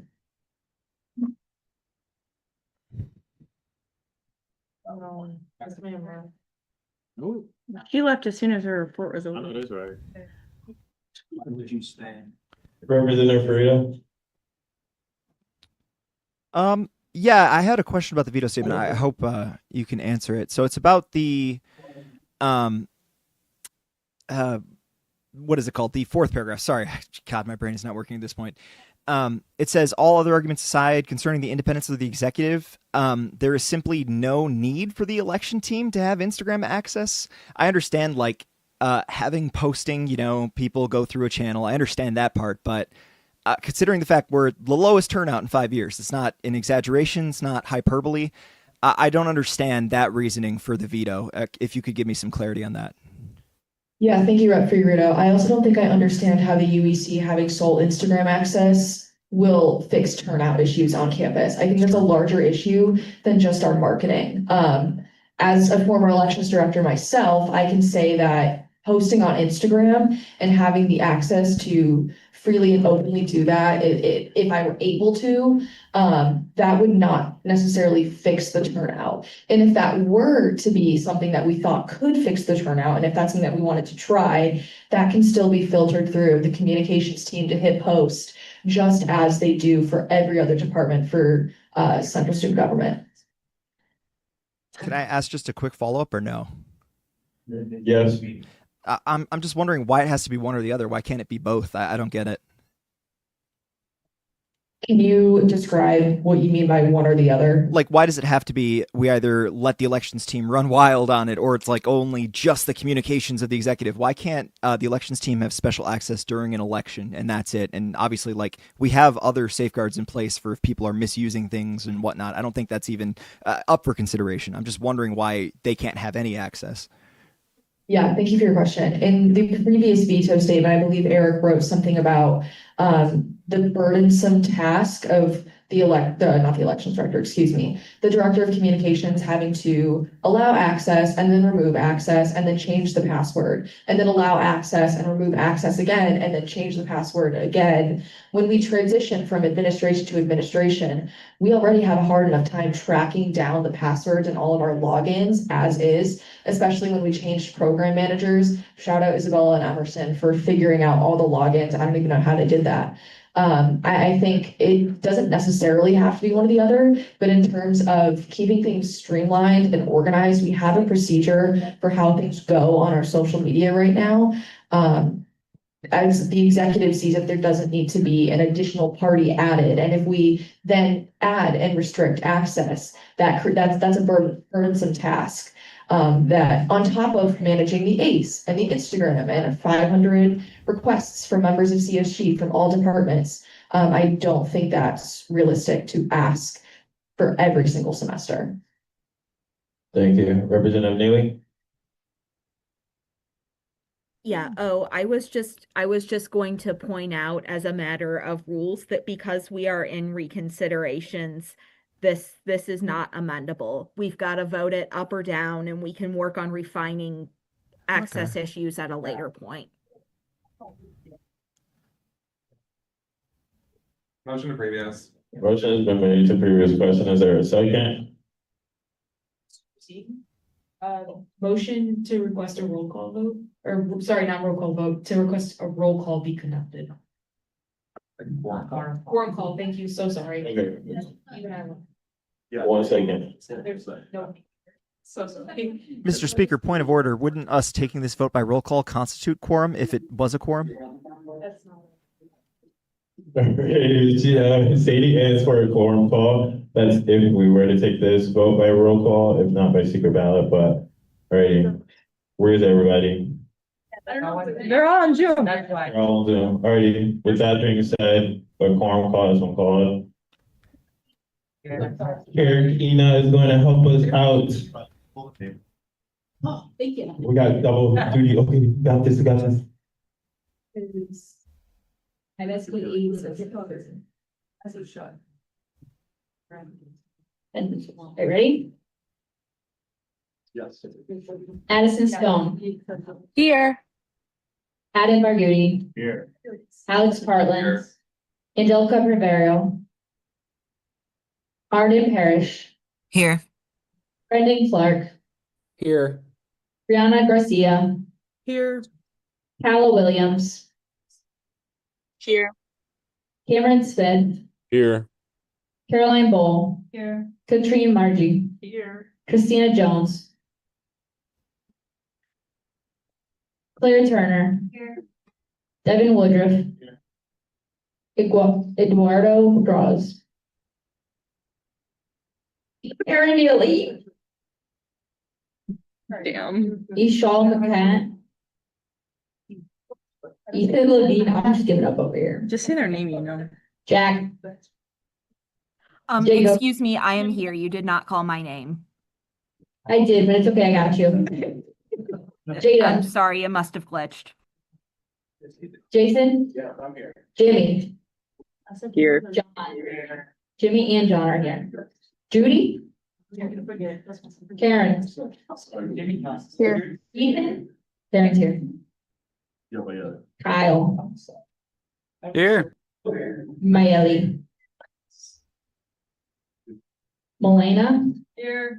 Meyer, Mayor, Michelle, Natalie, Nicholas. Here. Nico. Oh, wait, there's two. Sorry, I meant Torres de Navarra. He's here. Noah Zemmel. Me, I am here. Ryan. Here. Sadie. Here. Sean. Shobrock.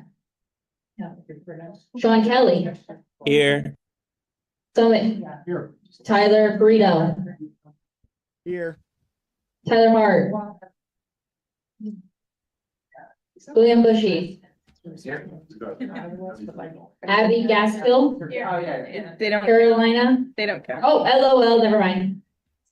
Do I go back through? No, correct. All right, we're good. We're at quorum. Okay.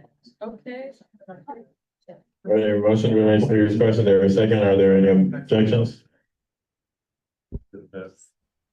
Already hearing and saying none, we'll move to the previous question. Does anyone object towards overriding the veto of AR 15092? The Elections Act, I will object. With that being said, we will now vote by roll call vote.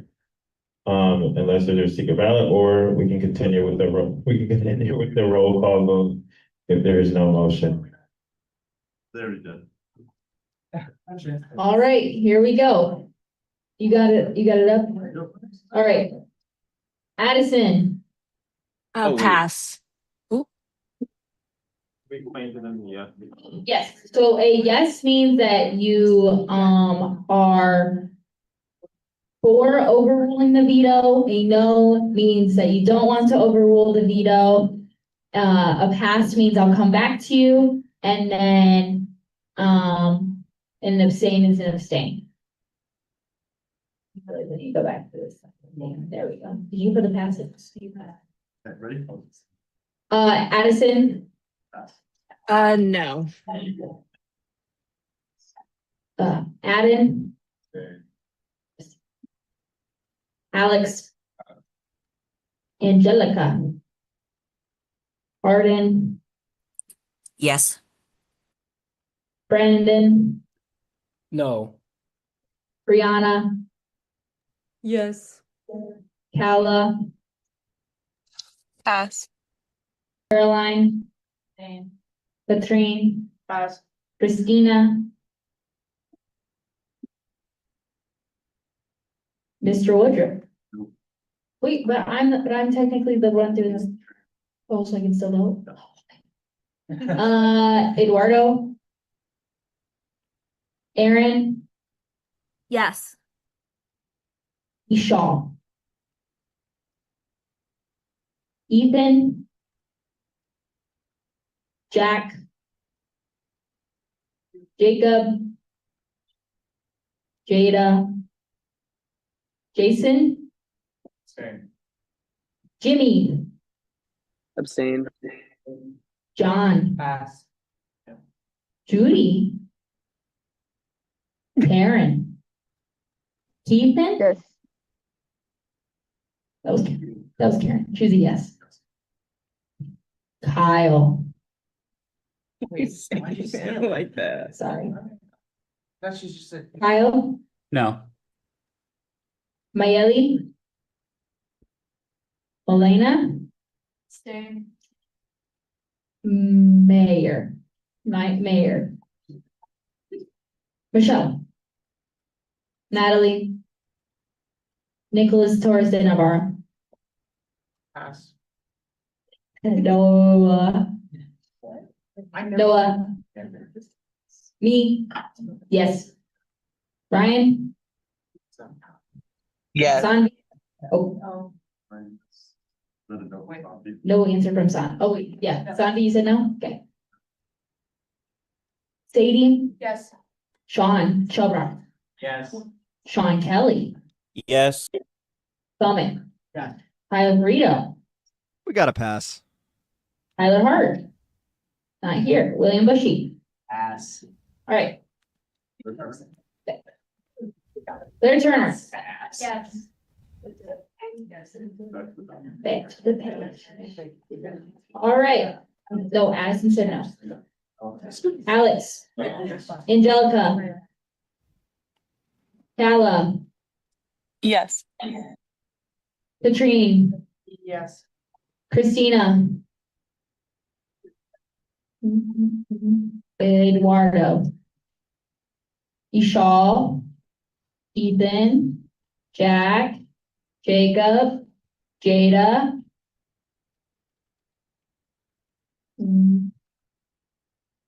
John? Abstain. Judy? Kevin? Mayeli? Mayor? Michelle? Funny. Natalie? Nicholas Torres de Navarro? Noah Zimmel? No, Nicholas Torres de Navarro?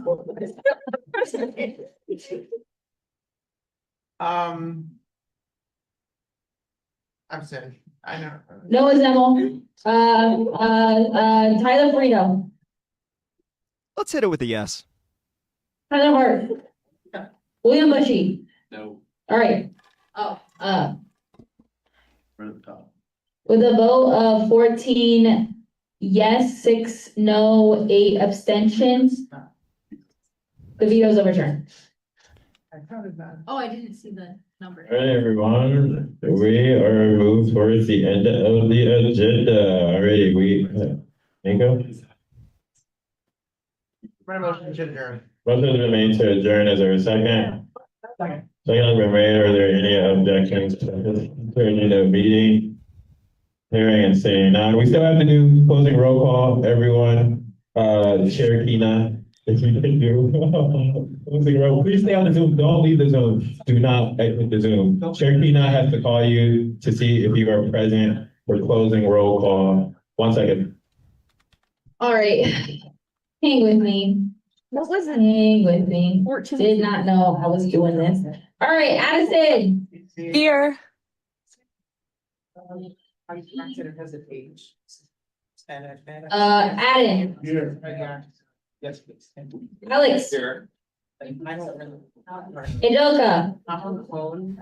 Like, I'm the phone. Arden. Here. Brendan. Here. Brianna. Here. No. Kala. No. One of you, are you? Here. Cameron. Here. Caroline. Katrine. Here. Don't fuck up my phone. Christina. Claire.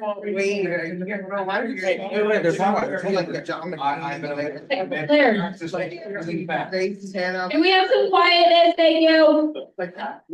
Mr. Woodruff. Here. Yeah. Stand up. Aaron. Here. Ethan. Jack. Jacob. Jada. Jason. Jimmy. Here. John. Here. Judy. Karen. Here. Kyle. Kyle. Here.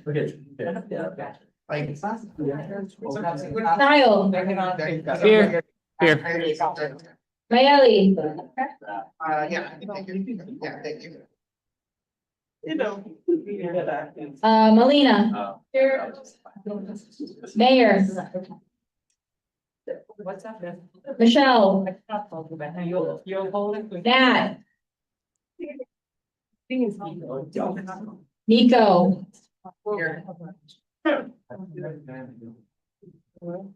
Me here.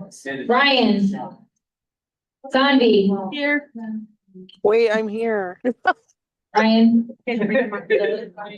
Sadie. Here. You know, look at that. There you go. Sean Shelbrock. Hi. Sean Kelly. Here. Summit.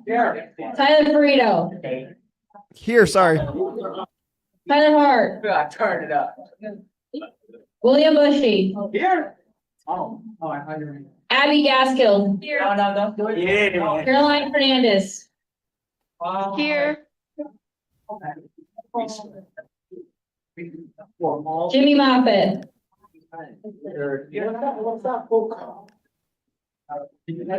Is Jimmy here? No. I'm gonna say he's not here. Kashaba. Here. Nicholas Haskins. Here. Samuel Roberts. Thank you. Lucas Horn. Here. Eric Beal. Here. All right. Do I need to tell you any numbers or anything? No. Yes. All right.